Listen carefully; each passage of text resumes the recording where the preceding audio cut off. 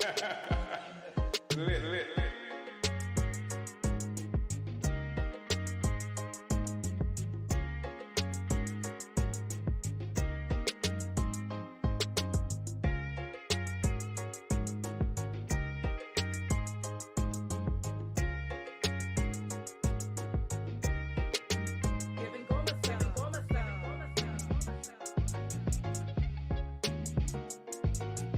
Real,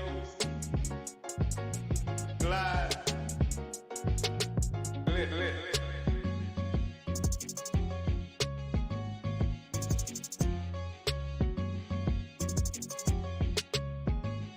Right?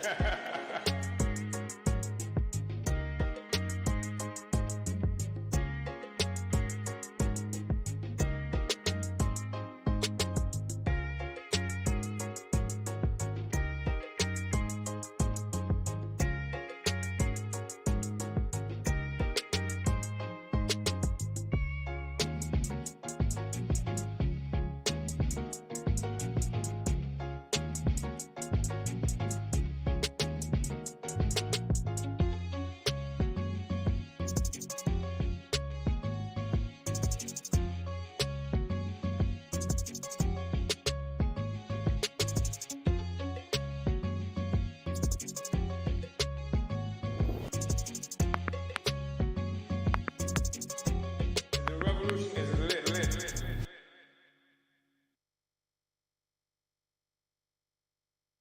Mr. CSGI, you have a federal warrant for this address. Keep your hands up and follow orders. This is the FBI. We have a warrant for... They handcuffed me and my wife out here. They wanted me to sit on the curb while they were carrying this out, something that I refused to do. They wanted my wife to sit on the curb out here, that she refused to do.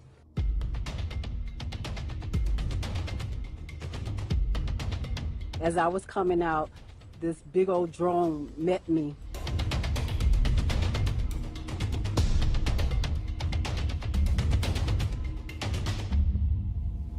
The only revolutionary organization that's done something here on the ground practically for African people is the one that's come under attack. Institution that offers a community radio station, a newspaper, a commercial kitchen, an Aquaba Hall rental space, and community office for our organizers. That was the building that has come under attack.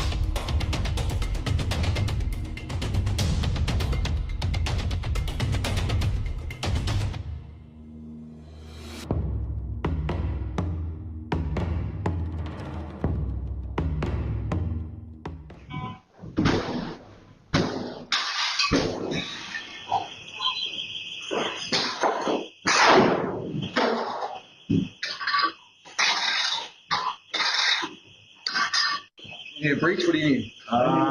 Need one. I don't know. I'll tell Ben that money. Don't take it.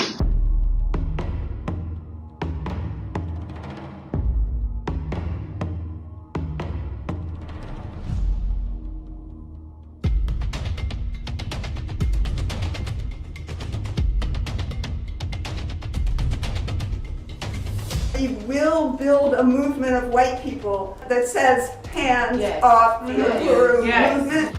They see in the African People's Socialist Party a vanguard for the struggle for the liberation of our people. They see that because not just what we do here in the United States, but because we had the temerity to do like Garvey, to do like Malcolm X, and take the struggle of black people around the world.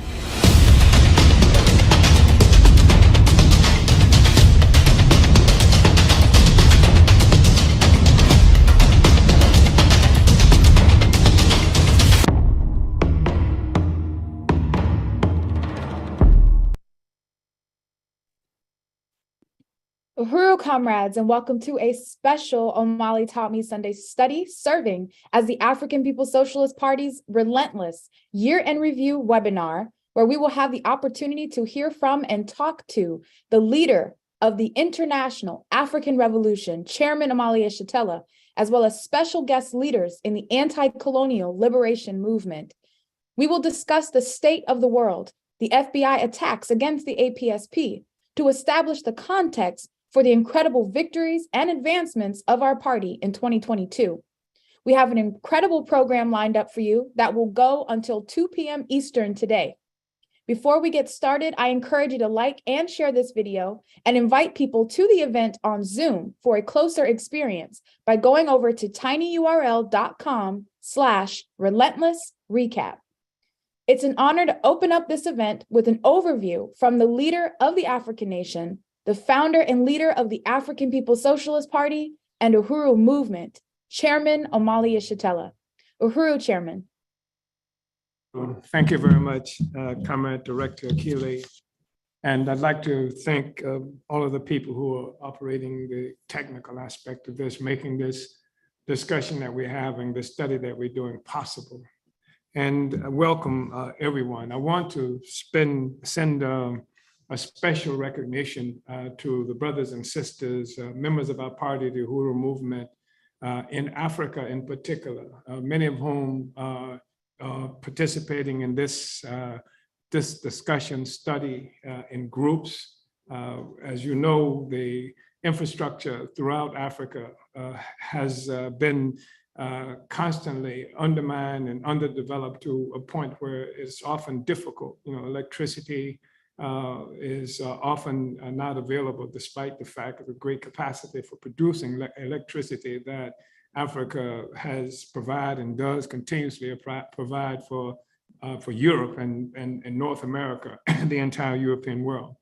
So it's difficult, and I recognize that. And I just want to say that I know that too often I don't give the kind of recognition to the work that we are doing on the continent of Africa, the difficulties that we're encountering in the process of doing that work. Africa is one place, of course, the work in the Caribbean. I want to acknowledge all of the brothers and sisters there, and also throughout Europe, where the party and the Uhuru movement are located as well. We want to talk about a year in review. But before looking at some of this and what I'm not going to talk about, you'll hear reflected or see reflected or have seen and heard in other venues, even of the ruling class in this country. It is a crisis-ridden world that we are dealing with right now, and there's a huge struggle to try and understand that. And it is a crisis-ridden world that frightens to no end the people who have had power over African people, over colonized people for the last several hundred years.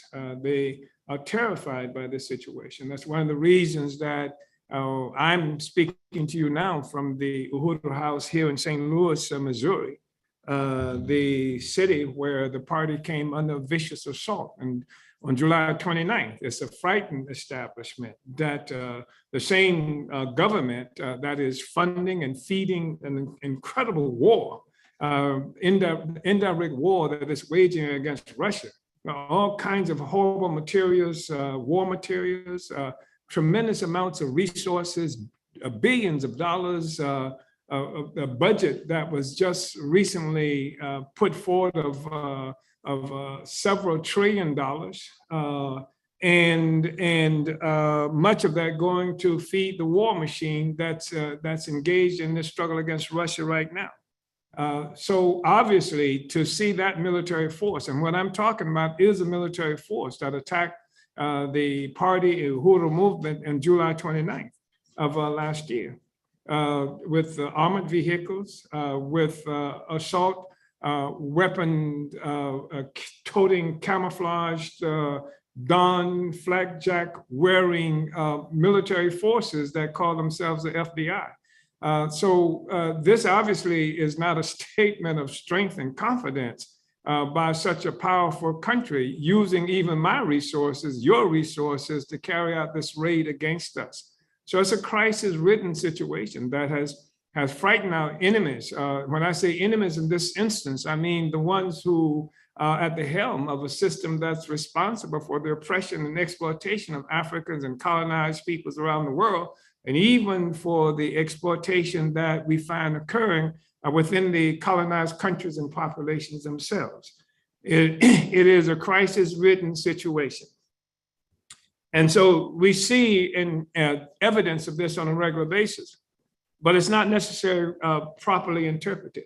What's being seen is not necessarily properly understood, because for some people, an attack in the most economically depressed community in St. Louis, and perhaps one of the most economically depressed communities in the United States, this military force that shut down the community, that used flashbang grenades on us and attacked our homes and things like that will be interpreted as being very powerful. But the fact is, it is powerful to the extent that it is capable from time to time right now of winning battles. But when you look at the long road, and that's what we have to have, the long view, then the problem that it has is that it is experiencing a sense of losing a war. And this is why, in many ways, the African People's Socialist Party has characterized this moment not only as an unequal equilibrium, which represents a contest between the past and the future, the past of colonial and domination, colonial slavery, and the future that is being pushed forward by oppressed and colonized peoples all around the world. But we've also characterized this as the final offensive. That is to say, that time in history, in historical terms, that time when the contradictions have achieved such a character that the outcome has already been predetermined to be one of victory for the oppressed and colonized peoples of the world. So I think it's important to say that one of the most significant things that happened in 2022 was the ability of the African People's Socialist Party to define this parasitic relationship that we have been discussing since our foundation 40, 50 years ago, to define this relationship as based on a colonial mode of production. And it's really, really, really important, because if we don't understand this question, not just of colonialism, this is something the African People's Socialist Party has been pushing for most of our existence, the recognition of colonialism. Colonialism is also something that has, despite the fact that it's been pushed out of the current political narrative, is something that oppressed and colonized people have been recognizing that we have to deal with. There are tremendous forces like Frantz Fanon and Amilcar Cabral and Che Guevara and Fidel and Ho Chi Minh, a whole host of people who were engaged in changing and fighting to change the system, who've recognized colonialism as the issue. In fact, we can go back to the 50s and saw things like the Bandung Conference that happened in Indonesia, where no white countries were permitted to even participate, where we saw Zhou Enlai from China, and we saw other colonized people come together in Indonesia in 1954, 55, somewhere within that time frame. And this was a discussion about how to end the colonial domination. Now, here is something that has become a factor, because especially when you're dealing with what we've had to confront for the last period, this whole notion of race and racism being the critical question. Because the fact is that this racial designation puts us in a situation where put the emphasis on phenotypical questions and how people look, et cetera, as opposed to the actual relationship that we have with them. And the relationship we have with them is one that has come about as a consequence of Europe finding its prosperity, its way forward, as a consequence going back to 1400s of attack that was made on Africa that began the process that we saw modern agriculture, that we saw the modern economy, that we saw things like the Industrial Revolution. All of this came out of this, and this whole thing that united the whole world into a single economy. This is the thing that created a mode of production that encapsulated the entire planet Earth, so that all of the activity that was happening in the world economically, when people struggling to produce and reproduce real life, not even conscious necessarily of a relationship that they were having with foreign powers or something to that extent, but they were participating in an economic system that has come about as a consequence of Europe dominating the rest of the world. And this is a parasitic relationship that is designed to suck the resources and life out of Africa, Asia, the Americas, etc., and push them into Europe. And so, and when I say Europe now, I mean European spaces, because there are settlers, European settlers, as a part of the defining what we're talking about. Europeans left Europe as a part of this whole process and ended up in places that we now call America, Australia, Canada, New Zealand, etc. But these are not places to which Europeans are indigenous, but it became a part of this colonial mode of production. So that you have the entire existence of Europe and the prosperity, the existence of Europe, the definition of Europe. There was no such thing as Europe during this period when the war began that captured African people and took us into this colonial slavery. This is the birth of what we call Europe, the birth of what we call a white man, the birth of what we call America. No such thing as America before then. And coming with this mode of production, the way that all human beings ended up functioning and producing life within this context. It's not like once this happening, then Africans were off someplace having our own way of life. In fact, Africa was split up into these different entities that's now called countries and nations and things like this for the purpose of bringing resources away from Africa, capturing those resources, transferring them to Europe and to what we now know as America. So the way people perceive the world, the way white people perceive themselves, the way that there was no such thing as whiteness and white people in that context.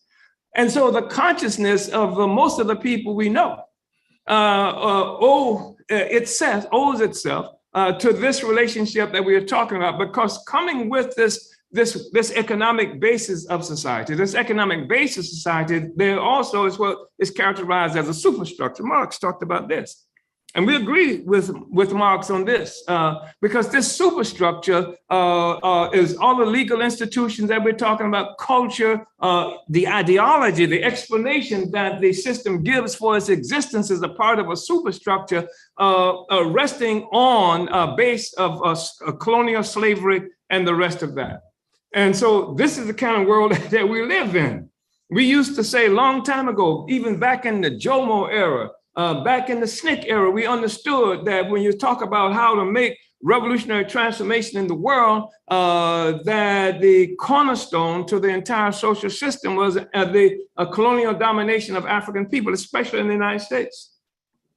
And of course, you have the indigenous peoples here too, without whom being stuck in concentration camps that we call Indian reservations and murdered all over this hemisphere, there wouldn't be this system and the explanation. How can Europe and Europeans and white people explain themselves, explain their prosperity? Can they say that we have everything because we kill all the indigenous people and that's why we are wealthy? Because we enslaved and stole all the resources from the African people, because we stole half of Mexico.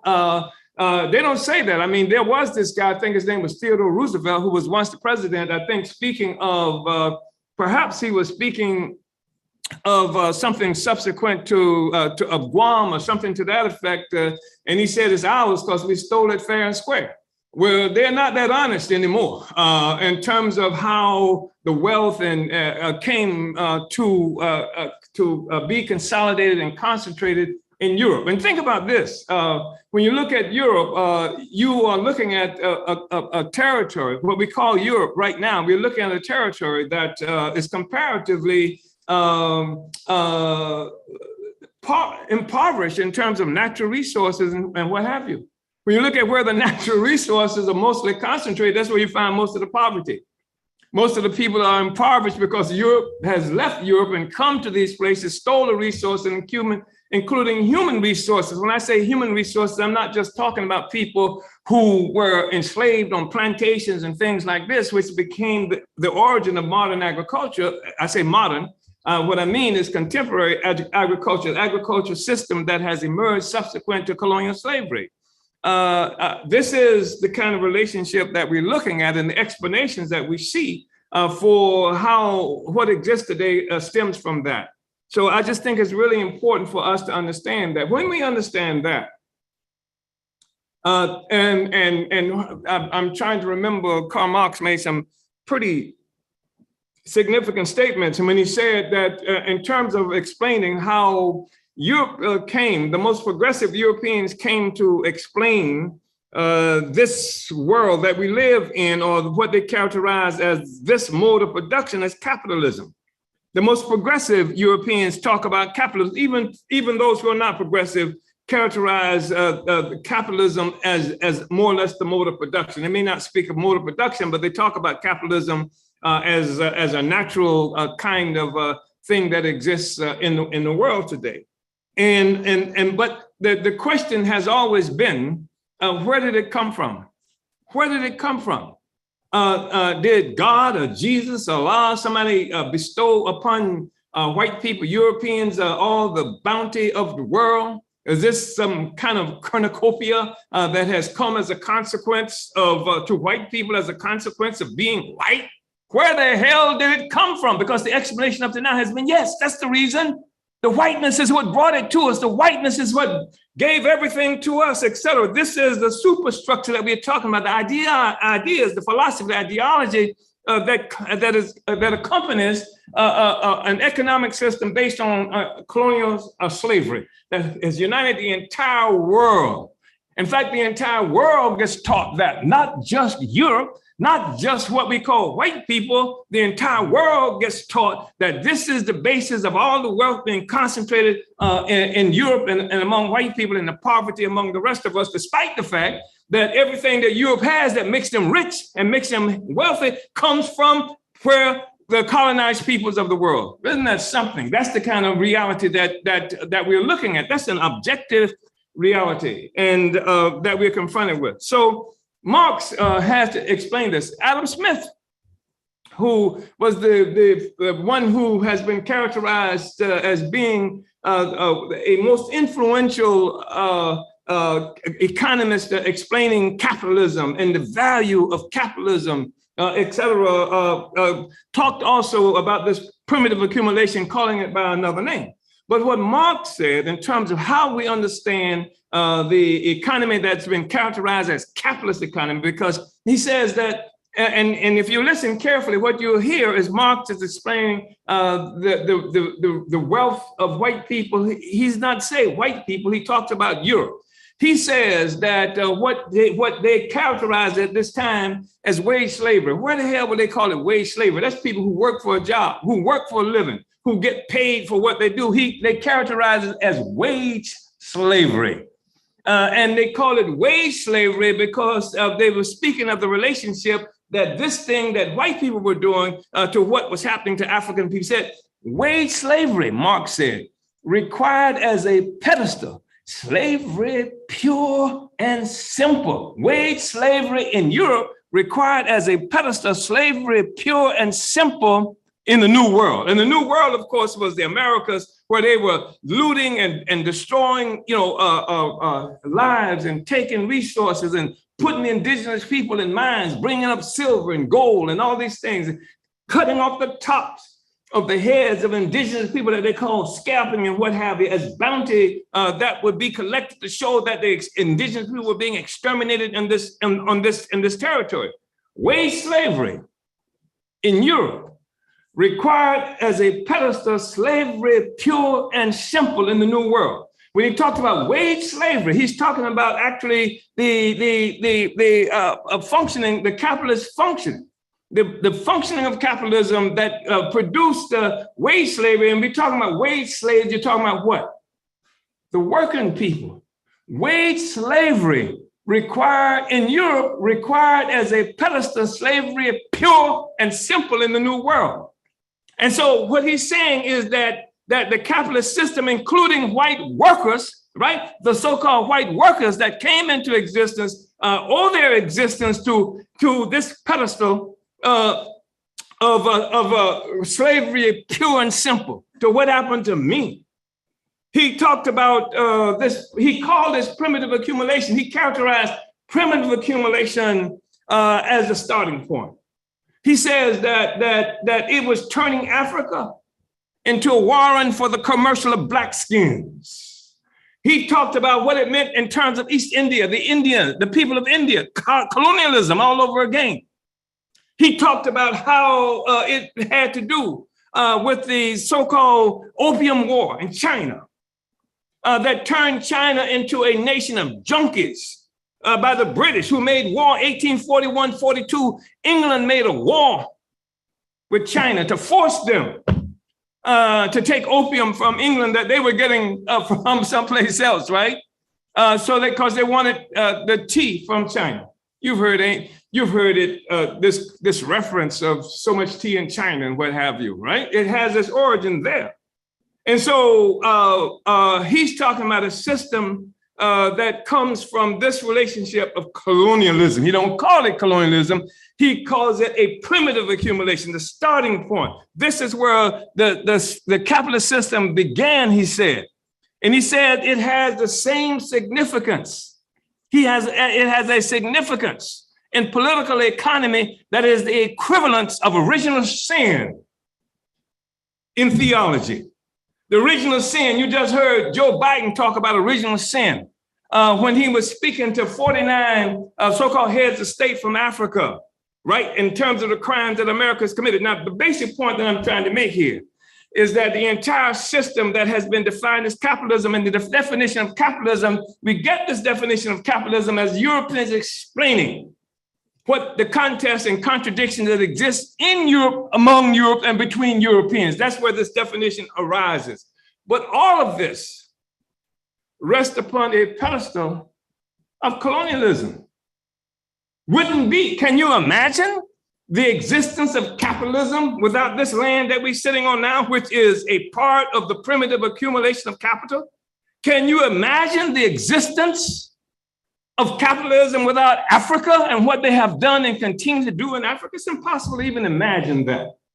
The Americas, the millions and millions and millions of people who died in the so-called Americas, there wouldn't be an America without colonialism. There wouldn't be the concept of America without colonialism. America is not a name that's indigenous to this territory or to the indigenous people. America is a name that comes from an Italian.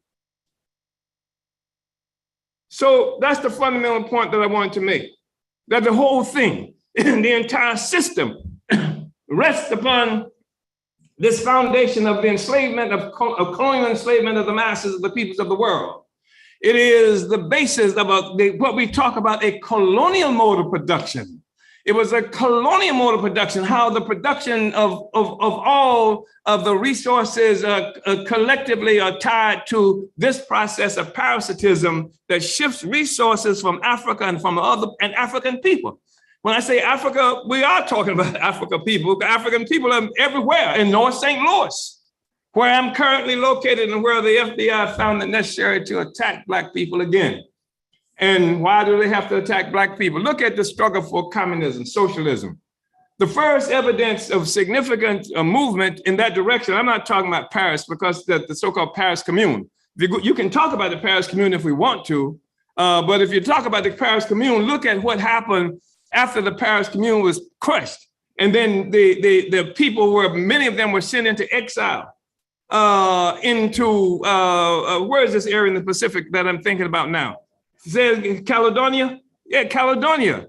And they became the oppressors of our people in Caledonia. These are the people who, the ones who sired by, or the ones who are the progeny of the so-called the people who made the Paris Commune struggle. This is wage slavery, pure and simple, in Europe being resisted in Paris. They had this magnificent thing that inspired Marx and everybody else, and that was crushed. And then the ones who were defeated, those who lived, were sent to Caledonia. New Caledonia was a New Caledonia, And they ended up now oppressing the Black people who live in New Caledonia under colonialism. That's just an objective reality that we are talking about. So when we look at what's happening in the world today, we see economic crisis, and we see geniuses like Brzezinski and all these people trying to explain it. They can see crises coming, but they're trying to explain. They say, we can't understand what happened economically. I understand what happened economically. I don't know nothing about finances, but I do know this. I know something about political economy. And the origin of the economy, the foundation of the economy, what is absolutely necessary for this economy to succeed is the ongoing blood sucking from the colonized peoples of the world. Cut that off and you've cut the throat of the actual social system and capitalism as we know it. And that's what we've been looking at. So why do you see ongoing war? They say, well, the Afghans are jihadists and or they're Muslims, this and that, you know. It ain't got nothing to do with that. It's the fact that that's where the resources are that's required for this whole system to exist. And the people are resisting all around the world. They are resisting in Venezuela. They are resisting in Nicaragua. They are resisting in Cuba. They are resisting in Puerto Rico. They are existing all over Africa and most of the world. And that's why there's perennial ongoing warfare, absolutely necessary. The system cannot be sustained or maintained without this war to keep the people in line, to keep them tied to a parasitic social system that sucks their blood and sucks their life and sucks their genius and everything else, and to serve them and not the people. So that's what's necessary for us to understand. I'm gonna say a couple of things quickly. So some of the things that were really significant about 2022. I think one of the most significant things of 2022 was the attack on the African People's Socialist Party on July 29th. In part because we saw it necessary for the system to take off its mask. And it wasn't just an attack on the African People's Socialist Party. It was an attack on the African People's Socialist Party that has created an African Socialist International that is doing work all over the continent of Africa, that is connecting Africa together again after all of what they did to create this colonial mode of production, and the whole process of separating Africa into all these untenable entities that they've created so that Africa cannot fight for itself. So there is no Africa plan. While the Chinese got an African plan, the Russians got an Africa plan, the Americans got an African plan, the Canada got an African plan. There are 50 some odd so-called plans that's supposed to come from Africa. There's not one Africa. Therefore, African people get played one against the other all the time. And so the African People's Socialist Party, followers of Marcus Garvey, followers of Kwame Nkrumah, followers of Patrice Lumumba and Malcolm X and all those forces who understood that we have to pull it back together again, that we are one Africa and one nation. The African People's Socialist Party doesn't just believe that. We are African internationalism. And African internationalism is a theory of practice. And what we understand is that the conditions that we are confronted with here in Haiti, throughout Africa and all these other places are conditions that have a consequence of the initial attack on Africa. And people running around talking about they want reparations for what the white man has done to us in America. Yeah, we in America because of what the white man did to Africa. It's critical that we understand this is an attack on Africa that brought me here. All this nonsense about idols and American descendants of slaves or something to this effect.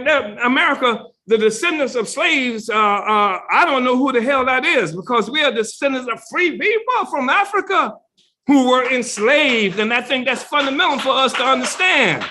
Free people in Africa who created civilizations and pyramids and things like that before the white man mastered fire.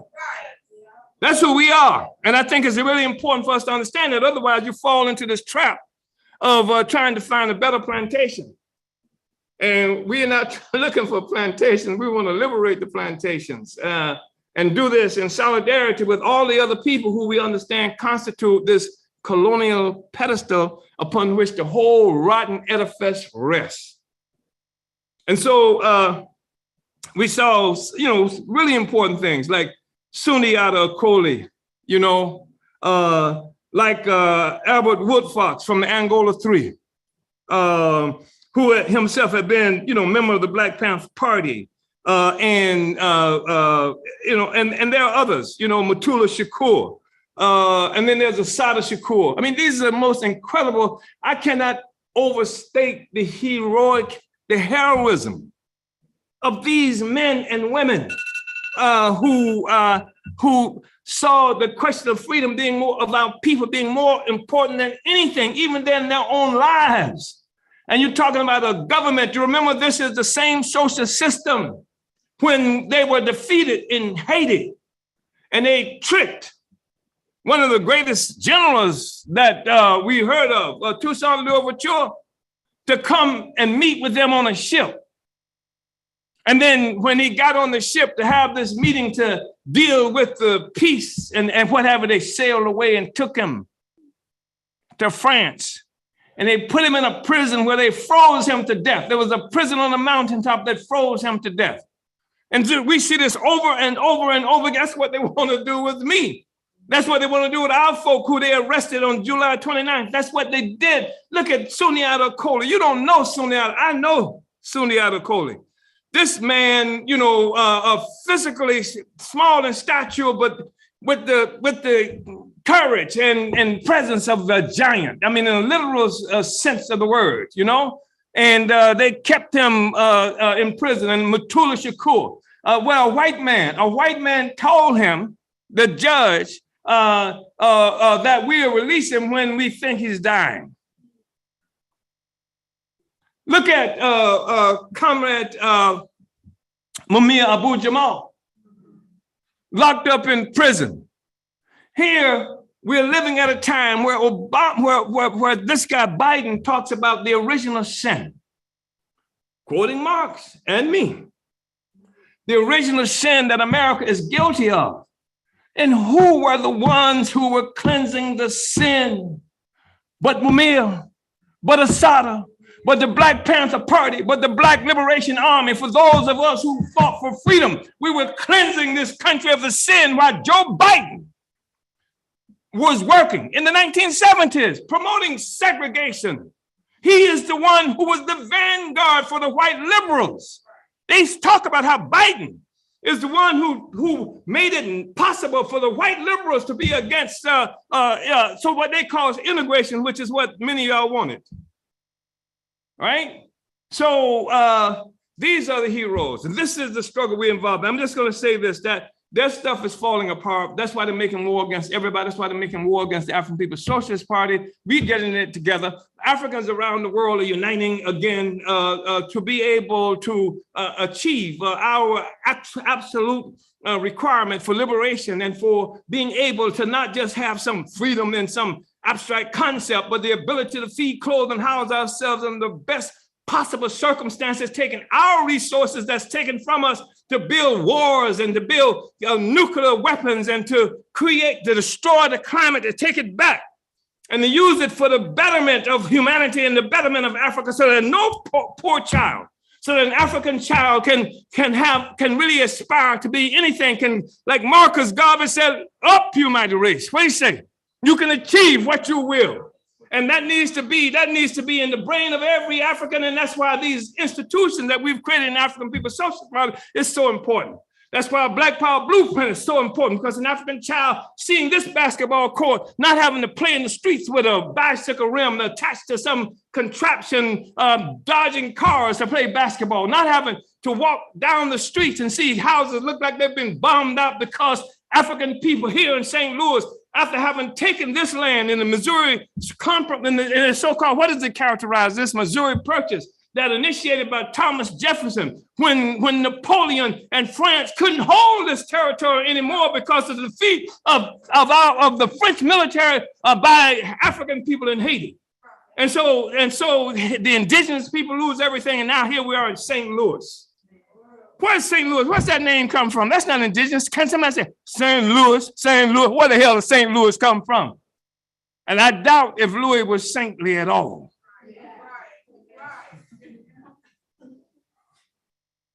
You know, so this is stuff we get stuff. Meet me in St. Louis. Louis, please. So anyway, we lost, Saladin Muhammad, who died, and he was a longtime fighter. We had political and ideological differences, but this man spent most of his life fighting for how he understood African people, should be free.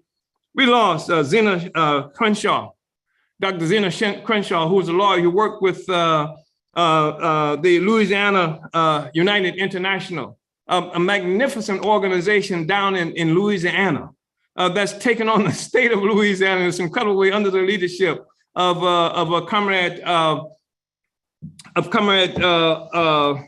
Belinda Parker Brown. We engaged to see this incredible movement and success over in the Baltimore, Washington, D.C. area, struggling around the case of where they, they actually put in parking lots over the graves of Black people, and actually turning the grave remains into rubble and what have you. Except for the courage of the comrades there who were fighting like hell and pushing them back under the leadership of Comrade Marshall Adebayo. And of course, we had an incredible Black is Back electoral school last year.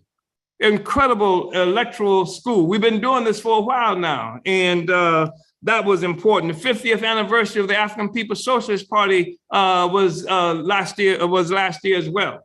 And that's a magnificent milestone. And the 50th anniversary of the first African Liberation Day mobilization that occurred was last year as well. And I think it's also important to mention that, and I'm just going to say this and end it. I'm not going to talk about the Tigray War in Ethiopia and Blinken's visit to Africa, where he's trying to contend with China and Russians' presence there, because now the Americans are the good guys and the Chinese and the Russians are the bad guys. I'm not going to talk about the global warming summits that have been made necessary by this colonial mode of production that took the land and the resources out of the possession of those of us who are colonized and now use them with profit being the only basis for anything they do with the land. I do want to mention Kanye West and Kyrie Irving just briefly, because they made the news big time as well. And Kanye West made some statements. I don't even know exactly what the statements were, but they were characterized as being anti-Semitic. And he was supposed to be a really rich guy. And they took billions of dollars from him in terms of contracts and what have you, because he said something about Jews, I understand. That was not permissible. And then you had Kyrie Irving, a basketball player. So here you got a rapper and you got a basketball player, two entertainers. who put on social media something that somebody else had produced that made some statements about the history of Jews and related to African people, etc. And then he was quickly punished for that. And I just think about this, they did not punish Kanye West for the insults that he made around George Floyd. They didn't say nothing about that. They didn't punish Kanye West for any of the negative stuff that he said about African people. And he said some negative stuff about African people. But they kicked his booty when he, talked about this Jewish thing. And when they mentioned this issue of the Holocaust. And there's a basis for that. And it's really important at this moment in history.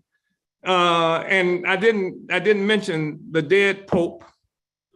And I didn't mention the dead white woman who presided over the British, what's left of the British Empire for a long time, because we're supposed to cry crocodile tears for them. And we're not supposed to remember that this Catholic Church that we are talking about is one that had divided the world between Portugal and Spain and gave them permission to enslave us in various different places, and now is rich, rich, rich as a consequence of what is stolen from us and stolen from other colonized peoples around the world. Not supposed to say anything about that. The Pope is dead, dead, dead in the cold, cold ground. Lordy, lordy, lordy, the Pope is dead. And Queen Elizabeth, this dignified Queen Elizabeth, who presided over the war that was made against our people in Kenya, particularly the Mau Mau that killed 300,000 people. The Queen that presided over the British Empire as it was killing people in India, that Marx talked about the East India, where maybe 50 million people were murdered by the British. Nor the Queen who presided over the colonial Ireland, colonized Ireland. I was there. But the Queen is dead. Long live the Queen.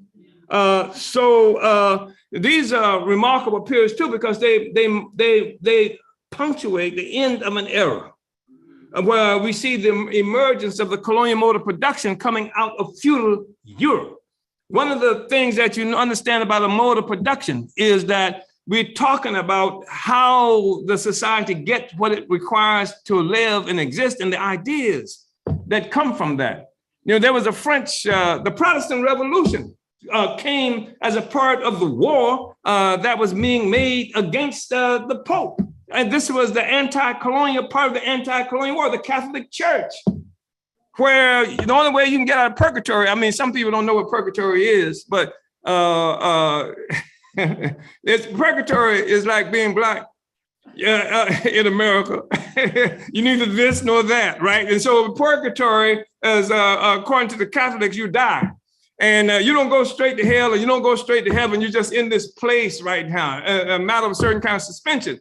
Well, the Pope was, you could get out of this place and get to heaven if you paid the Pope. I think they call this indulgences. And this was part of the Protestant Revolution was part of the struggle against colonialism, because the Catholic Church was a military and political power at this time that dominated all of Europe and was dominating much of the rest of the world.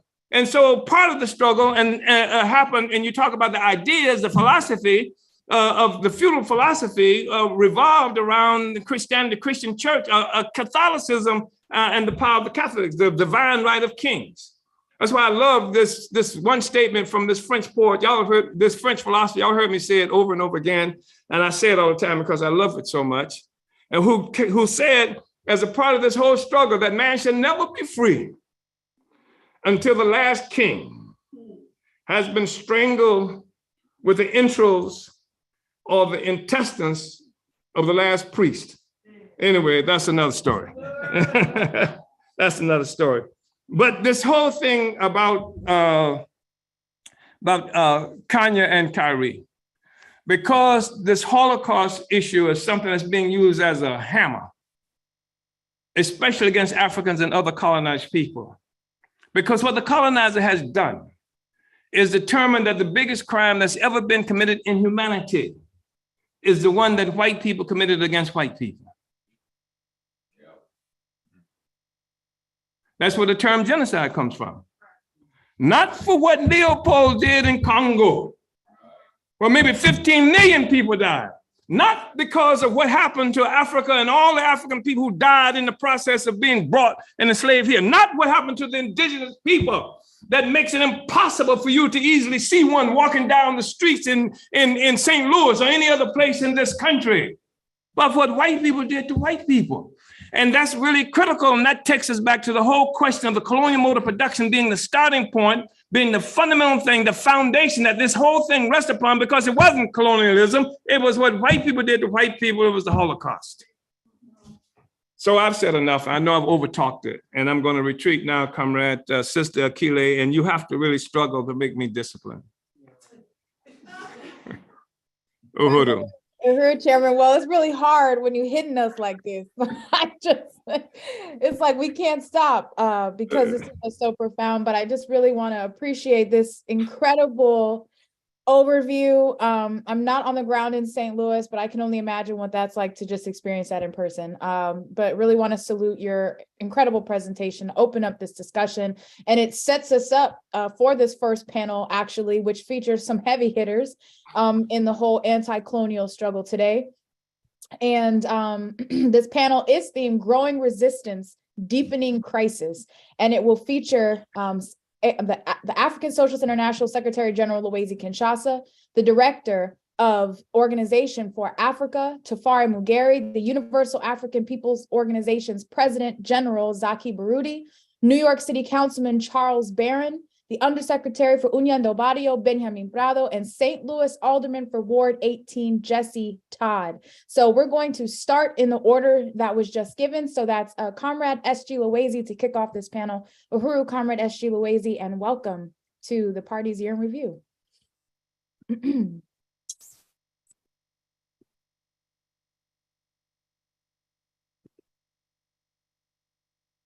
Oh, Director Akile, thank you so much for the introduction.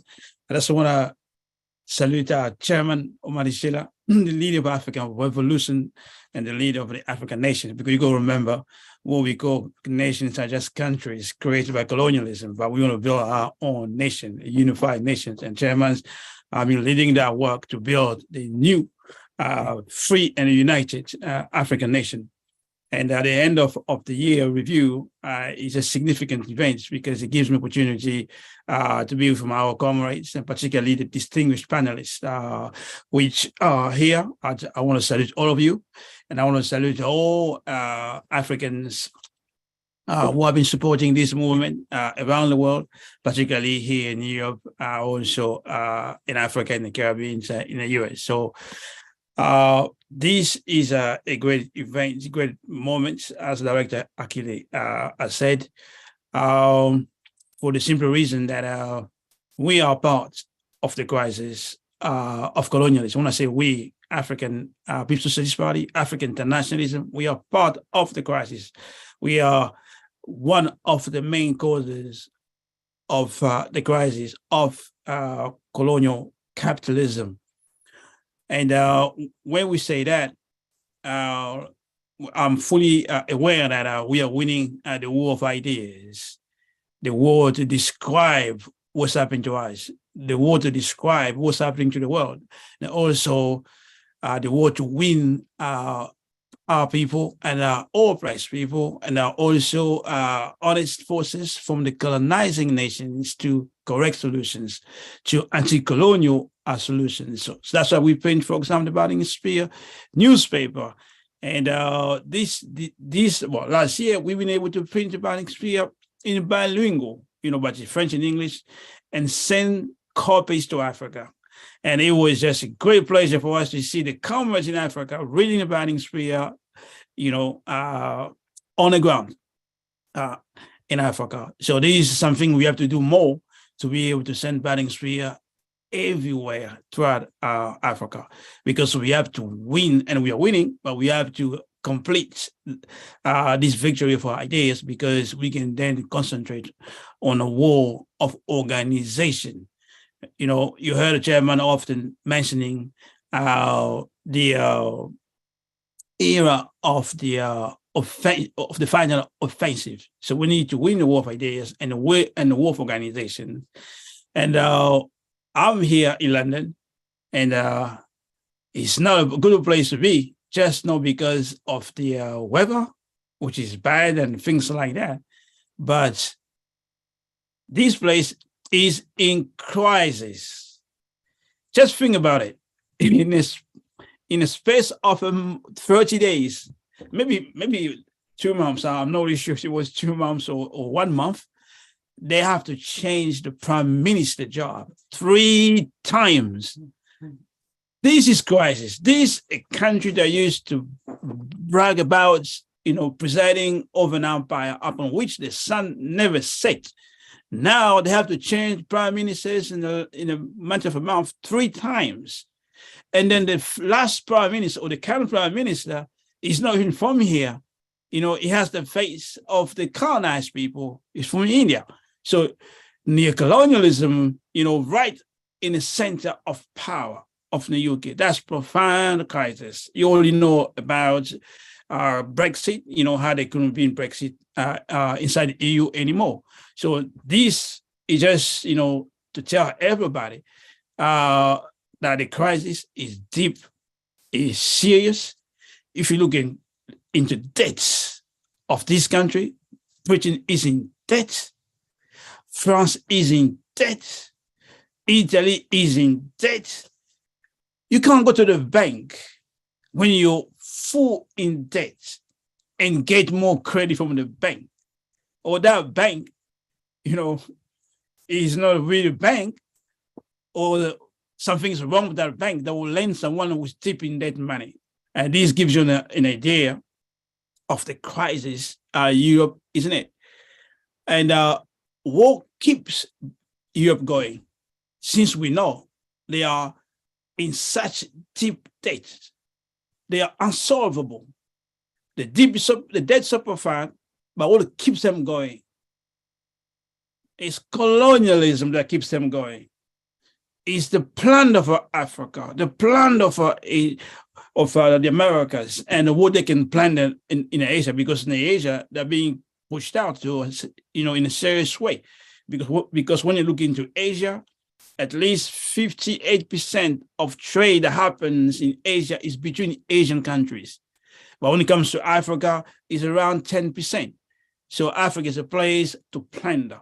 So the crisis is profound, really, really profound.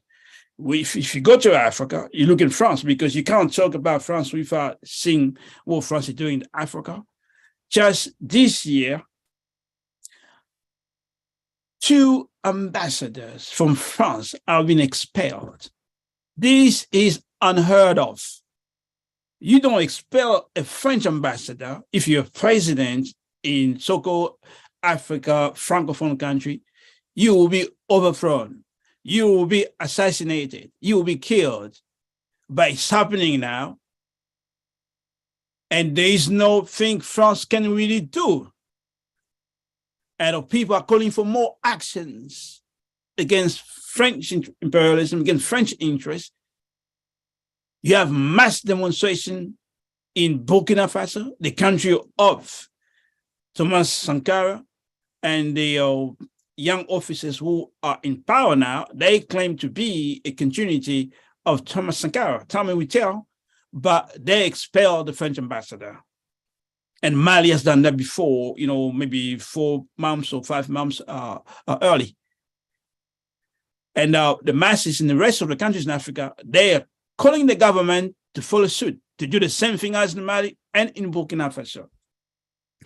This is a statement of crisis of colonial imperialism. They cannot rule us in the same old ways. They can't not just do it. Africans will not allow them to do it. And that's all we need to begin to internalize, that we are winning the war of ideas, that we're saying the fundamental problem. You just heard the chairman talking about it throughout. The starting point, the original sin is colonialism. And this narrative is going through. It's permeating everywhere Black people are located. I begin to see when I watch videos coming from different, organizers in different, Black communities, like in France, in Mali. I can hear them saying colonialism is the problem. So I know they heard the whole movement. They heard Chairman Omali Yeshitela. They might not say, directly, but I know they have, because everyone is trying to fix their narrative to make it, in alignment with what the African People's Society is saying. So we're winning. So we have to internalize it, begin to behave like people who are not only winning, but people who understand that colonial capitalism is dependent. It depends on what they loot in Africa and around the world. So we don't owe any colonizers anything, but they owe us everything. So you have to behave like that. You go believe in it. You all know, we're watching these programs, is live through, whatever laptops, Zoom and all those things. But you will not have this electronic revolution without the looting of Africa, particularly the looting of a culture in the Congo. You will not have that. It won't happen. Because your mobile phone, your laptop will get so hot and they will blow up. It's not just the laptops and the mobile phones. You go spacecraft, or one of the best engineering material in the world that does not melt before it reaches temperature of 2,600 degrees Celsius. That's a high temperature. It has other properties. But the point I'm making here, hundreds of billions of dollars are being made by all these companies, the Microsoft, the Google, and so on. Africa does not get even 1%. I mean, the budget of Congo is $5 billion. It does not even make 1% of all these companies make, if I take just Apple alone. So we are winning is real. We have the crisis everyone is aware of in Ukraine. They banned the Russian media. You can't watch the Russian media right here in the UK or in France. But you can watch the French media. You can watch the CNN media in Russia. Nobody talks about that. But you can watch BBC in Russia. But you can't watch the Russian media here. And then people be supposed to believe we're living in democratic countries if you live in the UK or in the US. But it's a statement of weakness. A statement of weakness. In fact, what African internationalism tells us, Kwame Nkrumah said, neocolonialism is the last stage of imperialism. But we can say confident United States of America is the last white power colonial imperialist empire. It's dying, but it's the last. There won't be any other. Because the success of an African revolution and anti-colonial struggle will not allow a replacement of the United States of America by another white power colonial power. It won't happen. It's the last. And this, helps everyone to understand why the United States is behaving the way they're behaving, why France is going along with the US, why Germany has put something like 200 billion euros into the military. But we all know when Germany gets too strong with its military, you don't have to listen to prophecy to know what happens in Europe. This is just a deepening of the crisis because there is nothing the colonizers can do which will be right. Anything they're going to do is just deepening the crisis of colonial capitalism. They can't solve this crisis because if they go to war with each other, we all know what happened after the Second World War. Europe came out destroyed, and he gave space to all of us. And that's why African revolution is fundamental. As you all know, we are in Europe, we're in Africa, we're in Americas, we're in Asia, we're in the Pacific Island. That's strategic revolution. Talking about the end of the year review, I want to talk about the what's happening in Ghana very quickly. You all know Ghana always has been portrayed to us by the World Bank, the IMF, the International Monetary Fund, basically the whole colonial capitalist rulers as an example to follow. Those people who were against Kwame Nkrumah. You know, they say you have to follow what they describe our liberal capitalism, but the real reality is colonial capitalism. Then you will be all right. You will develop. You will become an emerging economy. Now, situation in Ghana is terrible. You know, the currency of Ghana is down. And Ghana has gone to borrow more money from the IMF and World Bank. And the crisis Ghana is in is already a result of the policies of the IMF and the World Bank in the first place. So we can say all along, Kwame Nkrumah was right. We don't want any more of colonial capitalism.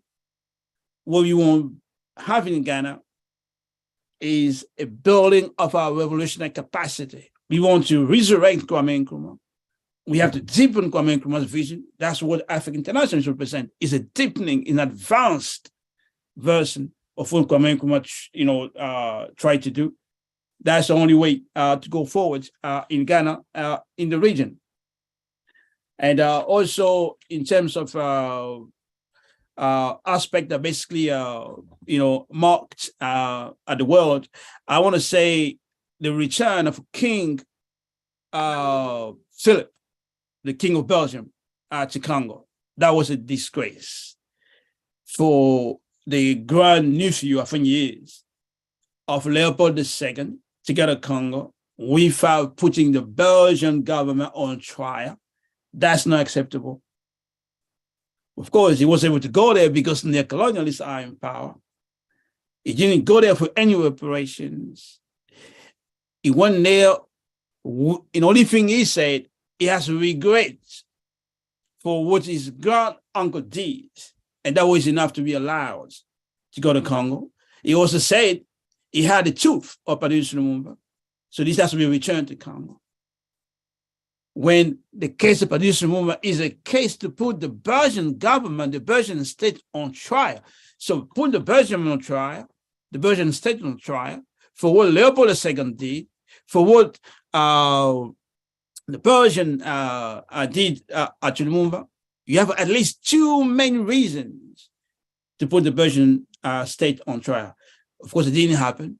And that's why I love so much African internationalism, because one thing it teaches us in the process to rebuild a new Black Power movement, in the process to rebuild an anti-colonial movement and to complete the Black Revolution, we have to build a capacity for the people to hold power, because you cannot do anything if you don't have state power. So part of the struggle definitely is to generalize, as a cultural, even a phenomenon, that everything we do is to achieve a Black Power state, an international Black Power state, a universal Black Power state that is relevant everywhere, where we live and where our people are located everywhere. That's something we have definitely to do. So I just want to say, I'm glad, honored I am just to be part of this of panel, just to share those few points. As I just talked about. There are so many things, but I think we can basically stop with this and listen to what our comrades will be saying. So it's a great honor to be part of this panel. So thank you so much.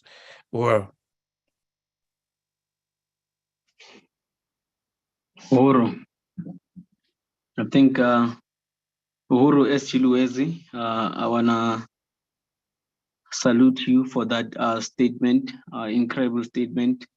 And I just want to, let me see if, yes, I just want to, express appreciation for being part of this panel as well. I want to salute the leadership of Chairman Omali Yeshitela, and I want to salute all the comrades who are on this meeting, from the different organizations and,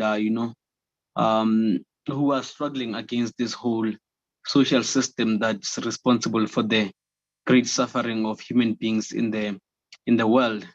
And I want to give a special shout out to my comrades here on the African continent who are, building under the banner of African internationalism, the African People's Socialist Party and the Uhuru movement. I want to say this because in the last year, we've had the comrades that have, struggled a lot, to fight to maintain the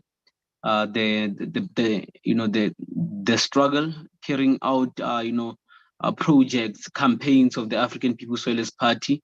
We saw that in West Africa, in Sierra Leone, Liberia, and other places over there. We saw that in East Africa as well, in Kenya, Uganda, and also here in Southern Africa.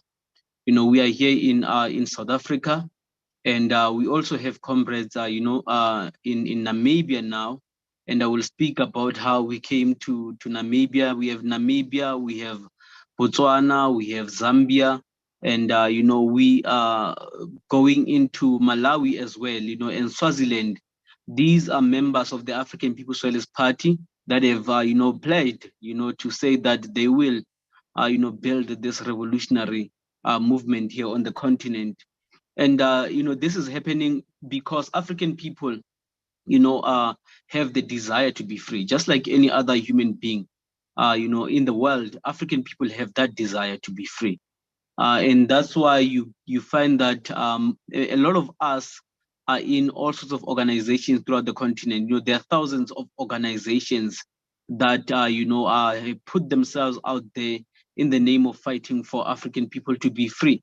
We don't necessarily believe that these organizations have the right philosophy or, they have the right platform, to, or represent the, the general class, the African working class, in terms of their organizations. But then the fact that these organizations exist and African people are to be found in these organizations, it means that the desire to be free is there, and that desire is going to be, to be seen growing much and much greater in this year and in the year the years that are coming.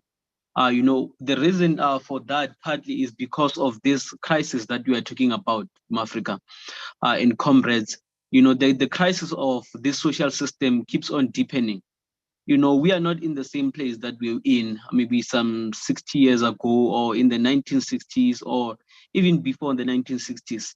We are in a different place right now. We are more informed about the social system. African people have gained a lot of courage.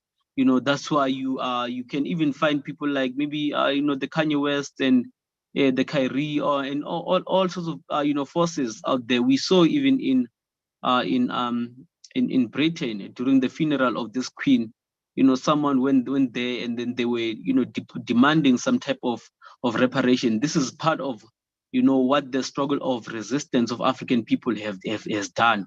So all the comrades that are here, even those that are coming from other organizations, we have to be to recognize the fact that our efforts, the struggle that we are carrying out is has an impact even in terms of this whole social system. I just want to say a few things. In the last year, I think SG Louise and the chairman have spoken a lot about what has happened in the year 2022, and we should expect more actually this on this year, because African people continue to be oppressed, continue to be colonized. Our people all over the world continue to to suffer due to this whole social system, this parasitic social system. So the resistance will keep growing, and the imperialists themselves, they will keep devising more and more tactics, and including strategies to keep the peoples of the world oppressed, which is the reason why we have the 29th of July 2022, whereby our party and leadership, in the leadership of the party and the leadership of the movement, came under attack from the FBI, and also expecting more indictments on this year. So what we're expecting on this year, we're expecting more repression from the colonial states everywhere, and we're also expecting greater resistance from the peoples of the world. And as the African People's Socialist Party, the Uhuru movement, as the revolutionary party, we're saying that we're not going to back down. We have plans on in terms of how we're going to carry out the struggle on this year and win the masses of our people into the revolution. So if you look at the situation on the African continent where we are building, I am the director of organization for the party here in Africa. So if you look at what's happening, look at for example this Southern Africa. There are a lot of people that have an assumption of Southern Africa that it's the most peaceful region and so forth.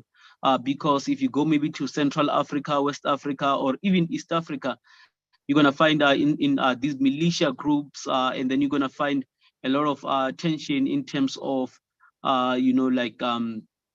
people dying in numbers. Like recently, people died. There were like 28 people that died in Burkina Faso, I think last week or something. So we should expect that to happen here in Southern Africa as well. Look at, for example, in Mozambique.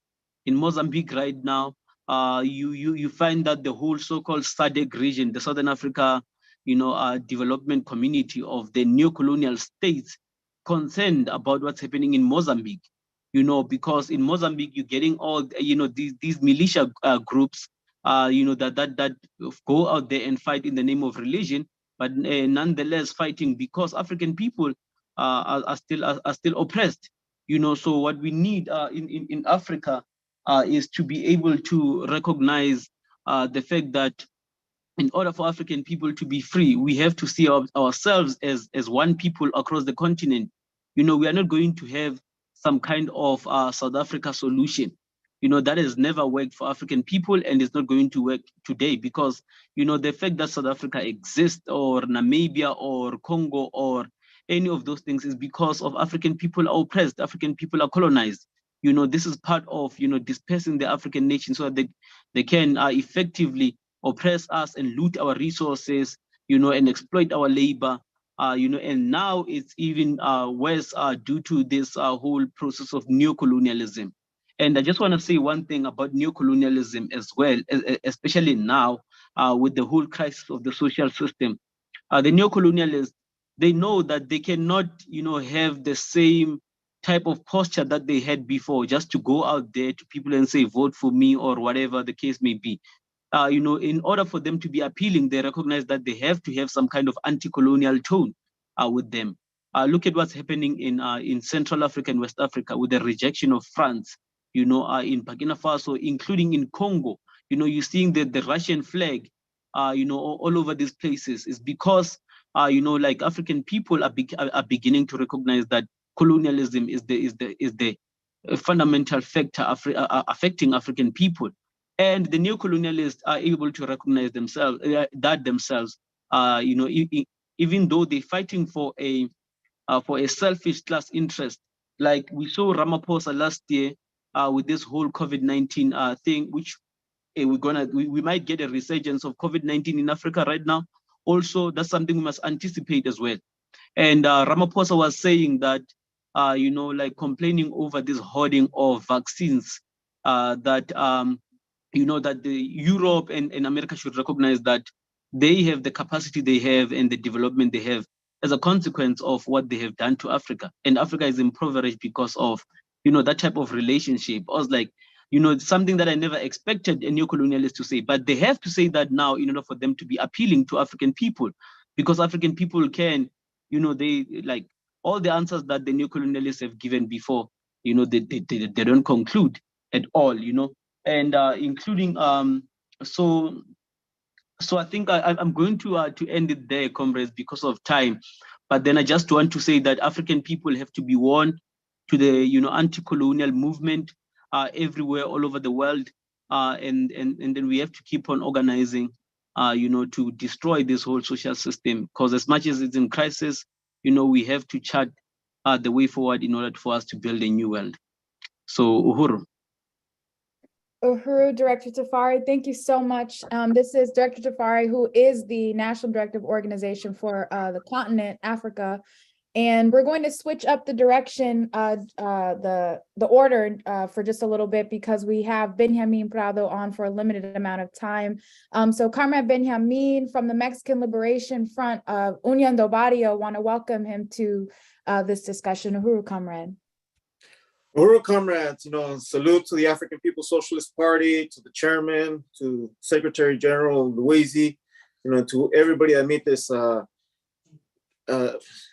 webinar possible. It's really significant, considering the historical times that we're living, the struggles of peoples all over the world, that are determined to be free from this colonial settler U.S. imperialist empire.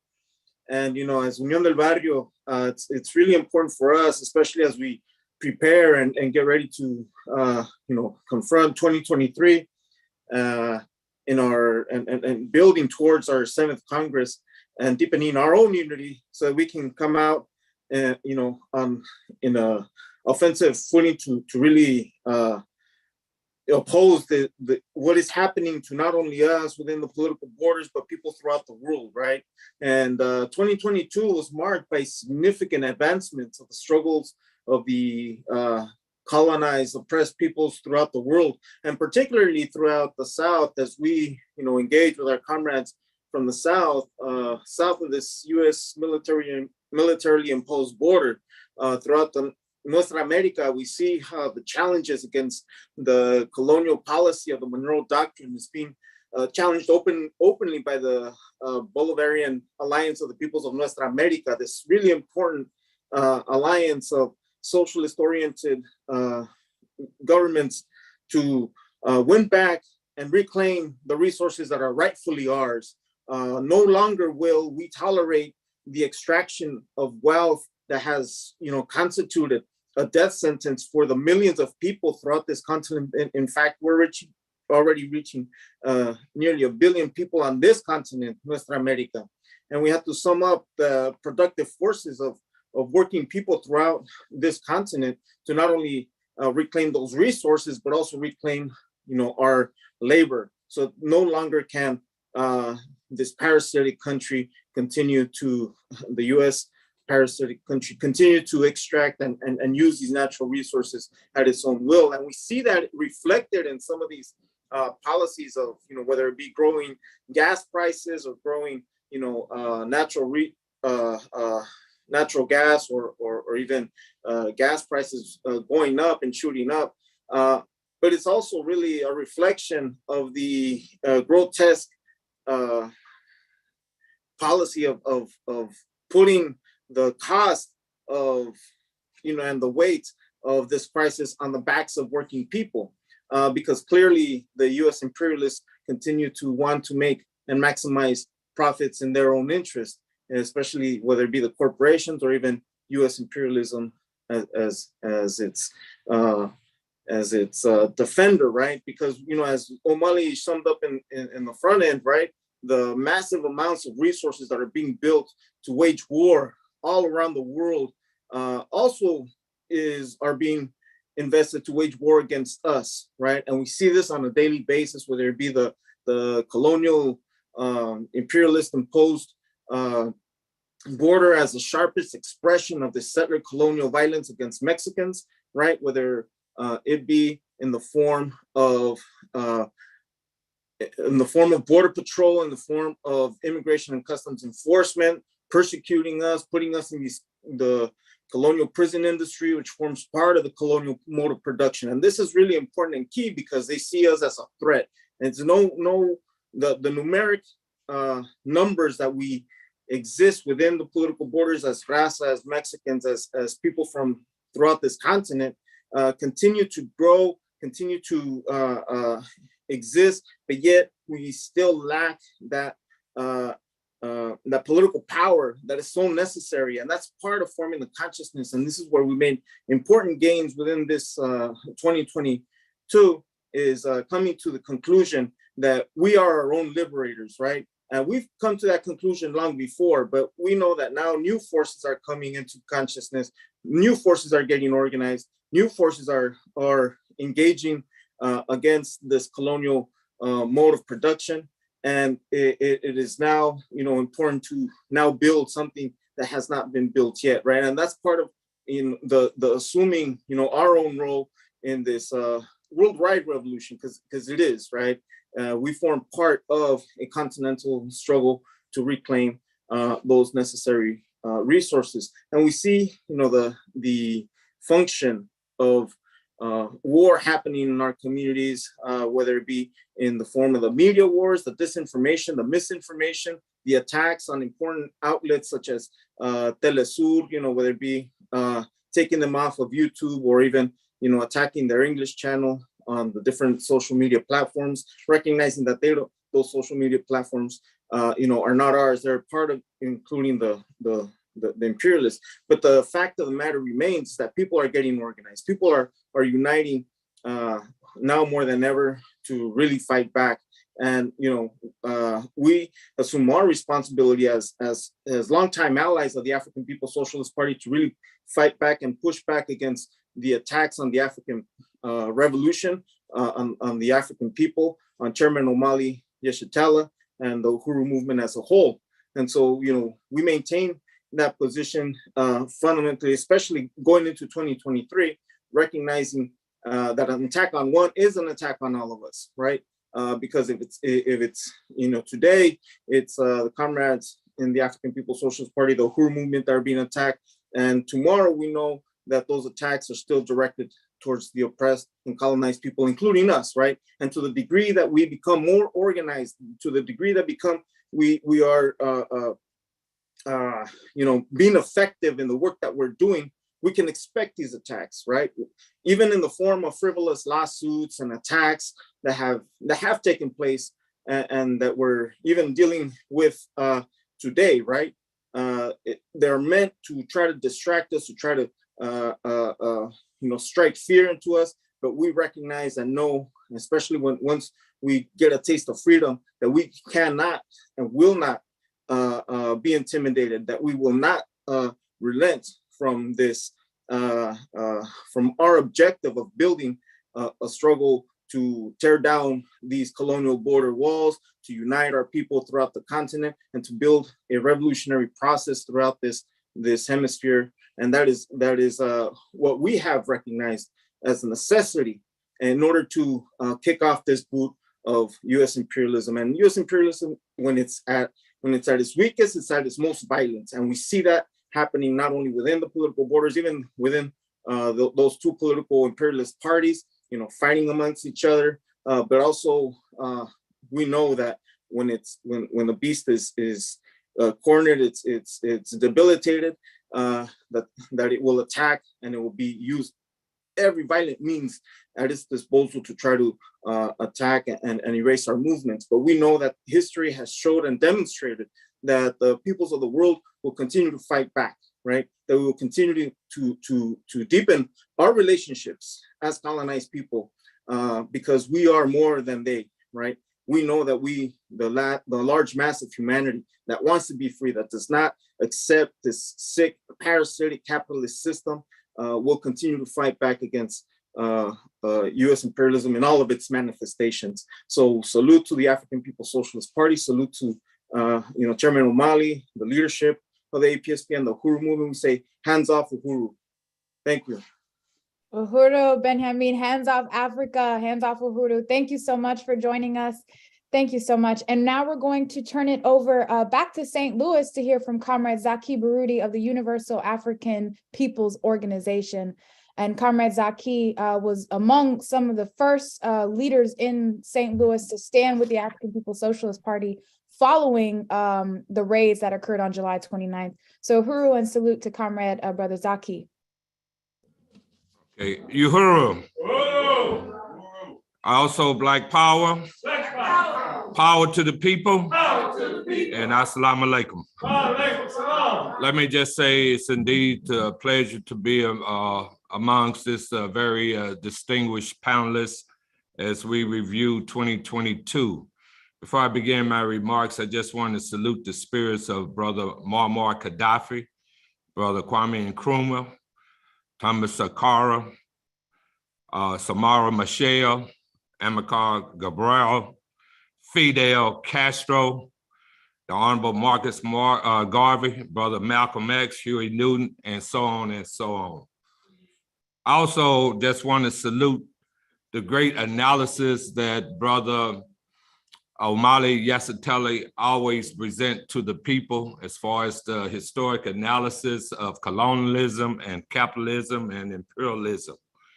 I'm here to say and also add to the fact that in this long struggle for justice, equality, and the end to capitalism, a blood-sucking system, that the people of the world will be victorious. And we must, as revolutionaries and progressives, we must constantly push that theology that we will be victorious, as well as the deepening crisis of this system is evident in many different forms and fashion.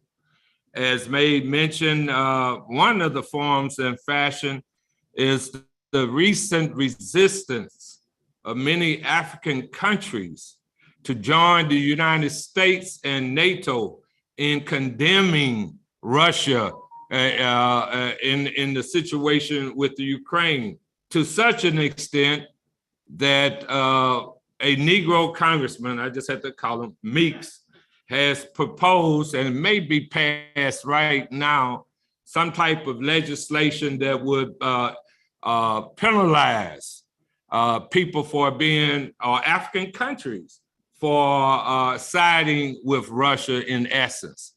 So I want to just salute those countries that had the audacity to resist these, I always say, wicked people. Because for me, they're like vampires, as we had said early on, in terms of blood suckers. Also, the crisis, I wish I could remember the name of that act, though. I see your brother Molly just came back in.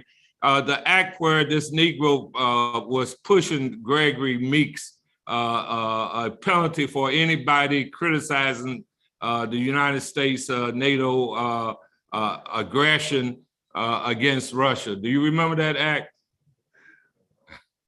Anybody? Okay, all right. Something about the Malign Act. Okay, then. So that's a clear example that people of the world is waking up to and resisting these evil people. Also, I was just in glee in terms of the crisis amongst themselves with the House of Representatives trying to choose their speakers and almost coming to blows. So there is a serious crisis within this system. Yes. Now, also, and my remarks will be real short because I think the prior speakers as well as Omali just clearly laid it out. It's not much to add except that in terms of people who have recognized the evils of capitalism, included Dr. King. Yes. I just want to acknowledge that fact because Dr. King poignantly pointed out the crisis of capitalism as being one of the evils of America's society, as well as just said one of the greatest purveyors of violence in the world was the United States government. So there have been historically, going back to Garvey and even the resistance fighters fighting for our independence and freedom during the period of enslavement, that understand that we have to fight until we are victorious. But so what must be done? And I'm gonna conclude that from my perspective. Number one is in terms of putting, I always like to equate this to the kind of old movies that I used to see growing up, the vampire movement, the vampire, where a stake was driven into the heart of the vampire. That's the issue at hand. How do we put an end to this system that we know historically has killed millions upon millions of people and caused untold poverty, mayhem in our community? One thing that I think that we have to do as a progressive community is begin to build support systems for islands of liberation such as Cuba, Nicaragua, Venezuela. We also have to begin to intensify the building of our movements with armies of righteous people that are imbued with a philosophy of African internationalism, if we are to be victorious. We also have to, in 2023, make a serious national and international campaign on the attack on Omali Yeshitela and the African People's Socialist Party, to point out poignantly the contradiction of this society as relates to foreign policy. How dare they? How dare they say, and we pay taxes, say we can't have no decision or position on war and peace? How dare you? I'm sorry. How dare you? So that is imperative that every home in America know of the case of this government against the African People's Socialist Party. So that's another objective. A third objective, or a fourth one, shall I say, is that we have to also understand our political power, that we have to seize islands of political power within this country. That's why our organization consistently has pushed for the concept of proportionate political representation. As long as we stay within the confines of the United States, then damn it, we have to seize some power that then can bring about a better quality of life for us as a people. Finally, I think part of the tactic of fighting against capitalism is that we have to understand the potential and utilize this potential of our economic dollars as relates to organizing serious national boycotts of some of these transnational corporations to really impact them toward our liberation as a people. So with that said, those are my brief comments. Again and again, though, I'm here to say we will be victorious. And that victory, though, I pray, I consider myself a spiritual person. I'm at 75 years of age. So we got to make this happen within 10 years before I check out. All right, on that note, hey, God bless everybody. Uhuru, Comrade Zaki. Uhuru, and we're saying, you know, freedom in your lifetime, freedom in Chairman Omali Yeshitela's lifetime, and we're going to win. We are winning. Thank you so much for your contributions to this discussion. And I'm excited to bring up this next panelist. It's Comrade New York City Councilman Charles Barron, and he's not just, don't let city councilmen fool you. He is just an incredible example of what it is like to take, you know, the African agenda, the real interests of African people, and, you know, pushing it in the electoral arena. Also the co-founder for Operation Power. Want to welcome Comrade Charles Barron to our program. Uhuru, Comrade Charles.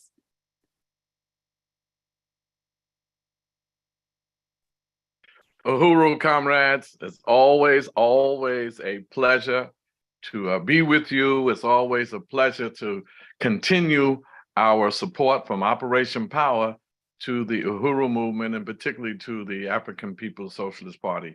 I just want to say to my comrade, it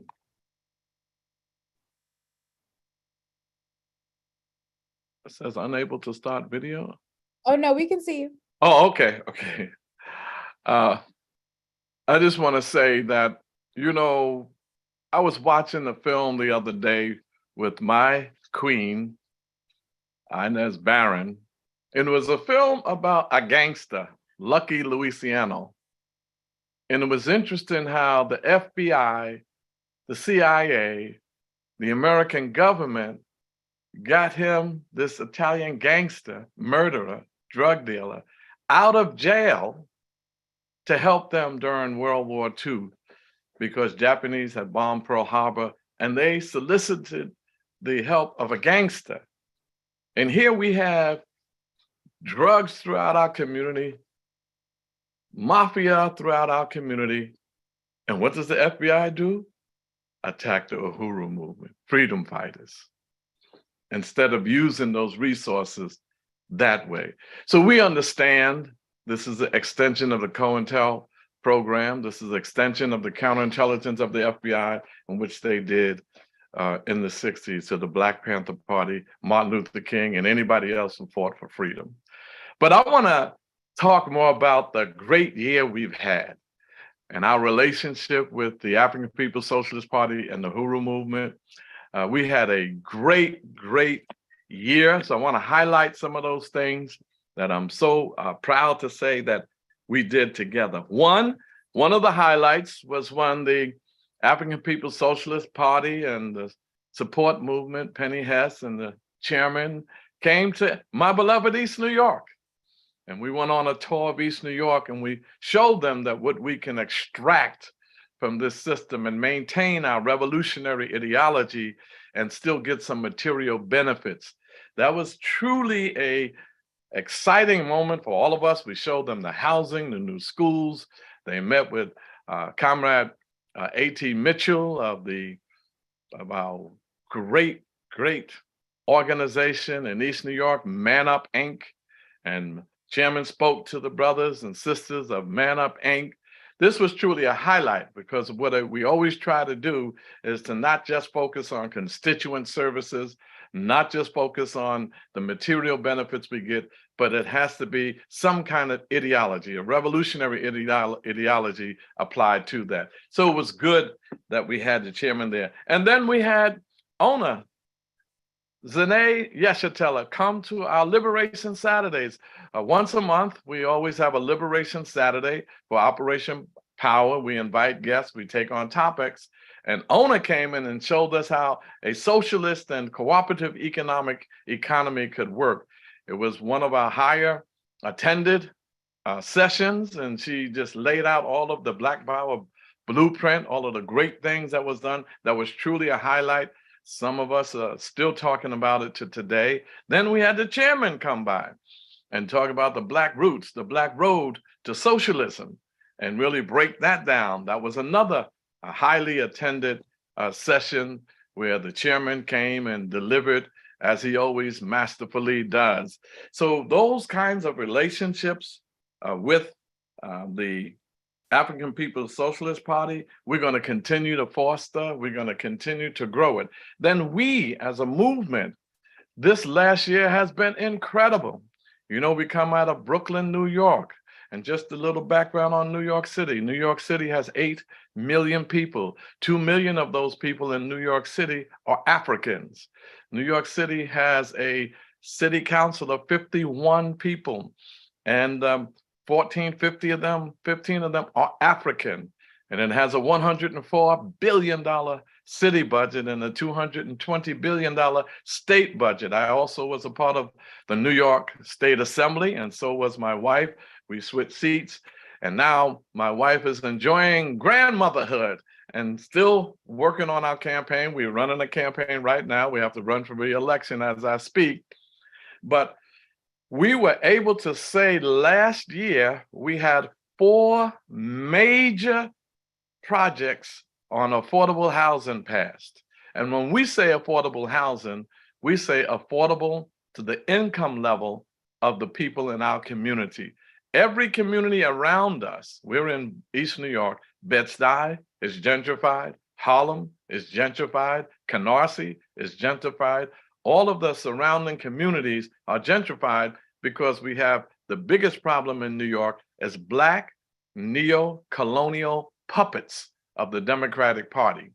And they allow for developers to come in and build 70 and 80% market rate housing. So we're proud to say last year, 4 projects, one for 2,600 units.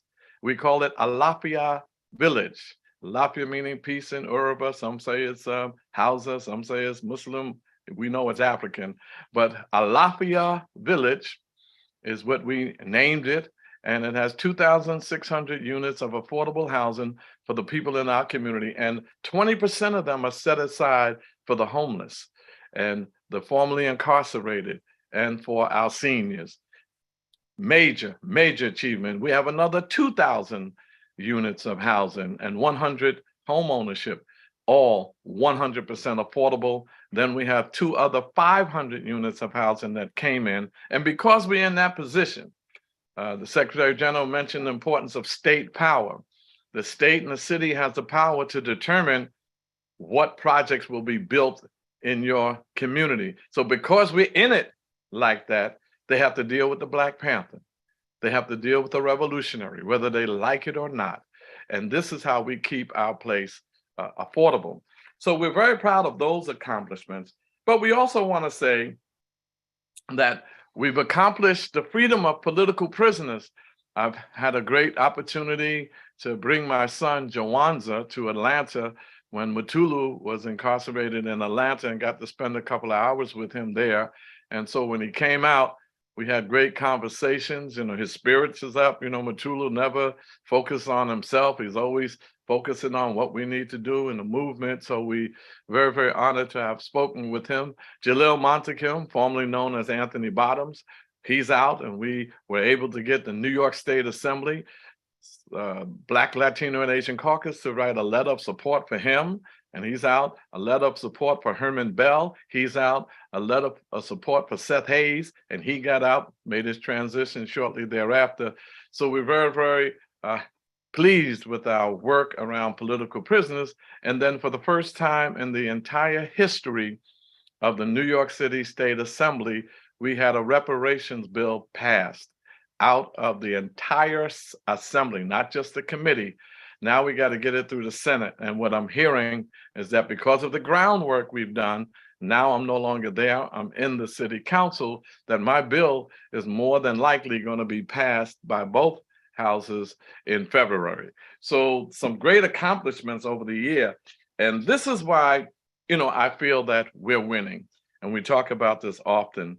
Look what's happening in Congress. Look what's going on in Congress. You know, having trouble picking a speaker, as though it really makes a big difference, whether it's Hakeem Jeffries or this other clown that's coming from the Republican Party. You know, the two-party system is in chaos.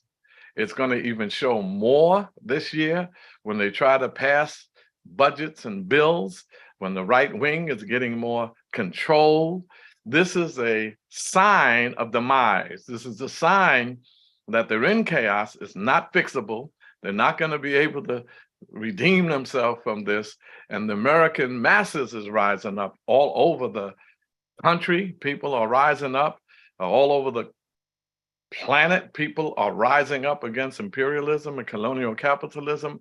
And I remember talking to the chairman earlier during the week about how the fact that people don't realize that Joe Biden in 2021, the one that everybody wanted us to vote for to stop Trump, Joe Biden signed a new Atlantic Charter agreement with, at the time, Boris Johnson, the Prime Minister of Britain. This is the same agreement that in 1941, Franklin Delano Roosevelt and Winston Churchill signed to try to transfer they did transfer the international colonial capitalism power to America. At the time, the gold was backing up everything. They wanted to include the dollar. And at the same time, they created, 3 years later, in 1944, at the Bretton Woods Conference, the World Bank and the International Monetary Fund. And Russia, who was at the conference, said, no, we're not going to ratify that in our country because the American dollar should not be a part of that. Leave the gold. And the World Bank and the International Monetary Fund are branches of Wall Street. So we're not getting down with that. And shortly after that, of course, they established NATO, the European countries and America that wants to isolate and fight Russia. This is part of the reason why there's a war in Ukraine. And so we see all of that as a crisis in capitalism. And then finally, in our state of New York, this is probably the most demonstrated state of neo-colonialism in the country. They have Blacks in high positions. The head of the assembly is Black. The head of the Senate is Black. The Attorney General is Black. The mayor is a Black cop. The school chancellor is Black. The police commissioner is Black. The public advocate is Black. 2 or 3 borough presidents are Black. The head of most of the powerful unions are Black. The district attorneys are Black. And guess what? Black communities have some of the highest poverty, the highest crime, the highest unemployment, the highest homelessness, the highest and most neglected healthcare delivery system and education system. So we are right on time. This is a ripe time, Marcus Garvey said, when all else fails to get us organized and attracted to each other, conditions will. And this is the conditions that are in place for our movement. And I firmly believe that the African People's Socialist Party and the Uhuru movement is on the right track. I plan on making major contributions. I think the electoral politics school, the radical electoral politics school is one way, one strategy and tactic to go. I know we're not going to be able to vote our way to freedom, but it surely is a tactic, a strategy that we could use. And I'm hoping to make a big impact on that so that our candidates, and we ran several of them in the Uhuru movement in St. Louis and in St. Petersburg, Florida. I'm going to continue to support and grow those movements because I firmly believe our struggle may be long, but our victory is certain. Uhuru, straight ahead. Uhuru, Comrade Charles Barron, New York City Councilman, want to appreciate you for being part of this discussion. And as you said, and as I stated in opening, just a brilliant example of taking this fight into the electoral arena. And speaking of, we have to bring up another comrade who is Ward 18 Alderman in St. Louis, Missouri, Comrade Jesse Todd. So want to welcome Comrade Jesse Todd right in St. Louis. Uhuru. Yeah, Uhuru, comrades. First of all, I unite with the previous panel members. We have to have power to the people. We have to have reparations now. And also, we are our own liberators. We don't need any countries to liberate us. We do need, they can support us, but we're going to liberate ourselves. We're going to lead this struggle. The working class people, we will lead this struggle for socialism under the leadership of the working class, and we're gonna have to say fist up, fight back. If you touch one, you're gonna have to touch all of us. We are gonna, and we're not gonna back up 1 inch. We're not gonna be intimidated.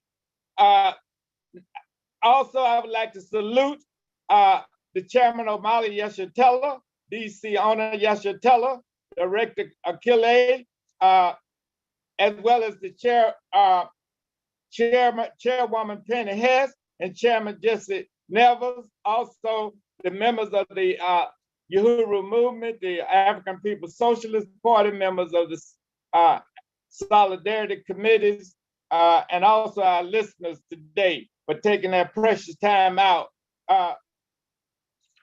to listen to us. We were attacked on the 29th of August because we're winning. We were attacked. Our constitutional rights were being violated. We have a right to peacefully assemble. We also have a right to freedom of speech. Part of that freedom of speech, they want to shut down the Burning Spear.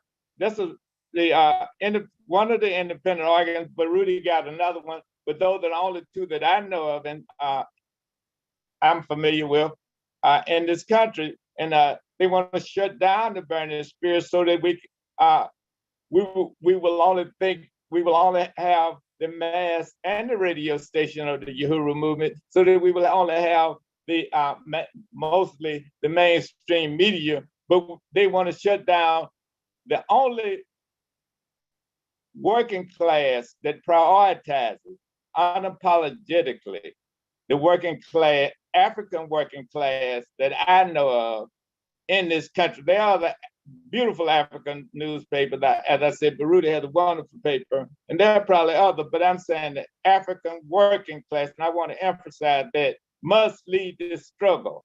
So they want to attack that. That's one thing in review that they want to attack. Also, they're trying to attack. They are attacking our programs. Our program, the Uhuru Movement's program, our program, and our supporters based on economic and political independence. That's our principal agreement with our supporters as well as amongst ourselves. We cannot, and that is what separates us from the African petty bourgeois and the African neo-colonialists.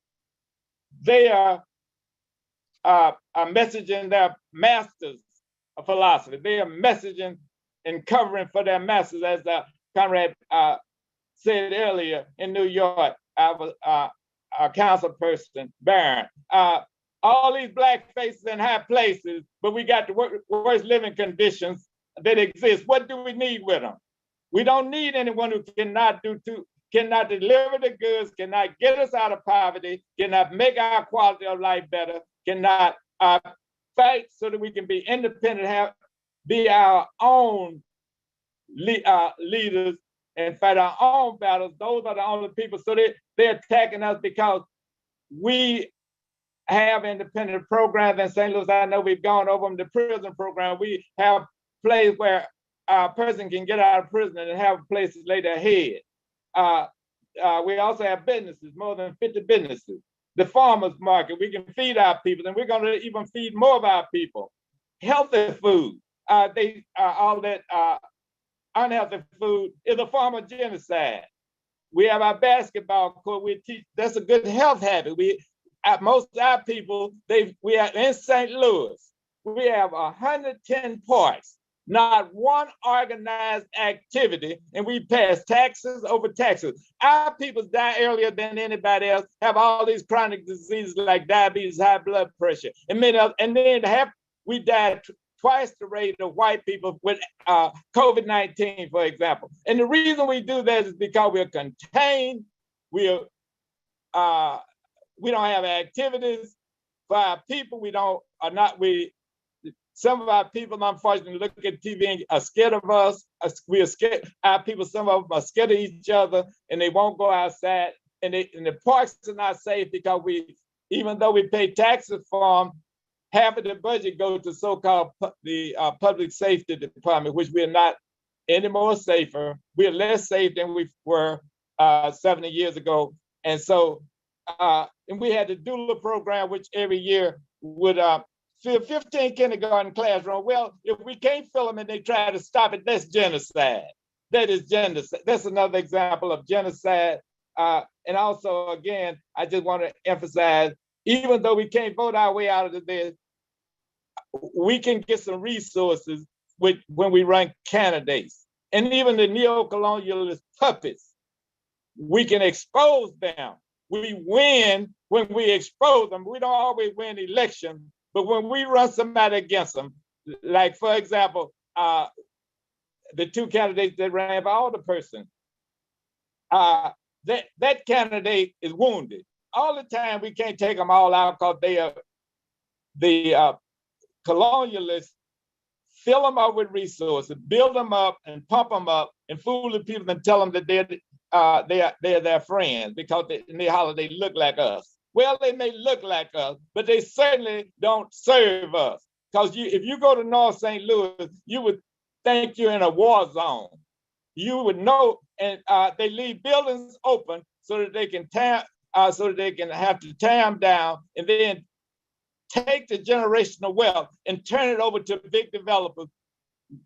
Big developers, most of them are white, but I don't care what color they are, they take away generational wealth. And the only solution, and we've had a great 2022, but there's not but one solution, and that's the only solution, the working class must lead the struggle. This struggle must be led under the leadership independently of the working class. There's a working class organization, the African People's Socialist Party. There's a mass organization, the Uhuru Movement. There's also the African People's Universal African People's Organization, which is led by Baruti, a beautiful organization, wonderful organization. He's a strong leader, been on the front line. But I don't know, oh man, forever look like to me. And he's run candidates. And so there are two groups in St. Louis that are working together under the leadership of Omali Yeshitela and Baruti. And that model should be emulated throughout the country. When you have leaders in different cities, counties, throughout this country and throughout the world. Most time we can work together when we have people, individual, both organizations and personalities and sincere people like Baruti and Omali. We can all get together because they will attack us today, the Uhuru Movement, the African People's Socialist Party, but tomorrow they will be attacking other organizations. And history shows that throughout history, I don't want to give a history lesson today, but just read your history, whether you start with even with the labor movement, with the Pinkertons, whether you start with Eugene Debs, whether you start with, you can just go on and on, whether you start with even some of the socialists, they not only infiltrated Dr. King and the Panthers and others, but they also infiltrated predominantly white socialist groups too. All groups should have the right, as the Constitution say, to peacefully assemble, freedom of speech. And then, and we need to use this. This is not revolutionary, but this is the Constitution. But the problem with this Constitution is not that what all this writing is not good, and it's not that they have never enforced it when it comes to African people. They have used it against us. They have assassinated us. They have segregated us. They tell us like in the 14th Amendment, everybody got the right to equal protection under the law. If it was equal, how did we get segregated after everybody was born a citizen? Then they tell us about unreasonable bond. Look at the Panthers at 21. And look at a poor person who's homeless right now in St. Louis. What is a reasonable bond for a homeless person? They don't have any money. You need to let them out on their own recognizance. They let dope dealers, rapists, murderers, and everybody else out. All you need is enough money, so it doesn't make sense. Where the peaceful person cannot get out on their own recognizance. So we need to use this Constitution. We need to make them live up to this Constitution. And we have a right to peacefully assemble. We are not going to let them bully us. We are winning. We are going to win. We are going to be free. We're going to use our resources. And I dare them to say, after using our ancestors for more than 600 years, they want some more of our resources. The answer is no. The freeloading is over. Uhuru, comrades. Uhuru, Jesse Todd, it's over. It's over. Uhuru. Uhuru. Uhuru, comrade. Well, that's Comrade Jesse Todd. And, you know, a fierce fighter for the African working class as Ward 18 alderperson in St. Louis, Missouri. Thank you so much for joining us here today. And wow, that was just an incredible panel. Again, that was Growing Resistance, Deepening Crisis, and we heard from some incredible speakers. And it's now time to transition into the next part of our program, which is solving the problems of the revolution. And it comes right on time after the chairman has helped us to understand, you know, the world today and how it got to be this way. And why, and that's critical for establishing the vision for the new world that we are, you know, working to create. And this new world is under construction, and that is visible through the work of the African People's Socialist Party. And we want you to see it for yourself, which is why I'm excited to introduce this next segment, which features Deputy Chair Omali Yeshitela, the International People's Democratic Uhuru Movement President Matsamela Odom, the All African People's Development and Empowerment Project Director Aisha Fields, and the African National Women's Organization President Yejide Odumila. And we'll go in the order just given, starting with our Deputy Chair, Omali Yeshitela, the leader and visionary of the economic work, the over 50 economic institutions for our party, and the visionary of the Black Power Blueprint, you know, that's concentrated right now in St. Louis, Missouri. So Uhuru, Deputy Chair, and welcome to the party's year in review. Uhuru, Director Akile, thank you for that introduction. I am so excited to be here today. I'm going to be talking about the 2022 year in review for the Office of the Deputy Chair. And we, you know, when I started this process, I had about 20 top things that I wanted to talk about, but I only have 15 minutes to talk. So I have narrowed it down to about 13 events in review that I want to talk about. But before I do that, I want to say that we are the vanguard leading the economic process. Our economic work is revolutionary work. The party's vision is for us to see ourselves as building a liberated, worldwide, independent, anti-colonial economy. Through the African People's Socialist Party, the chairman is continuing the legacy begun by Marcus Garvey 100 years ago. All of our economic institutions, our activities, are designed to put our ownership of production and the means of production in the hands of the working class through the party. This is the definition of socialism. This means we fight for socialism, even as we fight for power. We fight to undermine the authority of the colonial capitalists with economic activity. We are understanding colonialism as the mode of production that has tied their entire world into one economy, rooted in an attack on Africa, and is continues today. And that's a quote by Chairman Omali Yeshitela. So 2022 was a year that marked a turning point in the economic front of our party and the Black Power Blueprint. We will have the 2022 year in review of the top 13 events that happened in the Office of the Deputy Chair. So the number one thing that happened, of course, is the FBI raids. On July 29, 2022 at 5 a.m. Central Time in St. Louis, Missouri, and in St. Petersburg, Florida at 6 a.m. Eastern Standard Time, the Federal Bureau of Investigation raided 7 locations of the African People's Socialist Party. The FBI raids on the party, the chairman, and our party leaders are designed to imprison our chairman and destroy the back of the African People's Socialist Party. Tied to this attack in the economic base of the African nation, centered in the historic Uhuru movement institutions and the Black Power Blueprint. It's an attempt to shift the resources from the Black Power Blueprint projects to raising urgent funds for repairing all the damage the FBI did, and most importantly, to raise hundreds of thousands of dollars for legal defense fund. Winning reparations behind enemy lines is needed now more than ever. So we say hands off Uhuru, hands off Africa, hands off Omali, Akile, Penny, and Jesse. So the next critical thing that happened, number 2, was the African Doula Project. So on July 29th, the same day as the FBI raids were being carried out in St. Louis, the African People's Education and Defense Fund moved forward to train 14 African women to become doulas. We did not allow them to interrupt this critical program. APDF took it a step further by carrying out a 5-week business training workshop that included how to start your own business, budgets, marketing and promotions, and outreach to their clients. We also secured funds for mentors to ensure success for the doula certification. The next third event that happened, which I really would have put first if we didn't have an attack on the with the FBI and the raids. Number 3 was the NTU Volunteer Brigade. We recognize that the volunteers are the heart and soul of our organization. The number 1 reason volunteers leave is that they are not recognized. On December 10th, we held the end of the year Black Power Blueprint Heart and Soul Volunteer Appreciation Party.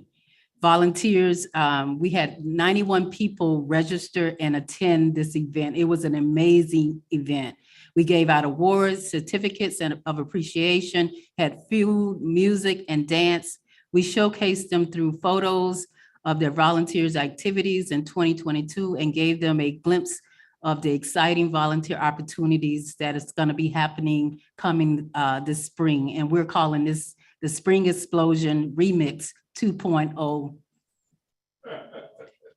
So the 4th thing that happened was, of course, the basketball court. It took 2.5 years to raise over $150,000 to complete the Black Power Vanguard basketball court. We got donations of $5, $20, $5,000, and we got a special donation of $50,000. People came throughout the country as totally behind the project. The state attack by the FBI attempting to intervene with the Black Power Blueprint has prevented our children from having a safe place for recreation that promotes health and uplift the whole community. So this is our beautiful basketball court. Next thing that happened, number 5, was the Mighty Mighty Grants team. We had continued to fight for the ability to win foundations and corporations to grant funds to the African People's Education and Defense Fund and the Black Power Blueprint in the way of reparations. In the wake of the FBI raids, grantors would try to come up with even more reasons to hold back these funds. So the grant team will be fighting on all fronts to win funds for Huawakalia, Black Power Vanguard Basketball Court, the One Africa, One Nation Farmers Market, Black Power Square, the African Independent Workforce Program and Housing, Aquaba Hall Programs, Uhuru Planet, Uhuru GECO, the Legal Defense Fund, and much, much more. And I just really want to shout out that team, which is myself, Maureen, Janice, Wendy, and Leah. Next event, number 6, is the African Independent Workforce Program. Under the slogan, Our Labor, Our Future, the African Independence Workforce Program is designed to reverse the negative economic impact of prisons in our entire community. The steering committee was built and the plan of action is laid out. We will be creating opportunities for formerly incarcerated African men and women to receive training, gain employment, and become stakeholders in the prosperous economy for our entire community. We will be building the African Independence Workforce Program by meeting all the needs of a worker for food, clothing, shelter, and a collective community childcare and meaningful work. The next thing that happened is number 7, the workforce housing. The African Independent Workforce Program housing is completed.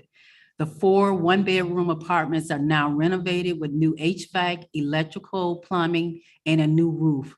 We have all new appliances installed and the decor is completed. This complex would bear the name of Richard Muffundi Late, a courageous African freedom fighter and political prisoner. And each apartment will be named after an African political prisoner. We have Sudiana Akoli, we have Dexy X Woods, Matula Shakur, and Ashada Shakur. Their name will bear these apartments on the inside of the walls as well. So number 8, of course, is our murals that Jamie, the artist, came down from Birmingham, Alabama to do. In 2022 was the year of the Black Power Blueprint murals. We came in with 20 candidates from the murals and selected Jamie, the artist from Birmingham, Alabama, and we are not sorry. These murals located at the Gary Brooks Black Power Garden and the Black Power Blueprint Vanguard basketball court transformed West Florissant Avenue and electrified the community. And you can see how beautiful they are. Number 9 is Uhuru Jiko. So the demolition is completed. This building is about 4,500 square feet. Uhuru Jiko and Bakery Cafe is slated to be built out in 2024. Uhuru Jiko will be the home of Uhuru Foods and Pies, with the opportunity to distribute pies throughout the Midwest as 8 states touch Missouri. We will also be conducting a workforce program in the culinary arts for African men and women formerly incarcerated in the colonial prisons. Our focus in 2022 was in raising funds and developing Uhuru Pies. We have raised a total of $174,000 so far, in addition to purchasing the building. We have the architectural drawings, the kitchen design, and carried out the demolition of the interior. So you can see some of the pictures of what it looked like, and now it's all cleared out. Uhuru. Number 10 was the One Africa, One Nation Farmers Market. The One Africa, One Nation Farmers Market completed its 2nd year in St. Louis under the USDA grant.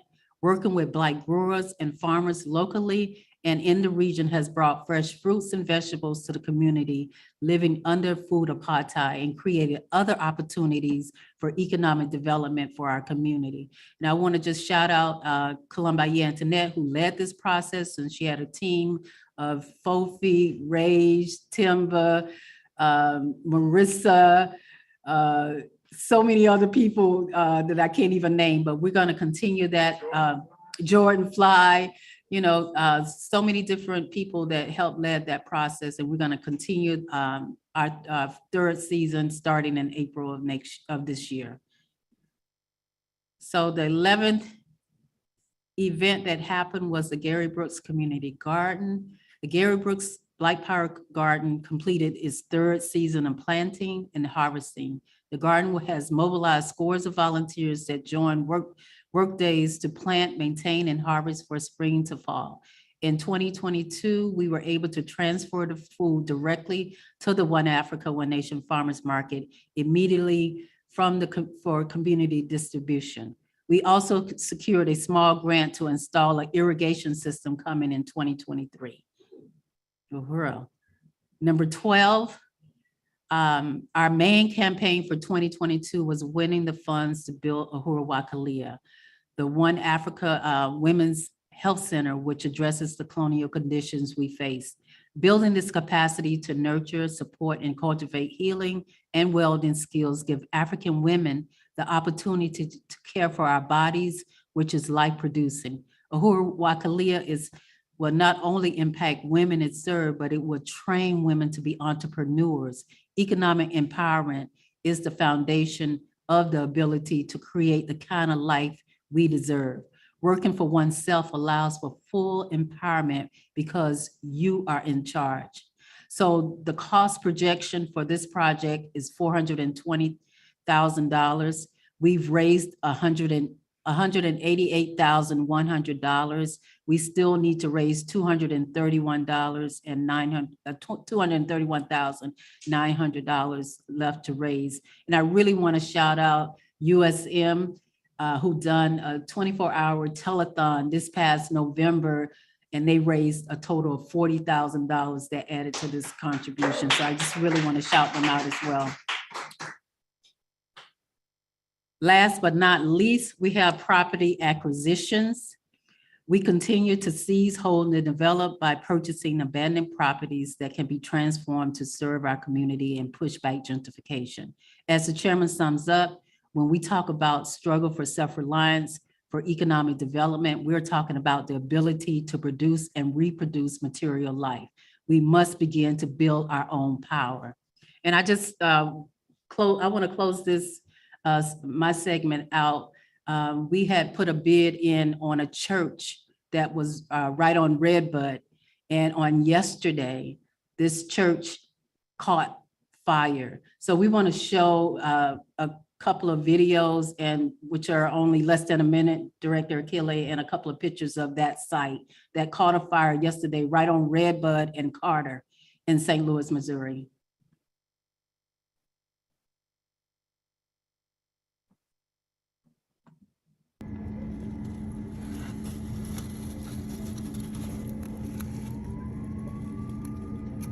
Yes, Redbud.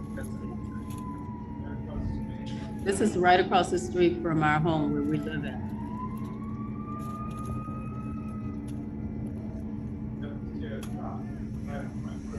Yeah. This is going to be the new location for the Uhura House.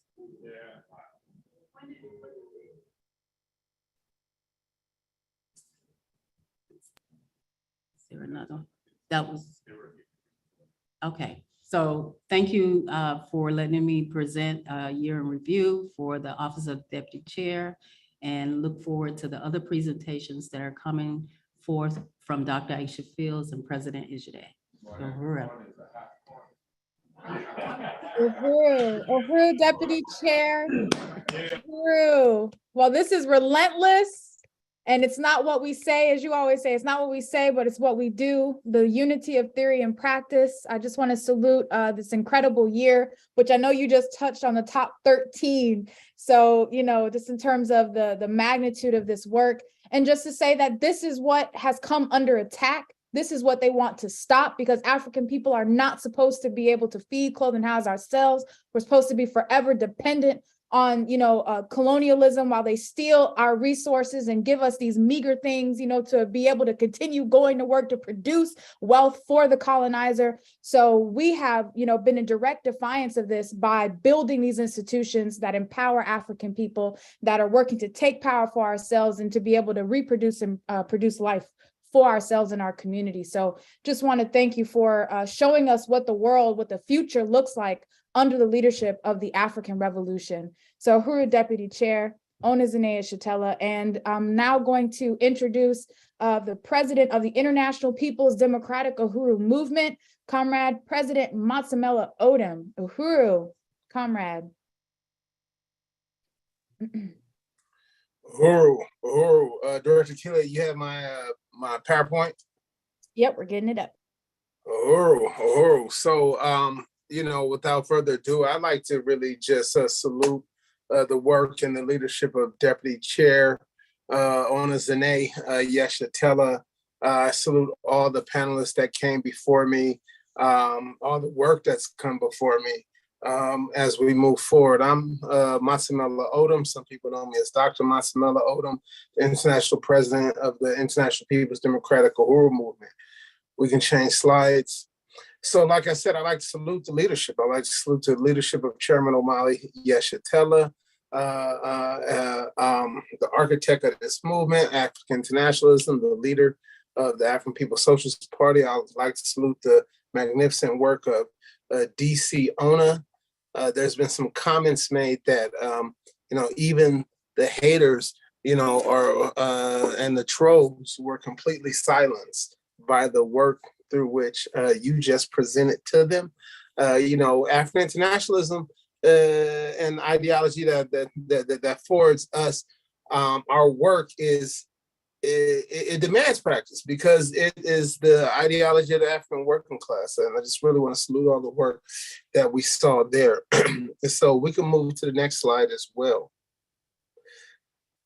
All right, so what I would like to say is that under the leadership of Chairman Omali Yeshitela, we know that colonialism is the mode of production. It was colonialism that produced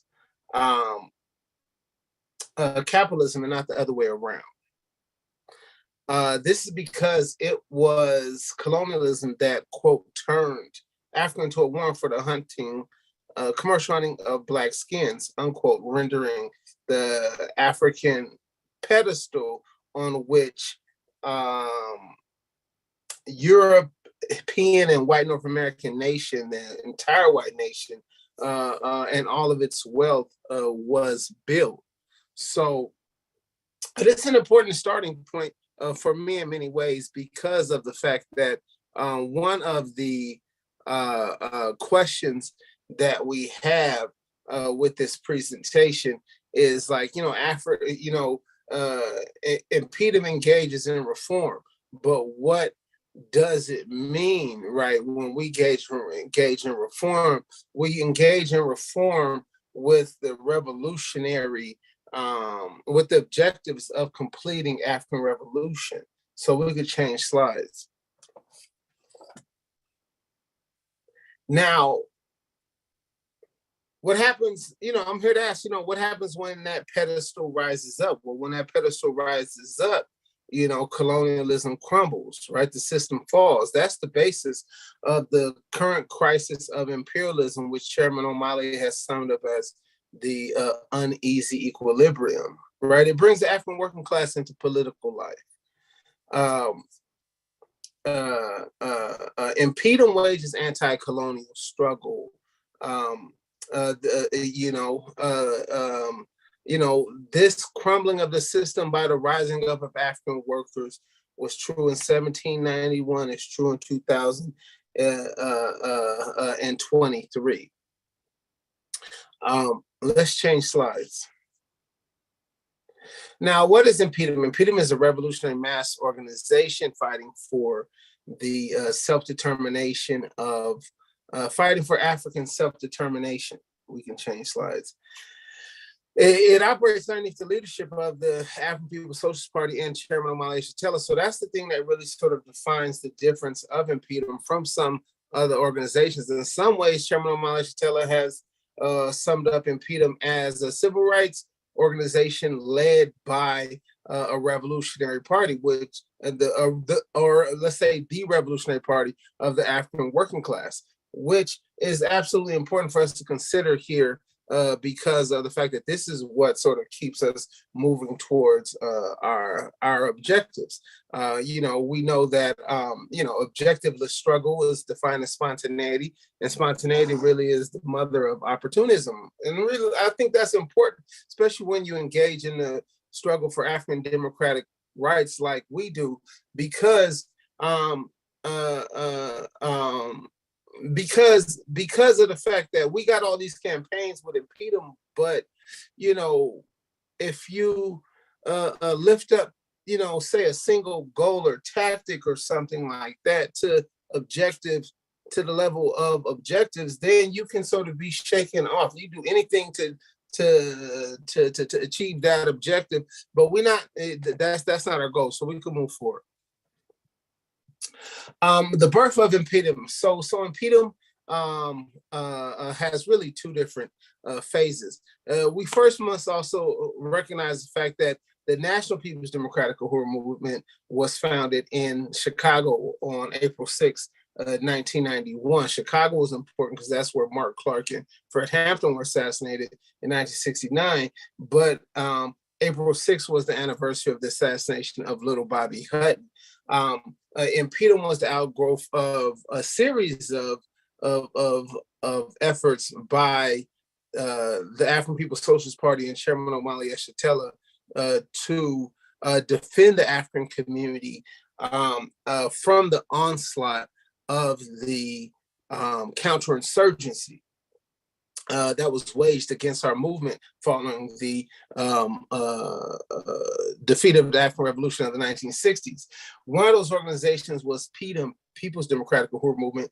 There were other efforts and things like that as well. So those things coalesced in 1991, but it's important to understand that impediment is built on, we can change slides. It's important to understand that impediment is built on a long strategy of defending the African community, pushing back the counterinsurgency. But what we'll also talk about later on is that impedum under the leadership of Chairman really 14 years ago, answering the question of the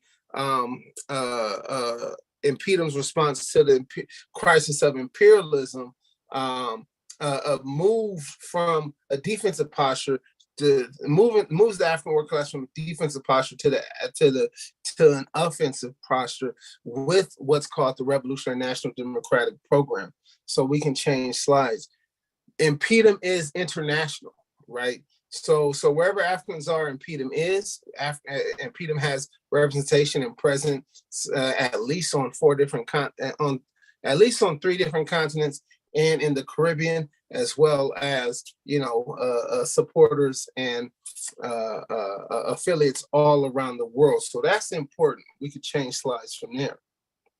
And like in our struggle, impedum is meant to meet you at your political door. It is important,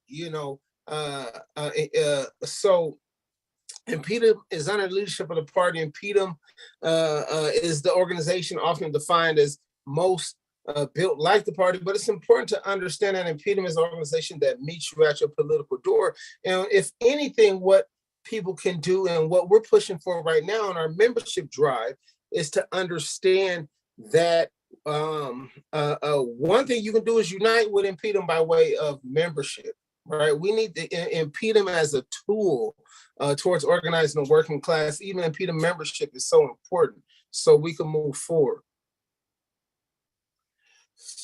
Now, talking about that sort of historical legacy that produced impedum that I think is important to talk about before we even talk about some things impedum have done this year, I think it's important to talk about the 1984 Community Control of Housing Initiative pushed by the African People's Socialist Party, right? One of these mass campaigns. When the party moved into Oakland, Oakland had been crushed by the counterinsurgency, right? So it was essential struggle waged by the party in defense of the African working class.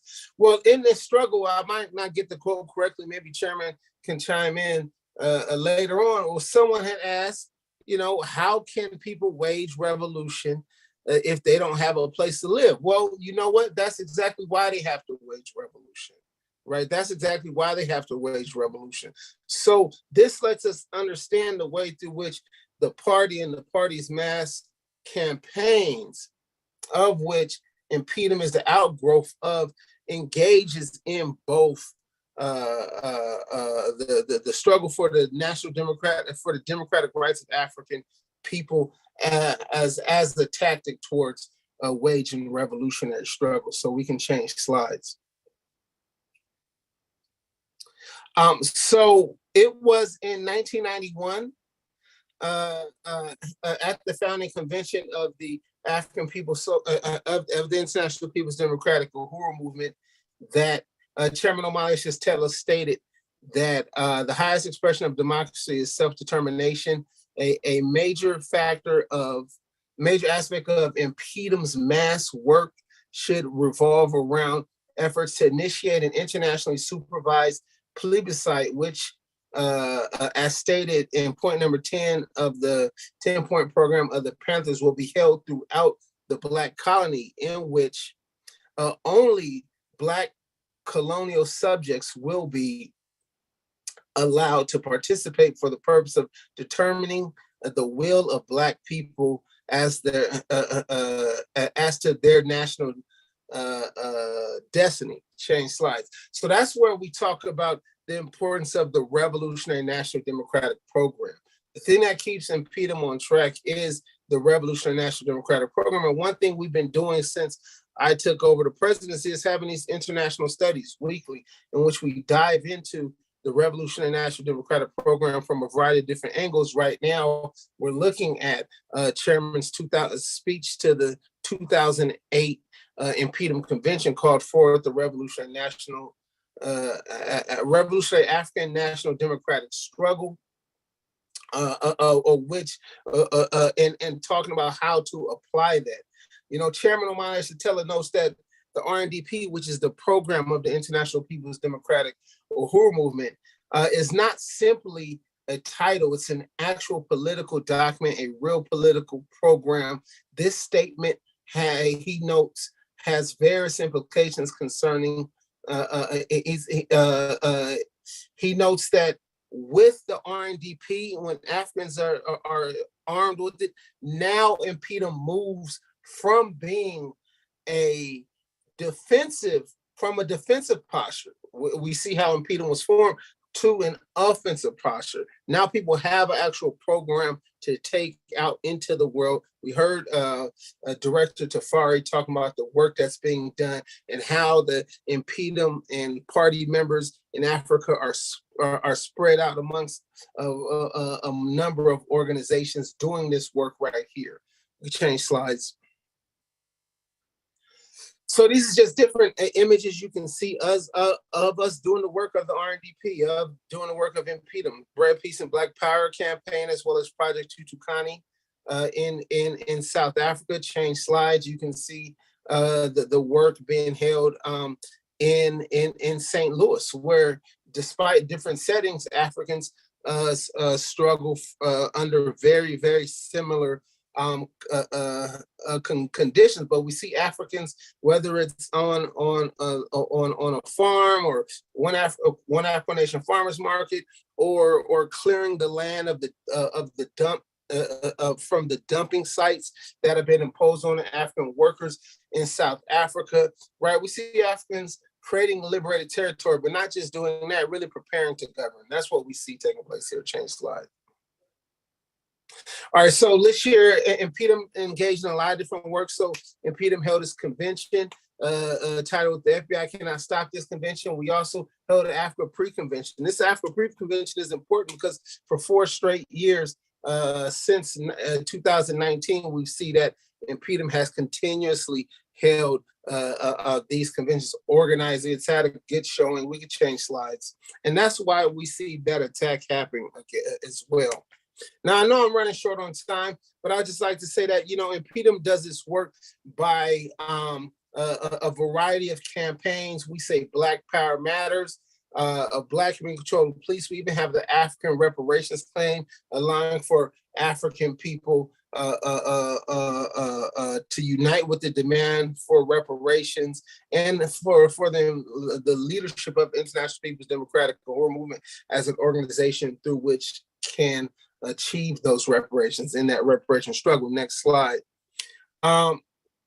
We also have the prison outreach. Our prison outreach has magnified.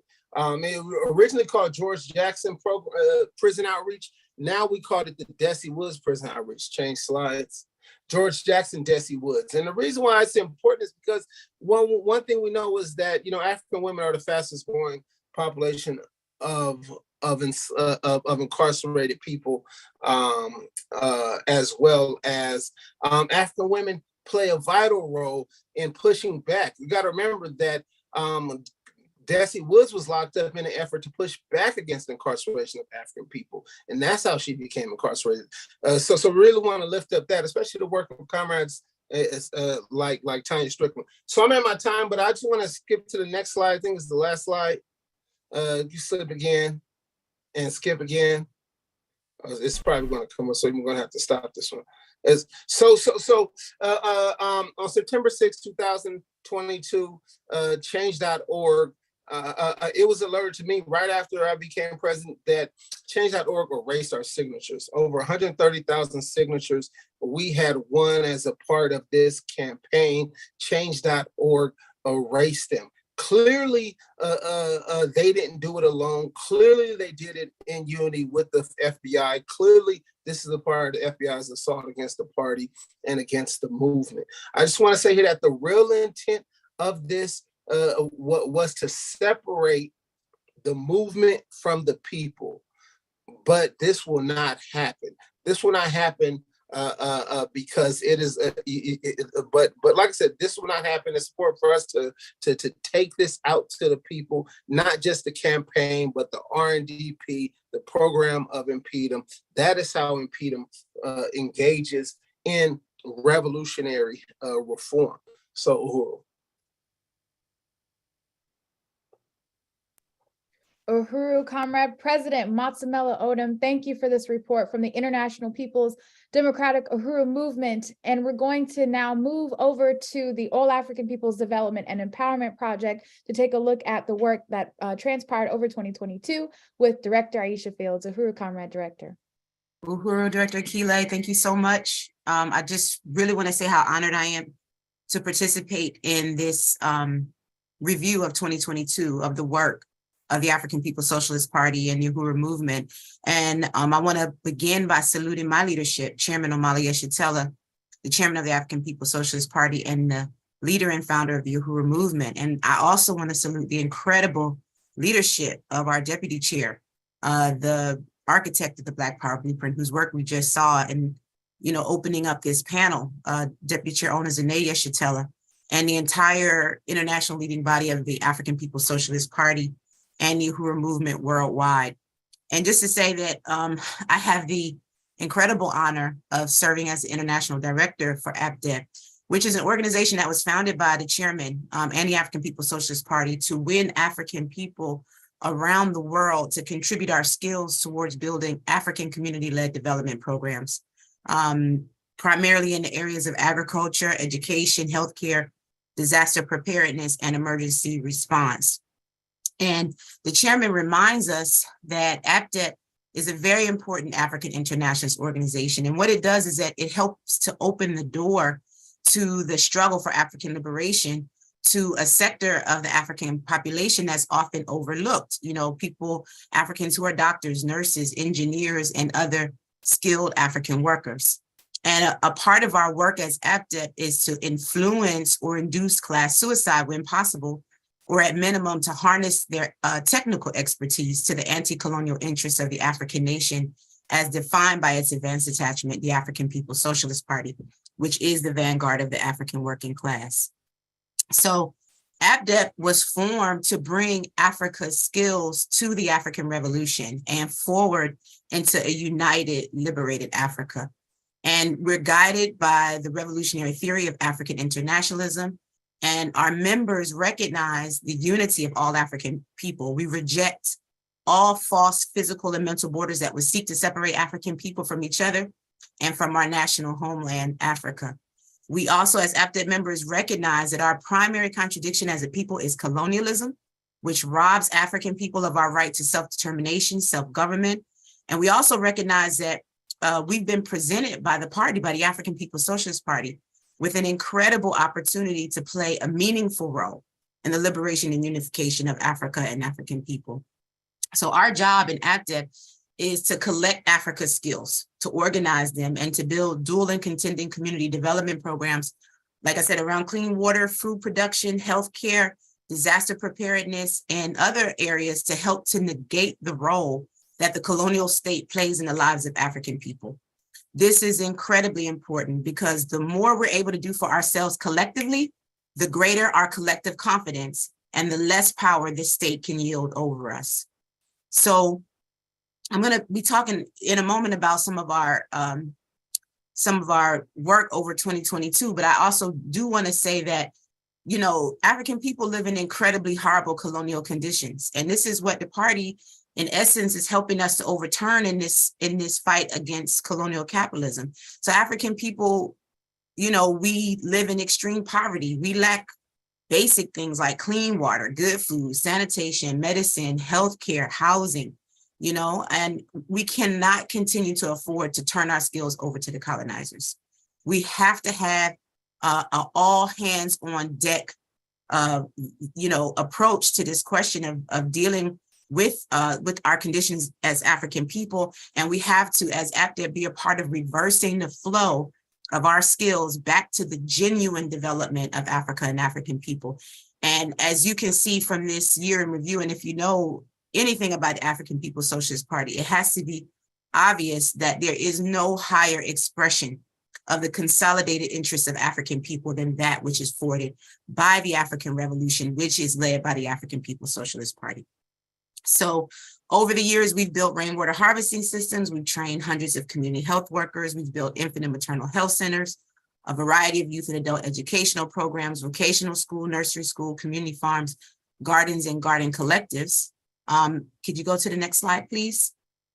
So, and all of this work, since our founding has been led by various international executive committees. Our current international executive committee is a really dynamic group of comrades, which includes Chiwaniso Luzolo, who's our international secretary and Info and Ed coordinator, Kundai Bajikikai, who's our international membership and volunteer director, Comrade Asa Anpu, who is the director of APDEP in occupied Azania, South Africa, Comrade Fofit Al-Kibalan, who is our Project Black On coordinator. And I also want to acknowledge Comrade Ibrahim Bangura, who was recently given the post of APDEP director in Sierra Leone.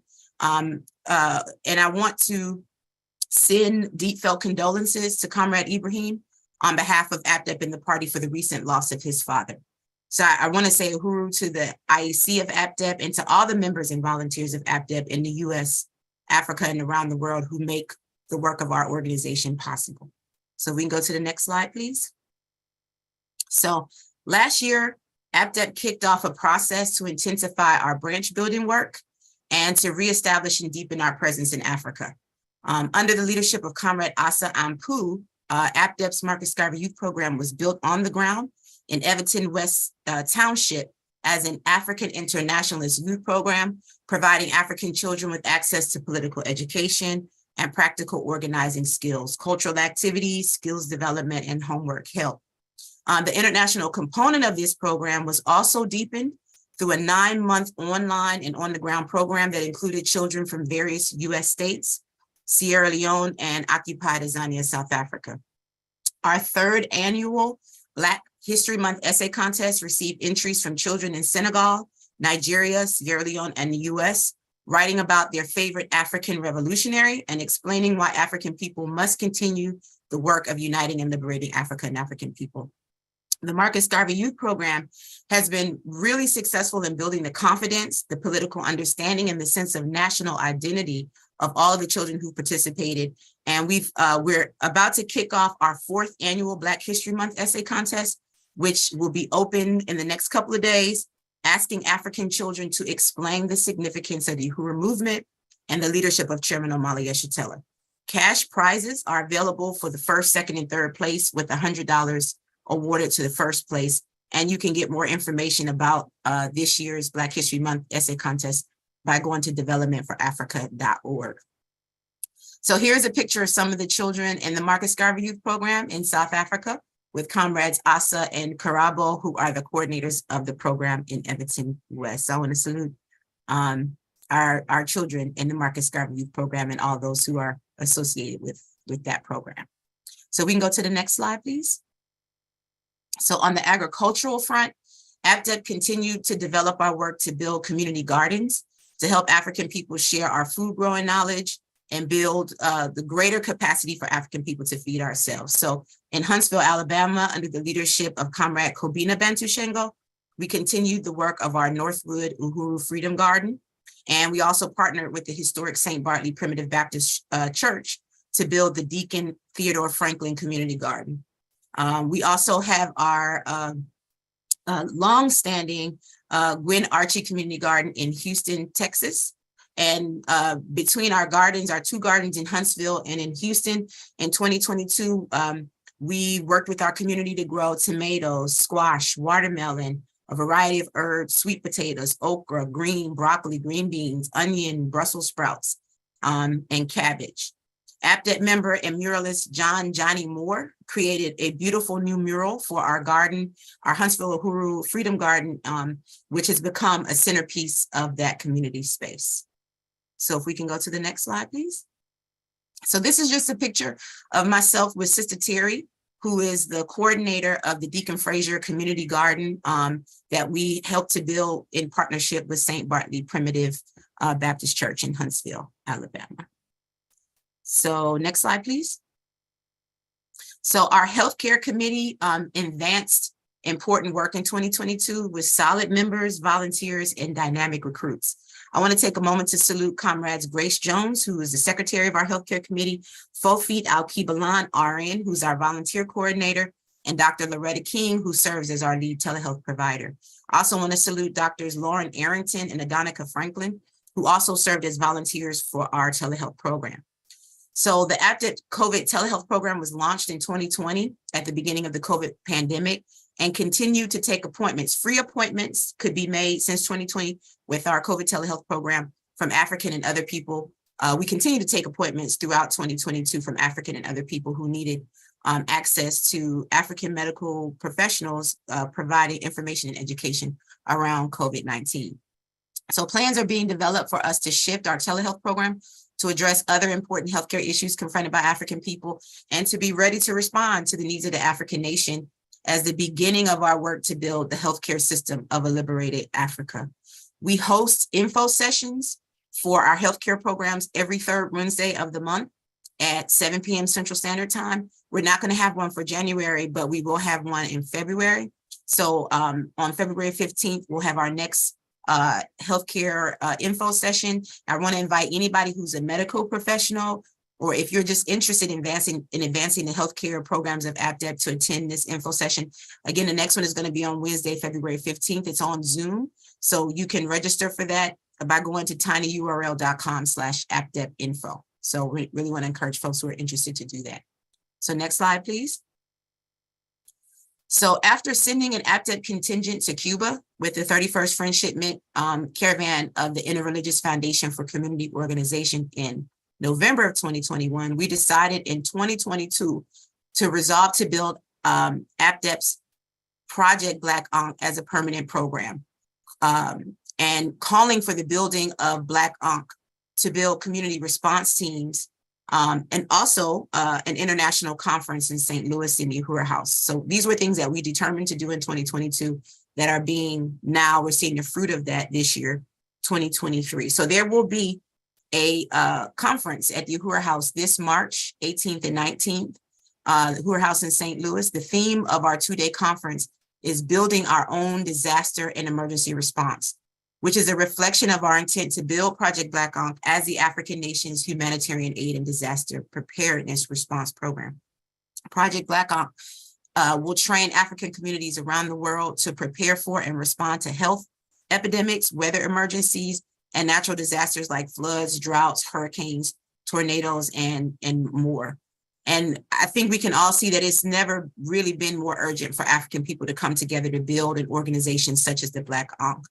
Because every day we can see the growing evidence of colonial capitalism's destruction of this planet and the climate catastrophe it's caused. And although we know that natural disasters aren't new, this colonial climate change increases the frequency and intensity, which makes it harder for those who are affected to cope with the impacts. And African people and other colonized people are often in the process of rebuilding from one disaster when we're struck by another. So APSP is really taking this question of building Project Black on head on, because we recognize that the African nation needs to have the ability to collectively prepare for and respond to what's ahead of us. So our upcoming conference, again on March 18th and 19th in St. Louis, will officially launch our Project Black Ankh community response teams in the United States and Africa. The community response teams are going to be made up of Africans who are trained to understand and prepare for the types of disasters that are common in their areas, and who also take the responsibility to train, prepare, and work with their neighbors to respond when disasters affect their local community. So the conference is going to prepare people with the basic knowledge and hands-on training that's going to be needed to establish community response teams in their areas. And some of the incredible workshops and trainings we'll have at this conference will include natural disaster preparedness, community emergency response, first aid, basic survival skills, stop the bleed, and more. There'll also be discussions just helping us to understand what is really happening with this environmental crisis that colonial capitalism has created, and giving us a view and urging us to really act now, given the reality of what we're faced with.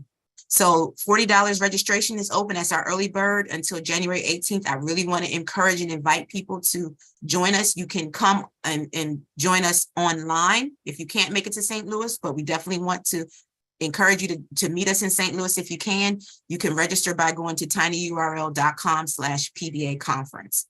So before I end this presentation, I just want to say that The July 29th attack on Chairman Omali Yeshitela, the African People's Socialist Party by the US government, has to be seen, among other things, as an attack on African people's ability to organize the programs of APSP, which help African people to feed, educate, protect, and take care of the health and well-being of our people. We have to resist this attack. We have to build the fight back, recognizing that all people, and African people is specifically, we're talking about this moment, have a right to be free.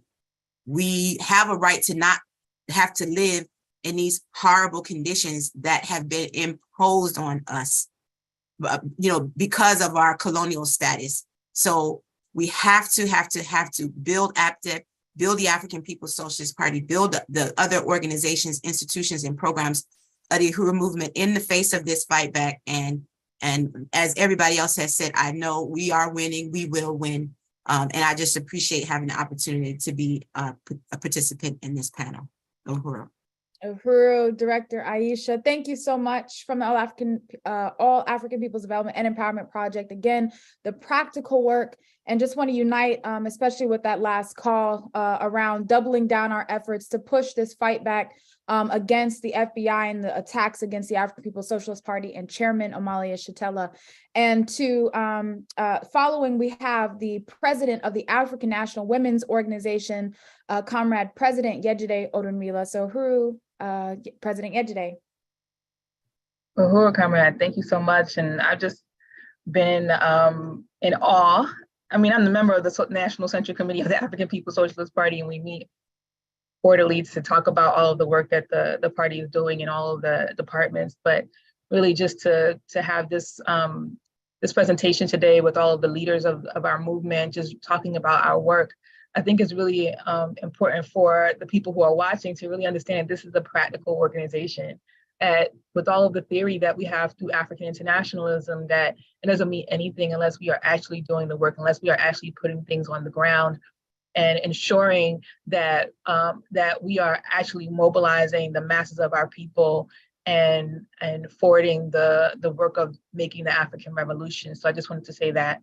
And also just wanted to give a salute to our chairman, Omali Yeshitela, chairman of the African People's Socialist Party, chairman of the African Revolution, and the work that he's been doing since he's been alive, this whole entire life, to make sure that African people understand our place in this world, and that the conditions that we are faced with are not something that is ordained by God, but something that we can actually overturn through dialectical materialism and understanding the world and how we have a role in it. So it empowers us, it teaches us to help us understand that there is nothing that we can't do that to change our conditions. And being a member of the African People's Socialist Party has been really a rewarding experience for myself. And I also just want to salute Deputy Chair Omali Yeshitela and the 13 projects that she laid out, but all the other things, even the things that are not indicated as projects, that Deputy Chair has been instrumental in helping to coordinate things within the African National Women's Organization, all of the other organizations of the Uhuru movement that aren't maybe not going to be a part of her list, but just has been really instrumental in helping to orchestrate and guide and give leadership to so many things that are needed or necessary for the African working class. And just also want to salute the National Central Committee of the African People's Socialist Party, of which I am a part of. So there's a slideshow. I just wanted to say that this is ANWO's, the African National Women's Organization, year-end in review of 2022. And as we move forward, I wanted to explain what ANWO is for those of you who do not know. So the African National Women's Organization was created in 2015 by the African People's Socialist Party to bring African women into revolutionary life. But more than that, it is an opportunity for African women who may have not seen a working class organization or solution for African women to participate in, and also the way for us to forward the African revolution under a principled revolutionary theory of African internationalism. It is an opportunity for us to really contend with the bourgeois ideology of feminism, which basically identifies patriarchy as the central point for which African women are oppressed by. But as an African internationalist organization, AMWO understands that it's colonialism that has brought on the conditions that African women are particularly oppressed by, and therefore we have this special oppression that is caused by colonialism. So we can go to the next slide. So our year has had a number of things. I just want to preface this by saying that this has been one of the most gratifying years for the African National Women's Organization. As I said before, we've been in existence since 2015, but this year has seen some incredible growth and changes in the organization, and more than anything has really solidified the leadership and infrastructure of the organization. So we've had a good year. We've had some struggles in this year, but some of the things that I wanted to list out was that we did add 2 more branches in California, in San Diego, and Los Angeles. We built a national committee for our Uhuru Kijiji Child Care Collective program, helping to achieve local success of the program in Washington, DC, Philadelphia, Durham, North Carolina.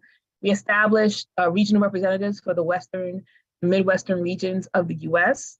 We expanded our economic development project to Colonnades, Hair and Body to more distributors, and we stocked at our movement stores like Uhuru Furniture and Collectibles in Oakland and Philadelphia. We advocated for more families through our Arrest CPS campaign, which I'll talk about a little bit more later. We co-coordinated the first Black Mothers March on the White House, which exposes the colonial kidnapping of African children. And we have an upcoming one in 2023, and we ask that you go to blackmothersmarch.com to register for that. We organized our second annual National Day of Action in response to the colonial kidnapping of African children, which took place in 8 cities this year. We joined the rest of the Uhuru movement to build the Hands Off Uhuru, Hands Off Africa campaign in response to the July 29th raids on the Uhuru movement. And if you have not signed the petition, if you have not gone to handsoffuhuru.org yet, you need to, and plug into all of what is happening on that site and join a committee. We also established a solid international executive committee, IEC, the leadership body of AMWO, which, and it's here to stay. I'm really happy to say. We can go to the next slide. Okay.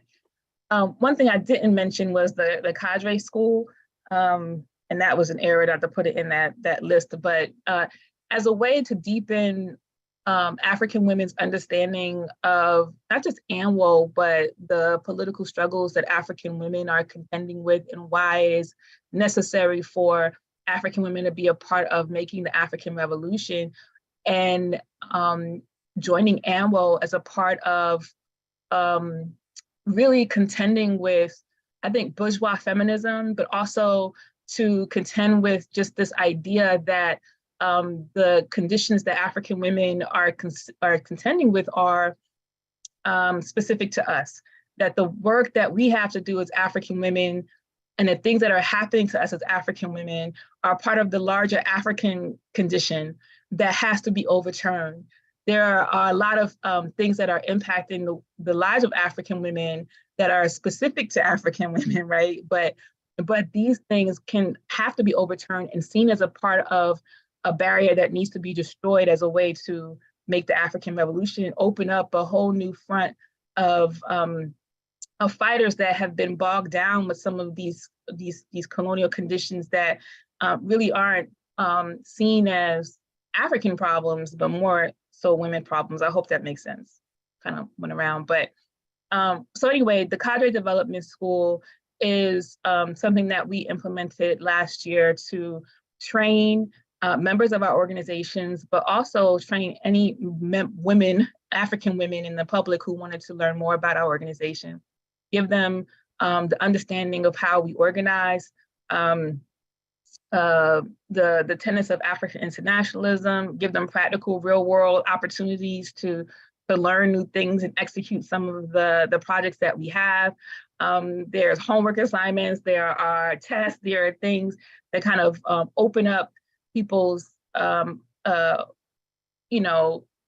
viewpoint, to what we have to do as African women. And so this year we had 7 graduates of the AMWO Cadre Development School that lasted for 3 weeks in June. It lasted a month, June to July. And it's only about 2 hours on a Saturday. And we're just, I'm happy to say that from the last cadre school to this cadre school, all of the members of the IEC, except for one, have been through cadre to school. So we are seeing the fruits of our labor and the fruits of our political education through this process. Next slide. And the next few slides are going to show you some pictures that I'll talk about. They're a mix of everything that happened throughout the year, but on this slide, we see we are out in the world. I think one of the struggles that we have had to really break out of over the years is being in the world. Is not just talking about the politics, as it were, the special conditions of African women, but how do we be on the ground, in the world, occupying space, showing up, contending, protesting, educating our communities. And this year, I think that more than any, we were in the world, out in the world, and organizing branches in Philadelphia, participating in panels in California, having outreach and recruitment tables in different places, and organizing our campaigns like Arrest CPS, National Day of Action, which right here is a picture of our comrades in Los Angeles. Next slide. We had our Black Mothers March on the White House. And again, you can go to blackmothersmarch.com to learn more about that, which we co-organized with a coalition of African women, organizations who are specific to the issues of state colonial state kidnapping of African children and contending with that. So this was our first one, and it was successful. We had a number of people who came from different places around the country to participate in the first ever Black Mothers March, highlighting in the seat of US imperialism that the kidnapping and trafficking of African human beings still exist in the form of CPS. And these are strong Black families, Black women in particular, who are steeped in their own pain and exhaustion, have come out of that to say they are not going to be silenced anymore. So we were really excited about having this, and excited about the one that's coming up in 2023. Our Arrest CPS campaign, for those of you who do not know, is this campaign. We started in 2017 when AMWO was first got involved with African women in Philadelphia who had their children taken by the state and very desperately wanted their children back, and explained to us all of the things that the state has been doing to prevent them from getting their children back. Things that we thought was incredible. And I mean, things that you would never, in just common everyday life understand is happening to people on a day-to-day basis. Kicking in your doors, raids on the family, kidnapping, just stealing your children out of your hands and giving you a piece of paper, telling you that you're crazy so that you won't get your children. It's a whole myriad of things, and that traps you in this box. And so Arrest CPS is an opportunity for African families not to be trapped in this box that isolates them, that has them going around in a circle as they're trying to get their children back. It's an opportunity for them to say that we are going to advocate for them. We're going to fight back. We're going to put the state on notice. We're going to expose what the state is doing, not just to these families, but to African people in general. And this march that we gave was really important to make that happen. The Arrest CPS campaign also fell into, a few years back, just a rut of not being out in the world. And so we are, last year in particular, we opened it up and said, we're going to do the National Day of Actions. The National Day of Actions is where we organize national protests in cities around the country. And this year we were able to do that in 8 cities. And where we had our movement come out and protest in front of CPS offices and locations and help people understand that this is a place where children are taken. This is a place where African people are kidnapped, and organize those contacts to be a part of committees and work that is ongoing, not just on this one day. And so our work is still continuing, and we were able to advocate for more families this year, be in the streets with these families. And we're excited about, moving this work forward for 2023. Next slide. As a part of our Arrest CPS work, we have a sub-campaign called Uhuru Kijiji Childcare Collective, which has been something that we've had on the books since we became an organization in 2015.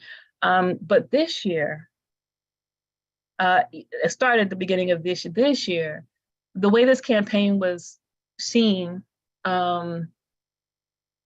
was really transformed, right? Like it was transformed to not just this thing where we are organizing childcare collectives amongst African people and African communities, but that we are an emergency response to the kidnapping of African children, that we are working with African families who may be at risk for the attack by the state, and organizing to make sure that the children are kept safe and that they have community and that they have support.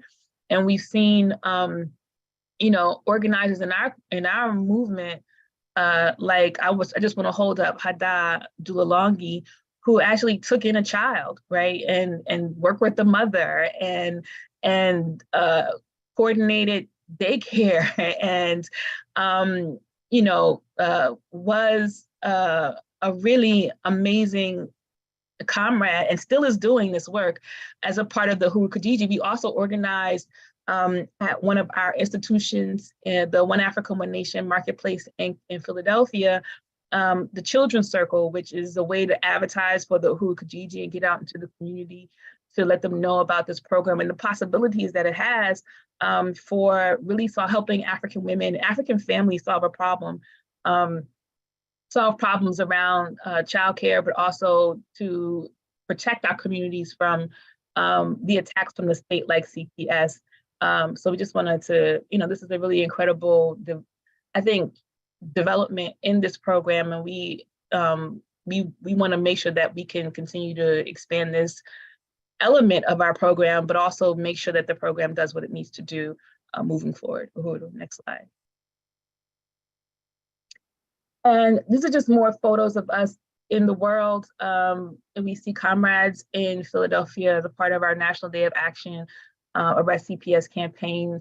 Comrades, I didn't point out all of the comrades who are in the IECs because they're all over these slides. I'm so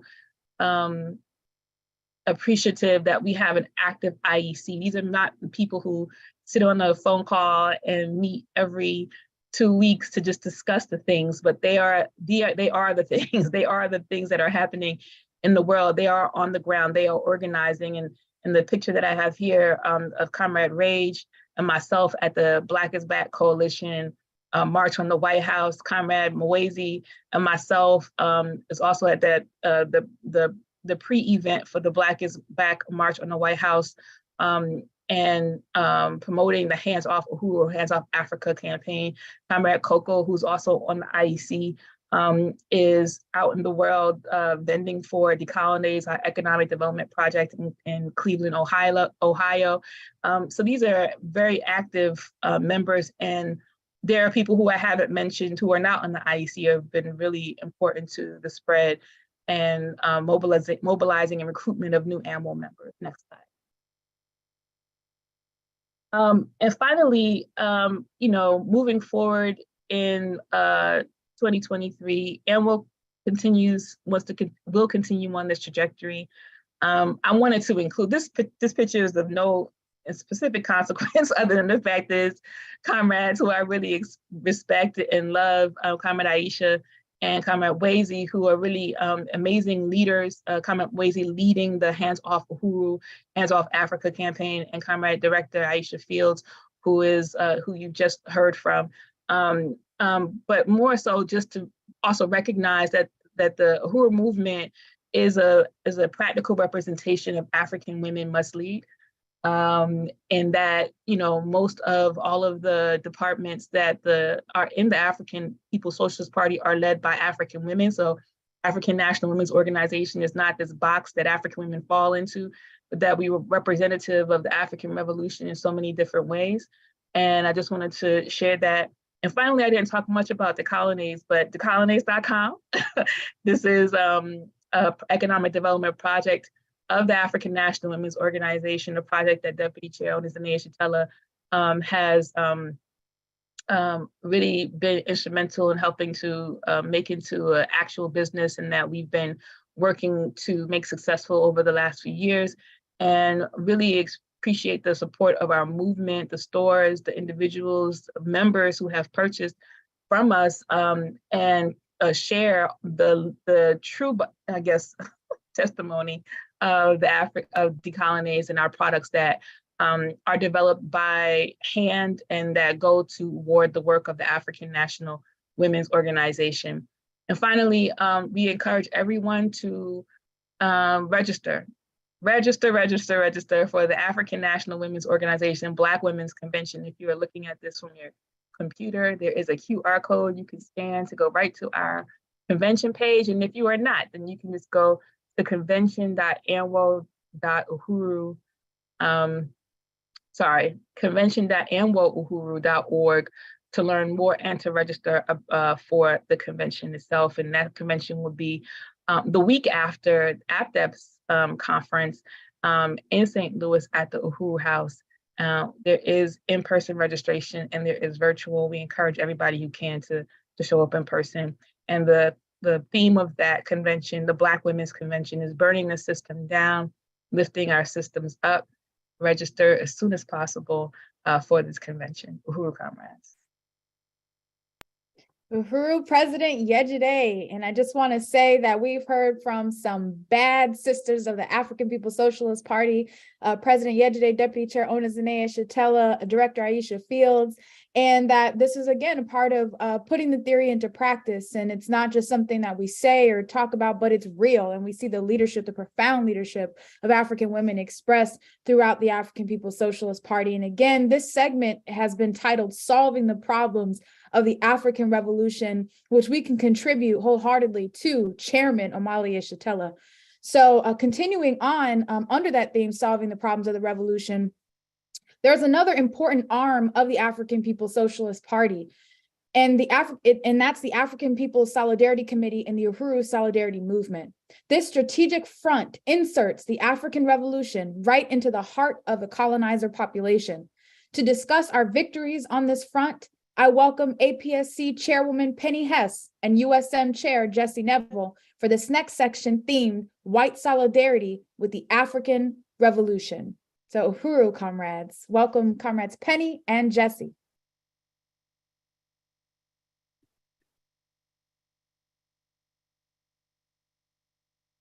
And we're turning it back over to St. Louis. Uhuru, all right. Uhuru, just thank you, Director Akile. And I am profoundly humbled to be part of this incredible event today and all of the profound African leaders that have presented. I mean, I am so happy to be under the leadership of the African working class. Very, very powerful. I want to begin. Who is somebody doing this PowerPoint? Oh, there it is. Okay, so next slide, please. And then just go to the next slide, because I want to salute Deputy Chair. And I want to say that that her presentation was amazing, but as anybody knows who knows Deputy Chair Omali Yeshitela, that was only a tiny percentage of what the Deputy Chair covers and is over. And also what is included in her work is day by day leadership to the African People's Solidarity Committee and the Uhuru Solidarity Movement. So we want to salute the leadership of Deputy Chair Omali Yeshitela.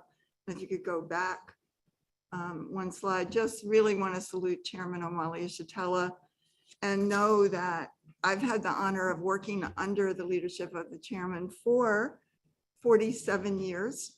And I know that the chairman fights every single day of his life to make sure that Africa will be free and that all African people will be free in his lifetime. There's never been a day when the conditions of colonized people were not incredibly violent and problematic and just outrageous, and there's never been a day that the chairman hasn't struggled. So I want to say that and to recognize that history is made by the masses of the people, but it takes a leader of the masses, from the masses, who is part of the masses, to fight for the revolution, which the chairman does and has always done, and is the only person in the world today who is bringing science, organization, analysis, and leadership to the worldwide revolution to liberate Africa and African people everywhere, which means the worldwide revolution, because when Africa is free, and in that process, all oppressed and colonized peoples are part of that, are part of rising up for the African Revolution and the worldwide revolution, including us. And there's the opportunity for white people to be part of this. And I wanted to say that the chairman formed the African People's Solidarity Committee in 1976. I have the honor of being the chair of the African People's Solidarity Committee. And that was a very serious problem that the chairman had to solve. That was one of the problems left unsolved by the defeat of the African Revolution. What to do about the white people? What is the relationship that the African Revolution has to white people, and vice versa? What is the relationship that white people have to the leadership of African people? And to, just to talk about the opportunism of white people, which is, opportunism is a kind of mild word, but it's violence. It's colonial violence. It's parasitic violence of white people to set the agenda for African people and colonized peoples, and to claim the victories that African people and others have worked for, to claim it for ourselves. And that to also look at the colonial violence of white people, the colonial narrative, the power of life and death that every white person has, including white working people, over African people. The fact that even today, very few white people who perpetrate violence, who murder African people, ever pay a price for that. And the only time that you see that is when the resistance of African people forces it to happen. And that this is the colonial reality, and that the chairman has brought us this understanding of African internationalism, this understanding of the colonial mode of production. And the chairman always says, if we don't understand that, we don't understand anything. And we want to struggle to understand this because it makes it all encompassing. It is saying that colonialism is not a policy. It's not a blight on America's soul. It is America's soul. It is the DNA of the system that we live in. Every single thing that we have comes at the expense of violence and oppression and theft, plunder, and rape of African people and the people on the planet Earth. There's no other way. It's not, yes, that's bad, but It's not, this is the whole picture.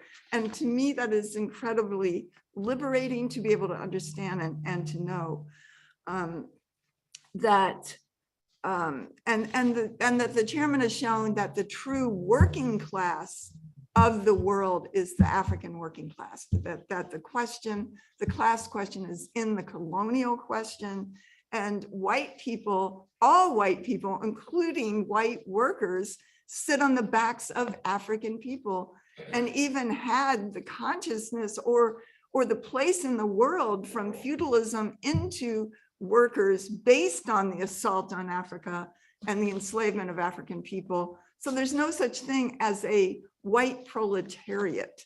There are white working people, but who often have the same general ideology as the superstructure of colonialism and the ruling class.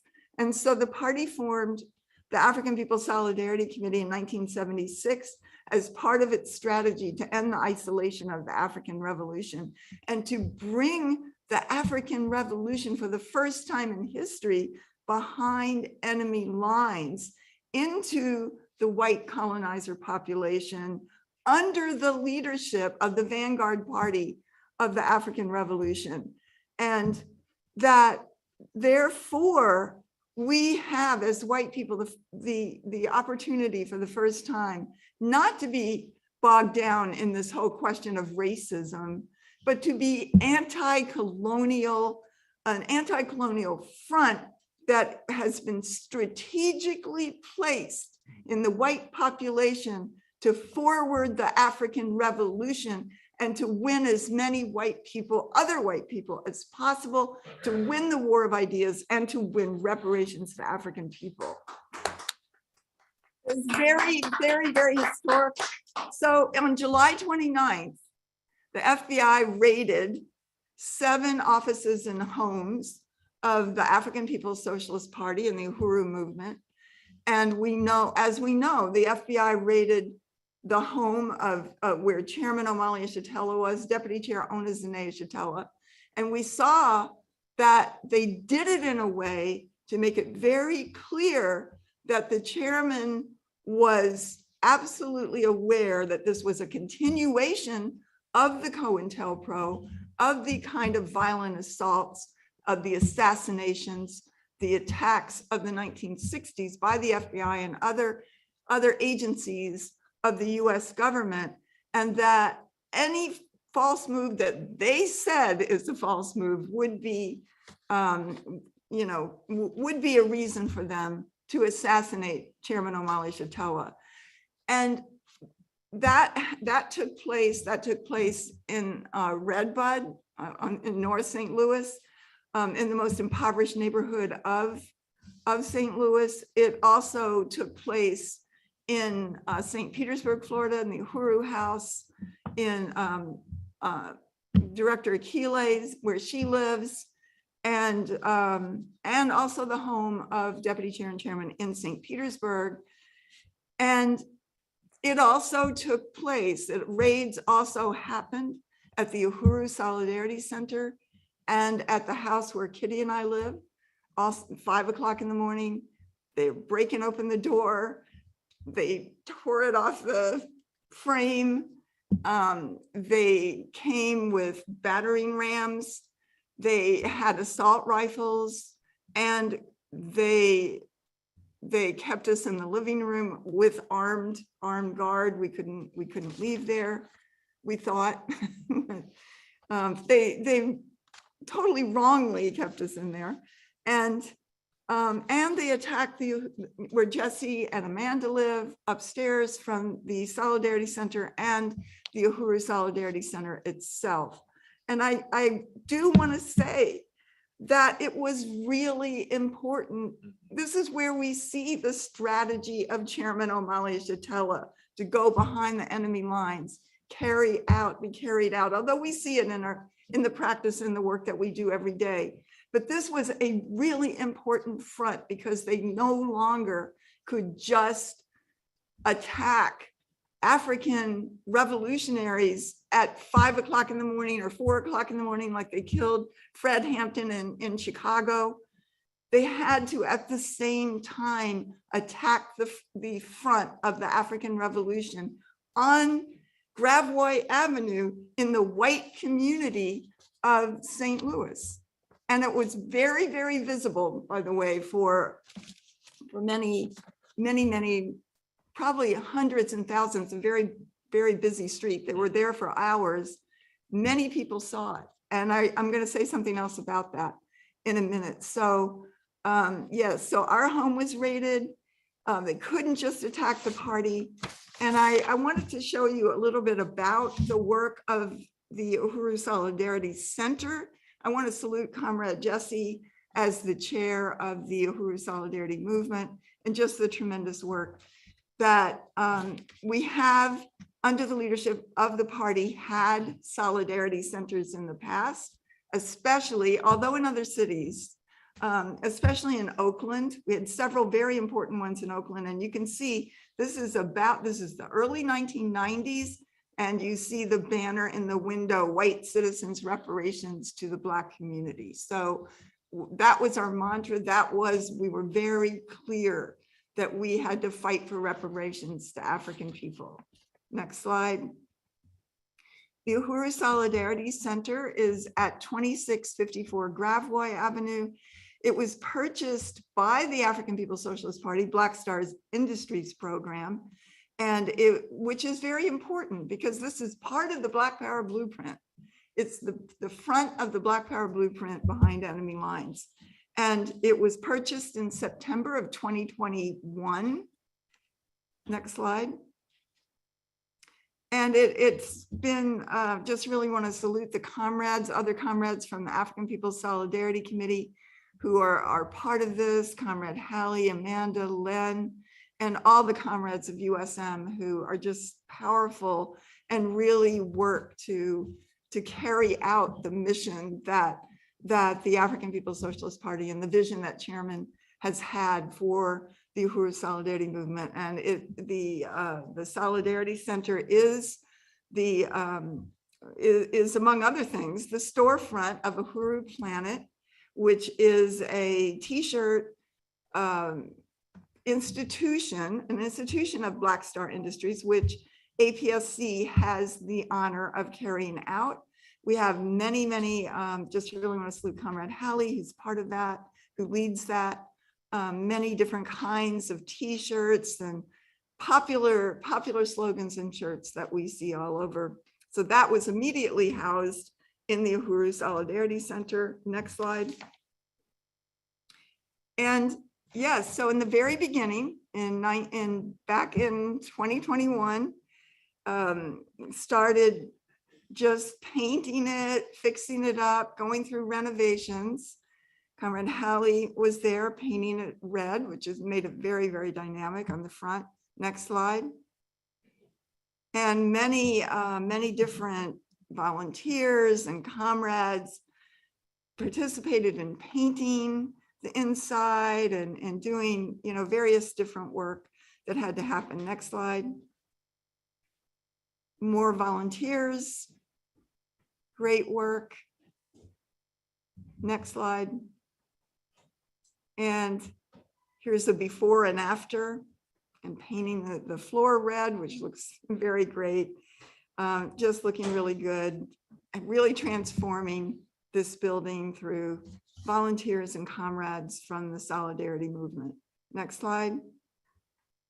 So in 2022, we had a lot of powerful actions and events. And one of the things that we were able to do was bring Chairman Omali Yeshitela and Deputy Chair Omali Yeshitela to the center, to the Solidarity Center, and to be able to introduce them and to have events with other North Americans there.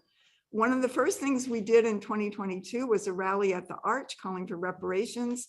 And it was actually across from the old courthouse, which has the statue of Dred Scott and Harriet Scott, which this is a picture from the back. Next slide. And on June 4th, we actually had our grand opening of the Solidarity Center. Very, very great. A lot of people came out. Really an excellent deputy chair gave a powerful presentation, and others. Next slide. 2022 was full of activity at the center. People came from around the country for tours of the Black Power Blueprint, but came by. It was really very, very exciting year. Next slide. We had events. There's the chairman speaking. We had film nights, meetings, just great film showing, film series with led by Comrade Soya, which was very dynamic. Next slide. Tabling was staged from there, tabling in Tower Grove and Tower Grove Park and many other places, Pride, just meeting literally thousands and thousands of people. Next slide. We used it for painting banners and other kinds of activities going on here. Next slide. And it was also a staging ground for solidarity with the Black Power Blueprint, the volunteer work days.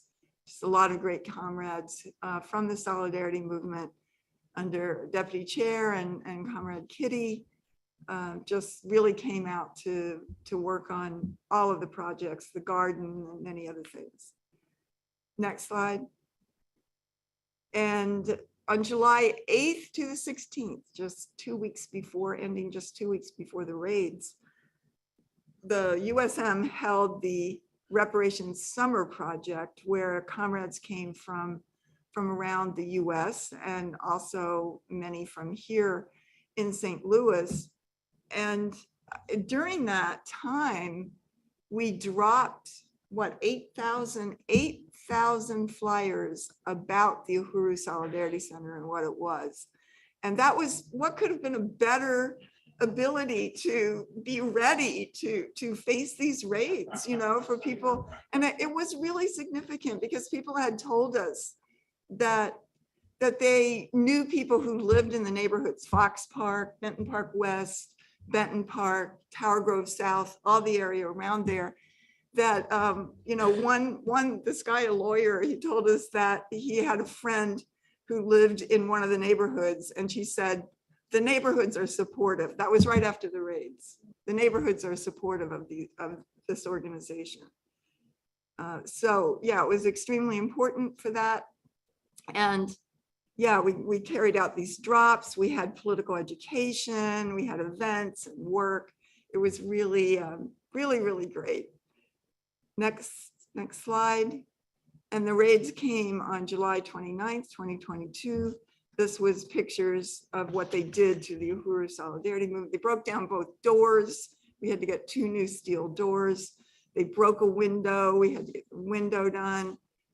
They left burns from the flash bang grenades and all the things that they did. And they were in there and they went through all the files, all kinds of archives and files, and they took all the electronics in all the places that we came, as we know.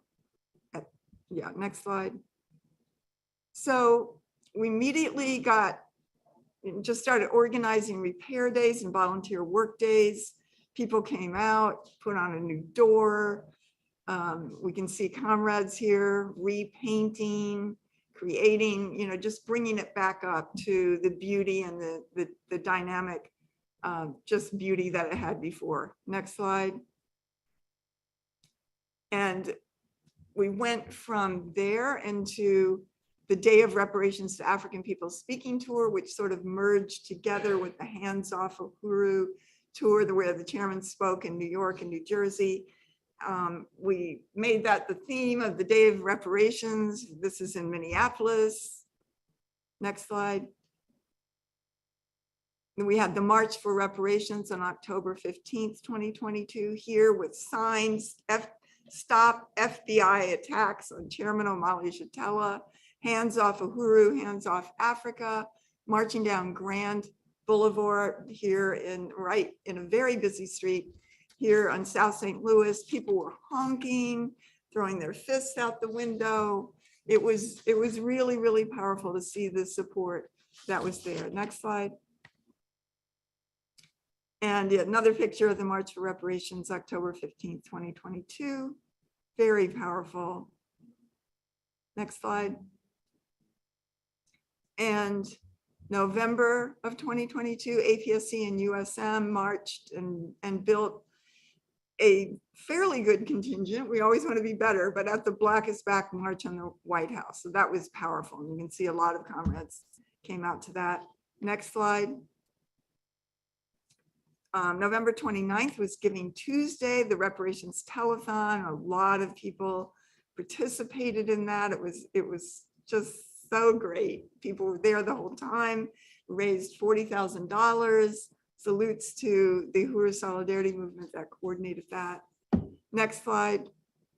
The end. Okay, so I just want to say that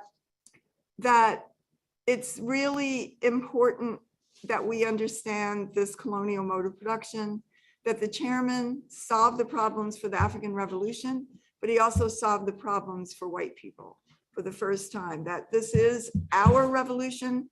It is led by the African working class, and we have a role for the first time of history as determined by the African People's Socialist Party, not what we feel like doing. A lot of things that white people call revolutionary movement is sort of like really maybe you could call it revolutionary tourism. I don't know. You know, it's just like traveling around the world, visiting sites where revolution has happened. But the revolution, the core, the central core of the world revolution is right here.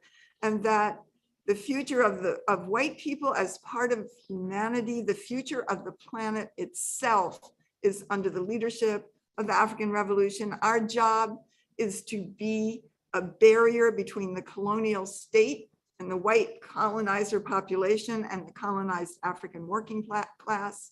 This is the first time that we really have the ability to do that.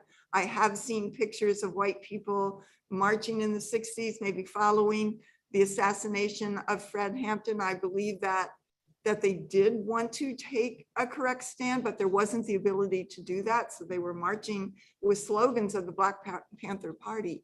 But the thing that we can do, that we are mandated to do, that the chairman taught us to do under the leadership of the party, is to represent the white population when we go out there and march. And that is the first time in history that has ever happened. It is very, very powerful to say that we can say this is the stand that white people have to take. This is how we understand the world. And as a white woman who is part of this, who was also attacked by the FBI because it was an attack on the African People's Socialist Party, I have a right to fight for reparations to African people. I have a right to be under the leadership of the African People's Socialist Party, not the Russians or anything else that they're saying, and that I unite with the narrative of the African working class to be free.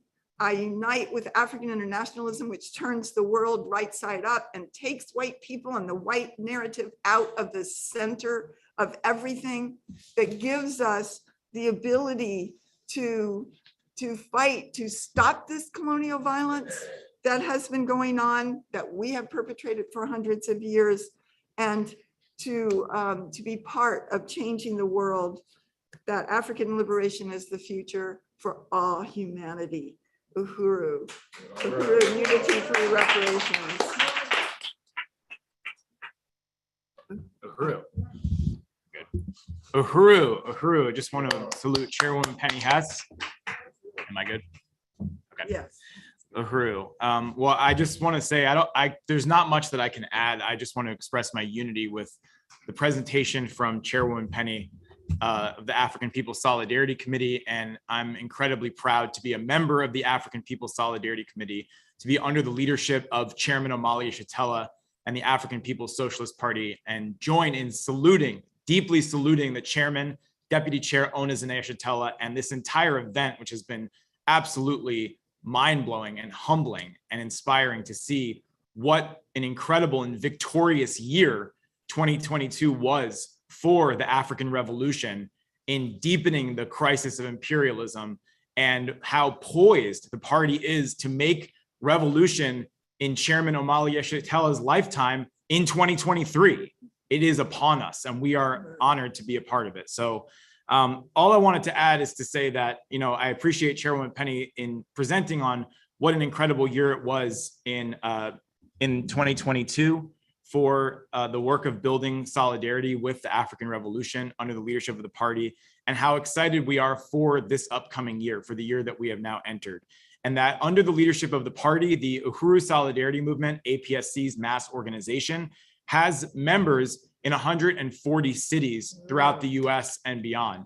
But our goal, based on the mandate of Chairman Omali Yeshitela and the party, is to turn that into 140 branches of the Uhuru Solidarity Movement, starting with 140 places where members are at least active in getting the word out about the Hands Off Uhuru campaign, getting out posters, getting out flyers, knocking on doors, getting out thousands of more drop pieces everywhere we are located to win the white community to stand in unconditional solidarity and defense of the right of African people to advocate and organize for their total liberation and unification, and to say, hands off Chairman Omali Yeshitela, stop the legal lynching of Chairman Omali Yeshitela, or as the chairman said on an event just a few days ago, or the sky is the limit. And because of the chairman and the party, that now includes the sky above South St. Louis and every other white neighborhood and white community in this country. So that is what 2023 holds for us, is the responsibility, the urgency to turn every white neighborhood, community, university, cafe, chess club, fishing club, whatever, anywhere white people gather, to turn that into a stronghold of resistance and solidarity with the African Revolution. And towards that end, we are excited to announce on March 11th and 12th of this year that the Uhuru Solidarity Movement will be hosting its national convention. And the theme of our convention this year is white people say no to the FBI's war on Black liberation, hands off Uhuru. And that convention will be held right here in St. Louis, right here in the Uhuru House, and the second day in the Uhuru Solidarity Center, right here in St. Louis. Will be our first in-person convention in a few years. So we're very excited for that. You can register today by going to usmconvention2023.eventbrite.com. No one will be turned away for lack of funds. We want everybody who can possibly be here on March 11th and 12th to be here with us to build white solidarity with Black power like never before. And finally, just to say that any white people who are tuning in, who heard what Chairwoman Penny had to say, who saw this incredible event from the African People's Socialist Party to join the Uhuru Solidarity Movement, go to uhurusolidarity.org and become a member. We can get you into an orientation, get you active wherever you are. We're going to be sending out posters to our members throughout the country with slogans saying, hands off Chairman Omali Yeshitela, hands off the Uhuru movement, stop FBI attacks on the African Liberation Movement. And we want every white community to be blanketed with those posters everywhere. So like Chairwoman Penny said, as white people, we have the right to stand in solidarity with the African Revolution. African people have the right to fight for their liberation, and we have a right to unite with their struggle for liberation. So to white people, unless we're ready to let the US government take that away, we have to say no to the FBI's war on the African People's Socialist Party and build unity through reparations.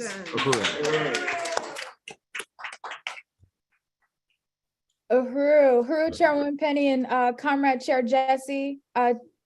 Chairman, do you want to come up now, or do you want to wait until after let me do announcements? it. Okay. Well, Yeah. can I see you? No, we can't. All right. Penny, you're too young, but there used to be an incredible song called Stay.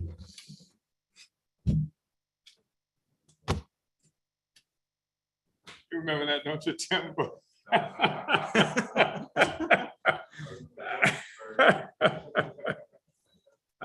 Uhuru, thank you. I just want to participate in this discussion. I think it's an extraordinarily important discussion.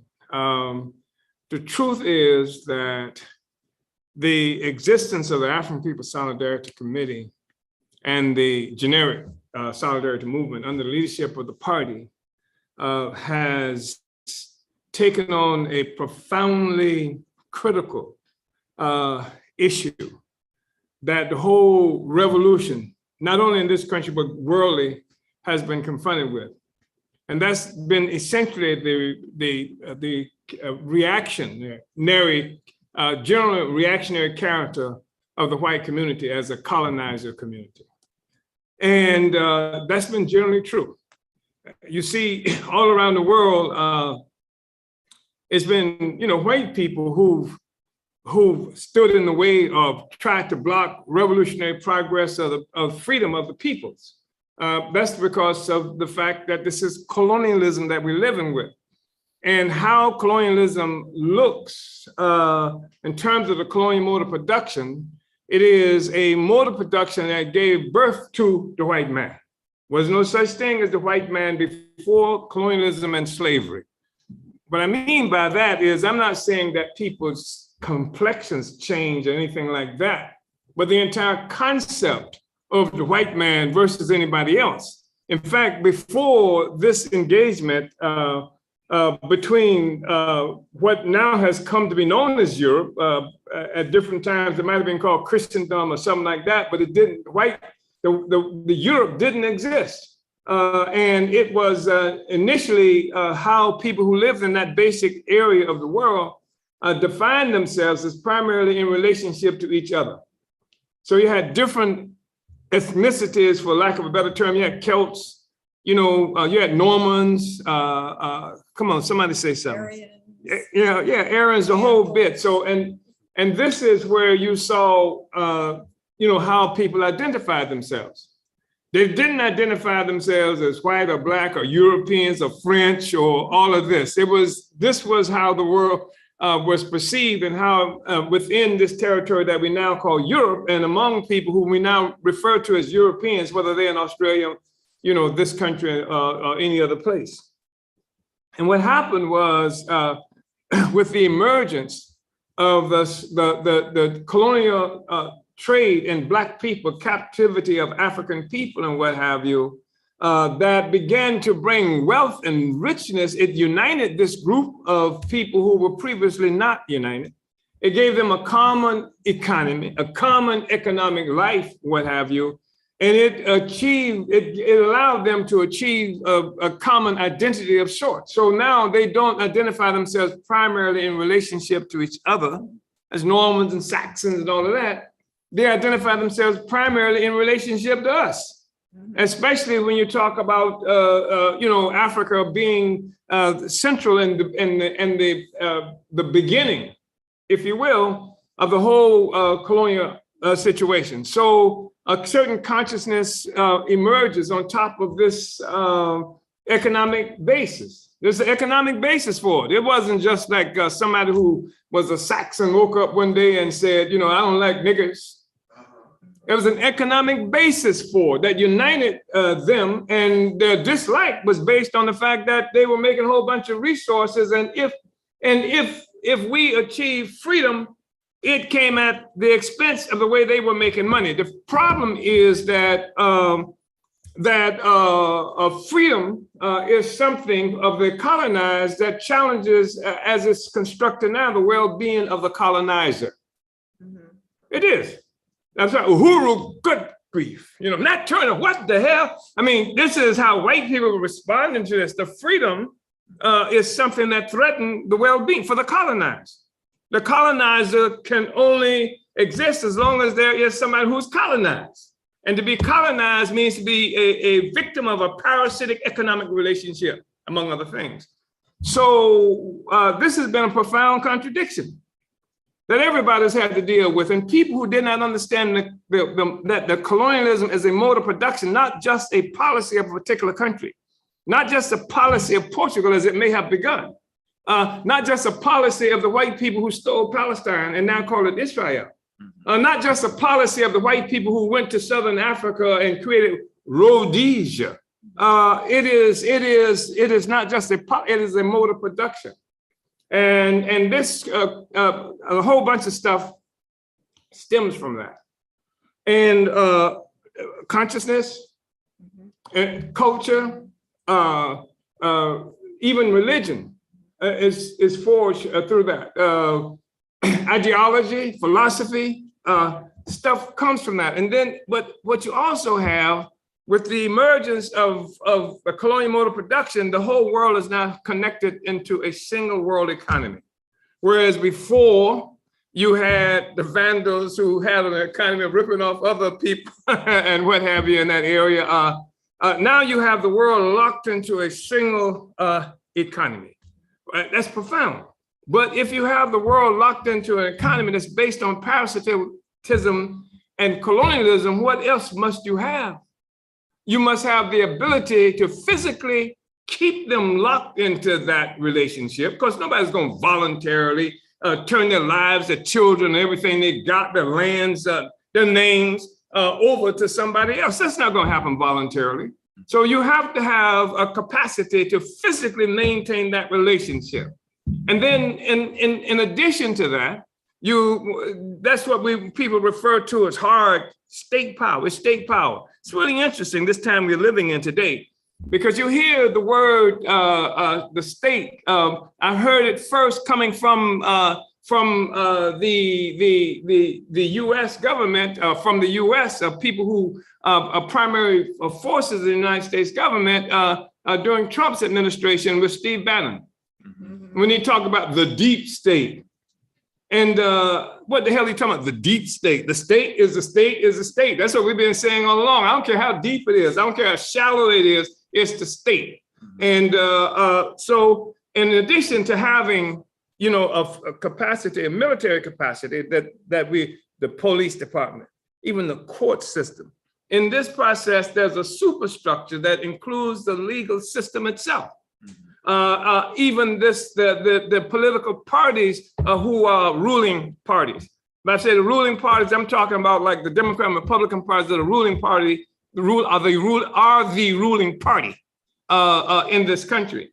And so, the state power exists in various forms, hardcore, CIA, NATO, and it has to be a NATO because it has to extend beyond the shores of this land that they've just stolen in and settled. It's got to control the rest of the world too. So you got to have the ability to do that. You have to have a NATO. You got to have, now, subsequent to the Second Imperialist World War, they built even a parliamentary device for white people to be able among themselves to dominate the rest of the world without having to fight each other to do it, which is what caused World War II, which is what caused World War I. This is a struggle among white people to dominate to who's going to get what. These wars that divide the world among themselves. And so now they've got a democratic parliamentary way to do it. Started off with the League of Nations. And this happened immediately following the first imperialist world war to divide the world. It was a war to divide. I don't care all these fancy terms that they use about democracy, the war to end the wars. It was a war to divide the world. And if you don't believe it, all you got to do is look at the Versailles Treaty.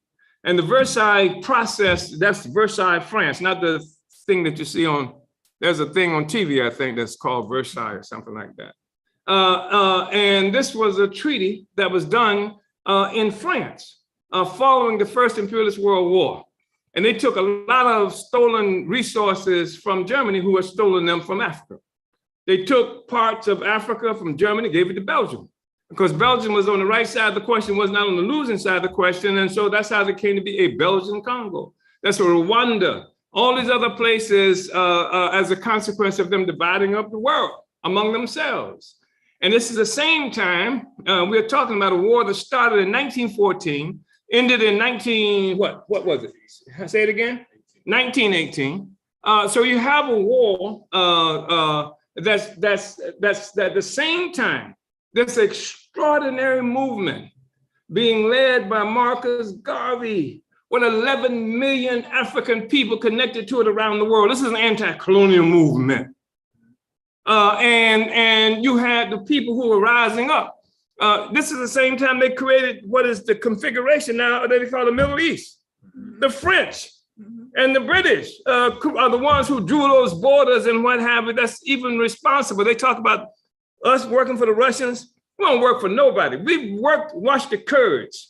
The Kurds were left out of this deal that the French and the British made that divided up the Middle East and gave portions of it to these different groups. The Kurds were left out. They didn't have nothing.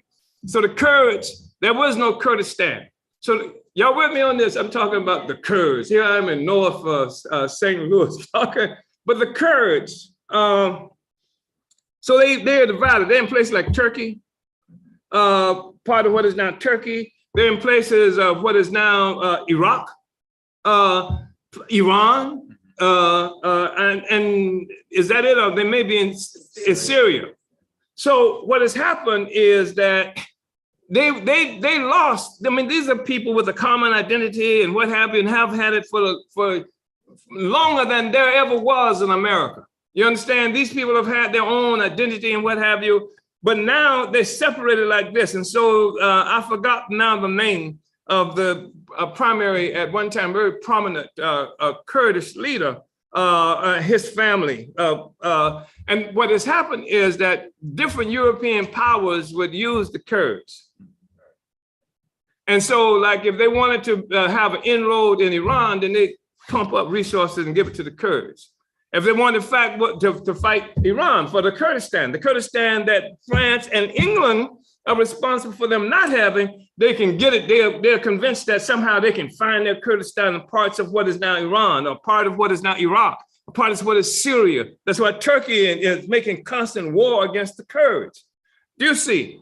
So what happens is they always get double crossed because they always unite with this colonial power, that colonial power, in order to find a way to get their freedom, and they ain't got nothing but more hell and threats of violence against them all the time by some power or another. So we don't do that. We are our own liberators, and that's what we determined to do. I wanted to say that one other thing that I think is important is that the colonial mode of production includes everybody. So, and it's important to say that because what happens is that perhaps even people in our own movement see this relationship between the party and the African People's Solidarity Committee, or the party and colonizers through the existence of the African People's Solidarity Committee and Uhuru Solidarity Movement. They don't quite understand it, and they see it as simply as white people who are doing something for us. And I'm saying that the colonial mode of production involves everybody. That anybody who is really interested in overturning this system of oppression and exploitation is served by attacking the colonial mode of production. That's white people too. And what traps white people and everybody else is that they're in this process of always trying to find a better place on the colonial, on the platform of the oppression of everybody else. That's why what's most often called communist and socialist work among white people is nothing but a fight for white rights. Who's going to get more? You know, and that's the ongoing struggle. Even when you talk about labor struggles, the white workers, who's going to get more under this colonial relationship? And it leaves the African and oppressed people out altogether. And so, but they're progressive because they are a part of the labor movement. You see, that gives them a progressive character based on the assumption that what we have to struggle around is what's on the pedestal of colonialism and not the colonial pedestal itself. So I just think it's really important for everybody to be able to understand that the solidarity movement is an extension of the Black Revolution. And it ain't doing it for us. It's doing it because, one, they understand that the way for the freedom, the liberation of everybody is through the unity, the leadership of the African working class. That's it. And nobody should have a problem with that because I grew up for much of my life. I'm here. I've had to exist under white leadership. But the thing is that people who were trying to talk to us about scientific revolution will always tell us about how the working class must lead. These are white people telling us the working class must lead. But what they meant by the working class was white people. Yeah. You understand? I don't care if they were labor unions. I don't care if they were mechanics or what have you. They're talking about white people must lead. And then they had this concept of a national question. That's us. You understand that they characterize how to solve the national question has been this fundamental issue among Marxists and leftists and et cetera. And that's what we've just done. Yes. We solved the national question because the national question wasn't us. It was white people, white nationalism, and the inability of white people, of the colonizers, to unite with the struggles of the oppressed peoples around the world, and we've given them an answer. And so we've opened the door to everybody who genuinely hates the system. It means it allows them to commit national suicide because the white nation owes its existence to colonialism. Was no such thing as the white man. Was no such thing as Europe. The white nation came into birth through the colonial process, colonial slavery. So what we do is organize white people. Now, the colonizing, to join in the struggle to overturn the social system, and part of the way they do that is the process of doing what? Committing national suicide.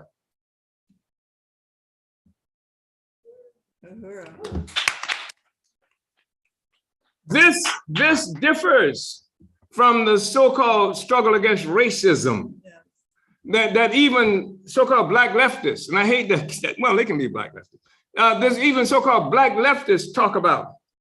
I detest that because when you talk about left and right, you're using language phraseology that has its origin first of all in the colonial situation in terms and emerging parliaments and stuff like that. Who sat on this and who sat on that side was either progressive or not progressive, et cetera, et cetera. That owes its existence to trying to position on top of the colonial pedestal. But even these forces, we hear talking about the race question, and then even the most progressive folk that we've heard lately are people who are talking about racial capitalism. You've heard that, aren't you?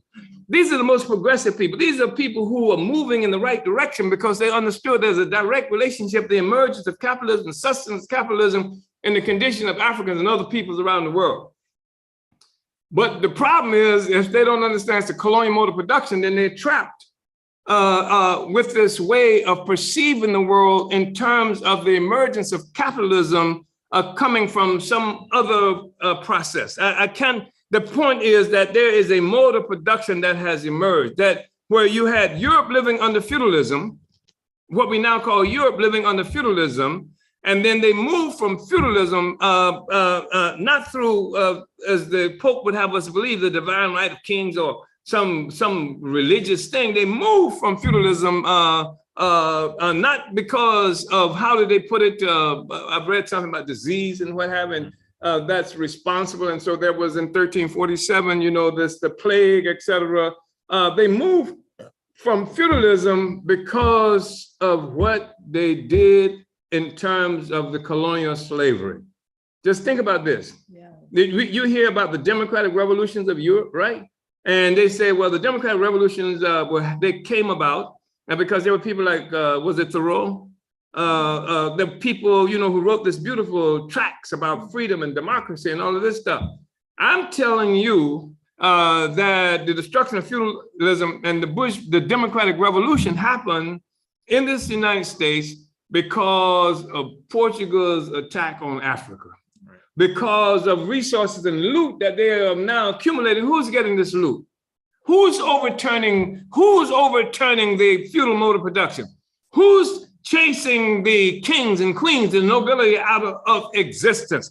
Those forces who have engaged in the slave trade and colonialism and are accumulating more wealth, more resources than even the nobility. The king has to borrow money. If I'm not mistaken, I think the Queen Isabella, who sent Columbus out, had to borrow some money in order to sell her, hawk her jewelry to fund Columbus's trip and what have you. These are the guys who now begin to bring in the money, make the resources. They begin to change what not only what's happening in the rest of the world, but what's happening in Europe too. Here you find the need to free up these serfs who were trapped on the land, couldn't go any place before. Now they have to be released so that they can go out and sell their labor power to the highest bidder, so to speak. They need to have people making a lot of pants and a lot of chains and a lot of ships and a lot of houses, et cetera, to house the people who are making the ships and things like this. They're creating a whole new, the industrial revolution, as they characterize, born out of this process, et cetera. This is where it comes from. It's on the basis of colonialism.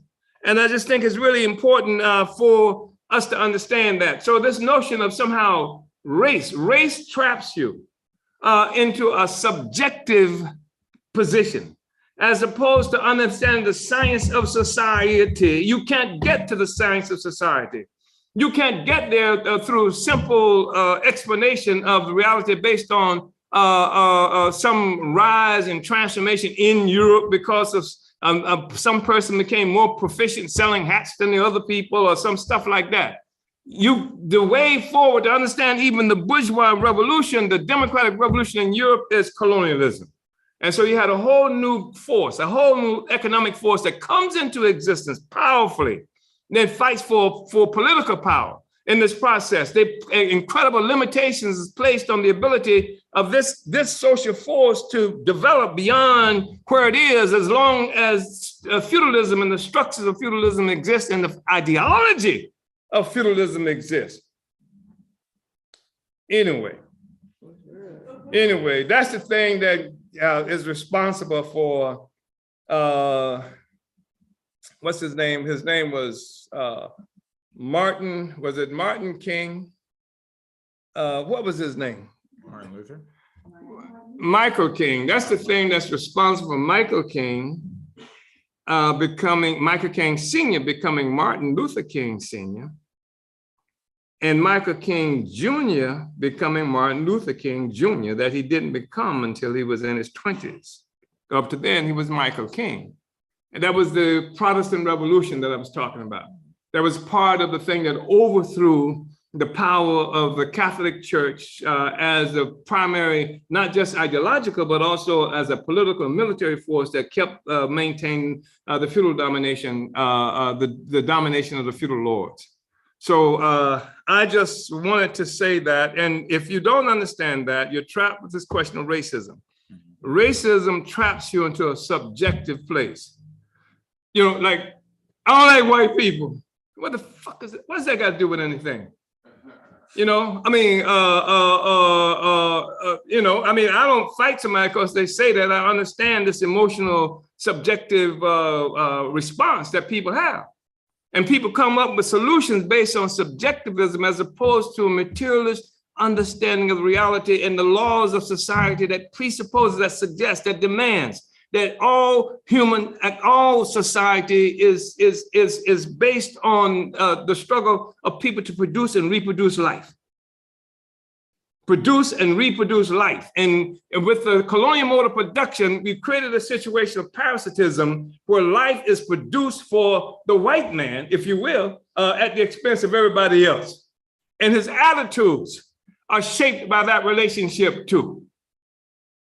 So anyway, I've said enough, Comrade Akili. I know that I just wanted to be here. I mean, I don't know if there's any discussion still possible, but I wanted to just say a few things about this. I think a very important discussion because it's one that our movement, generally speaking, has been trapped with, and the so-called white movement and white leftists and white feminists and white everything else and Black nationalists trapped around this particular question. African internationalism shows the way forward. Uhuru. Real. Well, I mean, I think that this was just really profound. I appreciate your intervention. And, you know, this segment was under the banner of solving the problems of the revolution. And I think that in terms of the theoretical, the work to develop African internationalism, which was a, you know, more than 50-year process, I think, you know, since your involvement in the whole struggle for 60 years, it's led up to this very moment and being able to define the world the way it is. And to be able to define the world the way it is, you can actually say, where it is that we have to go. And that's why we can't be trapped, in these, in the same discussion where colonialism will lock you into, because you can't, the whole issue with dealing with the question of racism couldn't have brought us even close to where it is that we are now, on the cusp, really on the horizon of the freedom and liberation of Africa and African people. That was an anti-colonial theory put forth by Chairman Omali Yeshitela in the form of African internationalism. So just really want to salute what has been a really profound event, a year in review. And in fact, it's hard to believe that all of this happened in the span of a year. And I know there's things we didn't even get to touch on because of just how every day there is something. And we talk about how every day is history in the making. And certainly the party is a testament to that. But I think what makes this less shocking is the fact that, the party has been doing this for 50 years. And that's the foundation that we stand on. And so, we've seen what's possible through revolutionary struggle, through, not relenting when all of the attacks have come throughout our party's history. This is just a fierce, relentless struggle that the party has made, has brought us here. So I want to salute all of the incredible leaders and comrades in the different organizations under the leadership of the African People's Socialist Party, and all of the panelists that we've had up to now who had to leave, but we heard from New York City Councilman Charles Barron, Ward 18 Alderperson in St. Louis, Jesse Todd, Uniendo Barrio, Secretary General Benjamin Prado, and the Universal African Peoples Organization, Zaki Baruti. In our first half, we're going to open it. We're going to take some announcements first. We're going to look at some announcements. And then, Chairman, I think we'll, at this point, just move into some, closing remarks from you to wrap up this really dynamic program. But I also want to thank all of the people who are tuning in everywhere it is that you're located, you're watching. Thank you for tuning in with us for this year in review, this special Omali Taught Me episode. And let's take a look at these announcements, what's upcoming. So first and foremost, join the counteroffensive to stop the FBI. Oops, one second.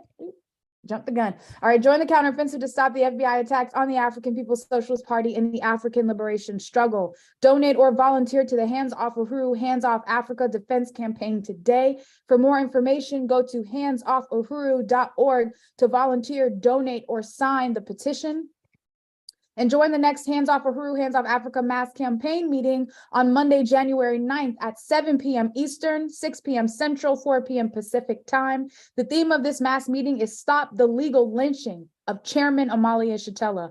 Learn what you can do to support this fight back against the July 29th FBI attacks on the African People's Socialist Party and the African Liberation Movement. You must register to attend. Go to tinyurl.com/hands-off-meeting. On Dr. Martin Luther King Jr. weekend from January 13th to the 16th, you can hold rallies and events in your city to denounce the brutal FBI attacks on Chairman Omali Yeshitela and the Uhuru movement. Visit handsoffuhuru.org for more info, including resources for organizing your event and a listing of scheduled events. You can also submit your action or event to the website as well. Go to handsoffuhuru.org and make your submission today. And register for a special Hands Off Uhuru, Hands Off Africa webinar with special guests on Saturday, January 21st at 4 p.m. Central, 5 p.m. Eastern Time. The Hands Off Uhuru Defense Campaign will host an event titled Build the Anti-Colonial Defense, Stop the Attacks on African, Puerto Rican, Indigenous, Mexican, Palestinian, and all liberation struggles. And we were able to bear witness to, some of the representatives of the various anti-colonial fronts on this call. So you can register at tinyurl.com/HOUJAN21 or go to handsoffahuru.org/events. And of course, the information is also right there before you on the screen. Make sure you like and subscribe to the Burning Spear TV on YouTube to catch every episode of the Omali Taught Me Sunday Study, and support the Omali Taught Me show by donating at paypal.me/Omali Taught Me. And Uhuru Tours and Speakers Bureau is an institution of the African People's Socialist Party that coordinates events and tours for Chairman Omali Yeshitela and other party speakers and leaders. The Hands Off Uhuru, Hands Off Africa 2023 speaking tour is open for booking So do it now, comrades. We've got the 2023 calendar is filling up. So book Chairman Omali and other Uhuru Movement speakers for your campus or organization now. Email info@uhurutours.com or call 727-914-3621. And for more events, you can go to theburningspear.com/events calendar, and you can also upload your event there as well to be featured on our events calendar on theburningspear.com. And lastly, just want to encourage people, what we've just discussed, this whole incredible year in review, that after watching that, I don't know how you cannot be banging down the doors to become a member of the African People's Socialist Party. And so if you are, just waiting for me to give you the information on how to do that, wait no further, go to apspuhuru.org and fill out our join form. There are forces in the chat section who are also waiting to communicate with you. So just indicate your interest in the chat section and we will follow up with you. But the time is now to join the African Revolution. And there's no party like the African People's Socialist Party, no organization that has assumed the task of making the African Revolution, of overturning a whole mode of production to replace it with a new world where there doesn't have to be any oppression, nobody living at the expense of anybody else. And it has to happen with the African Revolution, as we've just laid out. The basis for it has just been established by Chairman himself. So go to apspuhuru.org, join today, comrades, because again, the time is now. And so with that being said, I want to move into the closing section of this agenda and want to welcome for that back the leadership of the African People's Socialist Party and the worldwide Uhuru movement and the leader of the African nation and the African Revolution, Chairman Omali Yeshitela. So Uhuru, Chairman. Uhuru, thank you very much, Comrade Director Akile. And as people know, we are having this particular study, this meeting, at a time where indictments are hanging over the heads of the leaders of the party and the Uhuru movement. And I just want to say that if nothing else, everything that we've talked about and heard today, everything that we've come to understand, but Africans have known this generally speaking, just the terror and nastiness under which we live. The thing is, it's so ubiquitous. White people are accustomed to seeing it and don't have to even get upset. If the kind of stuff was happening in our community was happening in the white community, I mean, you'd see mobs of white people. You're talking about scaling the Capitol walls and stuff like that. There would be just significant uproars. If they can get upset the way they have been manipulated into being around what's happening in Ukraine. I mean, listen, you see how Ukraine looks after the war? North St. Louis is like that before the so-called open war that was happening. There's not a single, you don't see white people upset about that in the same way. Of course, we are encouraging more and more of that to happen, but a problem that we've had to deal with, and it's been inferred at other times in this meeting and this discussion, is that since the emergence of this colonial mode of production, who we call white people have become the subjects of history. We've been pushed out of history. In fact, Amilcar Cabral, I think it was he who talked about part of the struggle is to fight our way back into history. So like we've just been pushed out of history. Ralph Ellison's The Invisible Man, out of history, can't even be seen. When I was growing up, white people, Africans would work in the houses and kitchens of white people, and they would actually talk about who they were going to kill, what black people they were going to lynch and everything. It was like the Africans weren't there. Of course, we were there. We were taking care of the houses and we were serving them while they was making these discussions. That's why the ones they wanted to kill got out of town, because we were invisible in that fashion, you know? So they've been the subjects of history and we've been the objects of history. They've told the history and they would kill us if we tried to express the history. Emmett Till was murdered. You're talking about free speech and just the allegation, and he didn't do what they said, and it doesn't matter. But you know, where is the free speech? Where is the free speech now that, you know, that has us facing the federal government and military forces on July 29th for what they said we said. And of course, what we said is something that terrorizes them, frightens them, because they cannot contend with us politically and ideologically. That's why they have to use the military forces against them, because the Black Revolution of the 60s defeated them politically and ideologically. And there is no defense of colonialism. It can't even look itself in the face. It can't hold up a mirror and look at itself. It's afraid of itself. I guess that's why there are no mirrors when vampires are around. So I just think it's important for us to understand that. Also, I want to tell people there's going to be a 3 p.m. Central Time St. Louis mass meeting that's happening here. And I want to invite people to participate. It's going to be an important meeting. I think one of the lawyers is going to be here, and we're going to be talking more about this indictment threat. And of course, I think all of the, if I'm not mistaken, all of the so-called unindicted co-conspirators will be here. I feel in some ways cheated. I think about in 1969, there were 21 defendants, who were characterized as conspirators for trying to make the revolution, Black Panther 21.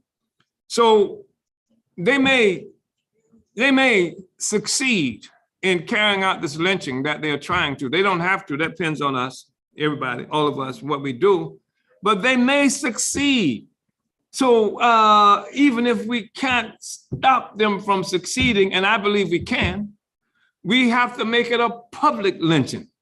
We have to make it a lynching that the whole world is watching, so that they can't hide behind this democratic cover that they've used for so long. They got to hold up the gun and say, you have to be under our democracy at gunpoint. I remember during the war in Vietnam, how this general once said we had to destroy the village in order to save it, right? And we need to have them say that we don't have no rights. Say it, So I believe that we can push them back. I think we have a responsibility to push them back. And as I said, if there's a lynching, it's going to be a public lynching. And between now and the next period, we should be putting out all kinds of information exposing this thing that's happened to us and not allowing them to hide behind some legalism. I want to thank all of the comrades, who participate in this process. I want, the comrades, Charles, Barron, our really profoundly significant soldier on the electoral process on that front. Comrade President General Zaki Baruti.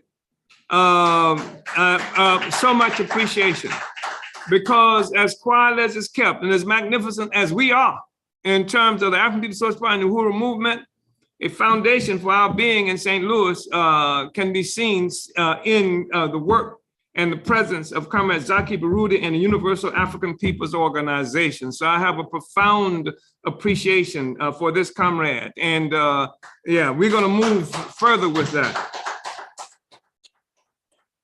And Comrade, lifetime impudent member, Jesse Todd, you have to know the story of Jesse Todd. I just know a little bit of it, and I'm not going to try to tell it all, but what an incredible soldier. Out of Mississippi, under the worst kinds of conditions and what have you, near slavery, and he's come here and he's been fighting for African people in many different iterations. People see him now as an older person. They've seen him working with the Democratic Party, but that's lately. I mean, he has been engaged since the 1960s in various kinds of formations advancing the cause of African people. I want to thank the Central Committee. I want to acknowledge the Central Committee of the African People's Socialist Party. And not just the people you're familiar with here in the United States, but as you saw, there are members of this Central Committee in Africa and in Europe, as well as the United States. And what an incredible presence you are and people who are doing the various other aspects of the work for leadership. I mean, people have talked about how the leadership of African women is so exemplified in this process, but why not? I don't, I mean, why not? I mean, it's not like African women are another species, I mean, colonized like the rest of us and victimized in very serious ways. Times when the womb of African women for the longest period of time, and to some extent even now, have been factories for the production of workers, people who are going to go work for white power, either as directly as slaves or in some other process. And people talk about African women's leadership. What we're just talking about having a normal kind of society where we live in, because that's always been the case. I mean, people just discovering that. Then you have a mama. You understand? I mean, that's always been the case, I mean, and I don't mean that just in that way. I mean that historically, in terms of leading struggle, real struggle, African women have been there, not some little, wishy-washy caricature that they have created of white women, but women who were very engaged in struggle, historically, not just doing so-called slavery that made you tough. I'm talking about the world that made you tough. You understand? And so that's been a part of that. I want to acknowledge that and appreciate it. And I'm hoping that what we did with this study on today is give everybody a glance at how the African People's Socialist Party is the remedy for virtually on every front, that we have a capacity on every front, that we've summed up every aspect of struggle, from the democratic struggle and how it has to contribute to a revolutionary outcome. We've determined, when the Black Panther Party and when the Black Revolution of the 60s was defeated militarily, and it was defeated militarily, as much as that may make some people French. The fact is they did kill Malcolm, they did assassinate and destroy a Black Panther Party organization and what have you. But the thing is that kept the movement alive was the African People's Socialist Party. We are the ones who were the funeral guard for the guards for Huey P. Newton. We are the ones who we actually went and got him in Oakland under some circumstances that he thought discredited him before the mass of African people, and brought him back and put him in front of the African people, gave him the podium that he spoke on. The last public presentations he made was in the Uhuru House in Oakland, California. We are the ones who even organized his funeral, printed the funeral, what do you call those things, programs, et cetera. So, and I'm just saying this as a part of the fact that the continuum, the party, that's part of the significance of having it lasted for 50 years. The experience of the revolution concentrated in the African People's Socialist Party. And I'm hoping that people were able to see that we're not going to do another civil rights movement. When we had this movement in the 1960s, when it was defeated, a lot of people assumed that you had to go do the civil rights movement again. But the fact is that the Black Revolution of the 60s was not organized by a revolutionary party. The movement wasn't, it was spontaneously developed out of the contradictions flowing and stemming from the democratic struggle for democracy in terms of civil rights movement. But now we have a party. The working class has a party that can say, here's how we make revolution, and that we have to fight for democracy, not a Democrat who, when I say Democrat in this instance, I'm talking about the small d. Somebody who just wants to make changes and progress on the plantation. We want to destroy the plantation. We want to destroy plantation life, et cetera, and make the plantation owners that survive get a job, et cetera. So that's what we are. And I just want to also say, and just express appreciation to the comrades and all over in Africa and Europe, who we don't get a chance to see often enough, but we will. One of the things that happened is that we had scheduled for our 8th Congress was scheduled for South Africa for October. And it has been interrupted in part by July 29th. But we're gonna have our 8th Congress. It won't be held in October 2023, but we're going to have it. And if I have anything to do with it, we're going home. We're going to have it in Africa. We're going to have it in South Africa, where we have a formidable presence there, capacity to make it happen. And it's going to give African people all around the world an opportunity to come home and to be with each other in this process. The first time something like this has happened since Marcus Garvey and the Universal Negro Improvement Association would have these international conventions of the Negro people of the world. So I just want to thank everybody for being here. This was an incredible study, and we had incredible presenters and incredible participants like you. And join the African People's Socialist Party. Come into the revolutionary movement. You cannot sit on the sidelines now. History will not allow that to occur. Uhuru, Izwe tu. Relentless. Vanguard up. Vanguard up. Relentless. Uhuru. Uhuru. Uhuru, Chairman. Well, the mic has been dropped. I can't say anything more than what has already been expressed, but I just want to say, comrades, brothers and sisters, I thank you for participating in today's Relentless recap. I want to salute this incredible discussion that we've been able to have, and I want to thank the Omali Taught Me show team for helping with this production, from promotions, AV, and chat moderation. I also want to thank all of you for tuning into this study, whether you're watching on Facebook, YouTube, Zoom, Twitter, or Twitch. We're glad to have you on with us, and I want to thank all of our panelists today, and of course, salute the brilliant leadership of Chairman Omali Yeshitela. And make sure you follow the chairman on Facebook, Twitter, and Instagram, and Twitch, and subscribe to the Burning Spirit TV on YouTube to catch every episode of the Omali Taught Me Sunday Study. Uhuru, hands off Uhuru, hands off Africa, hands off Chairman Omali Yeshitela, or the sky is the limit. Uhuru.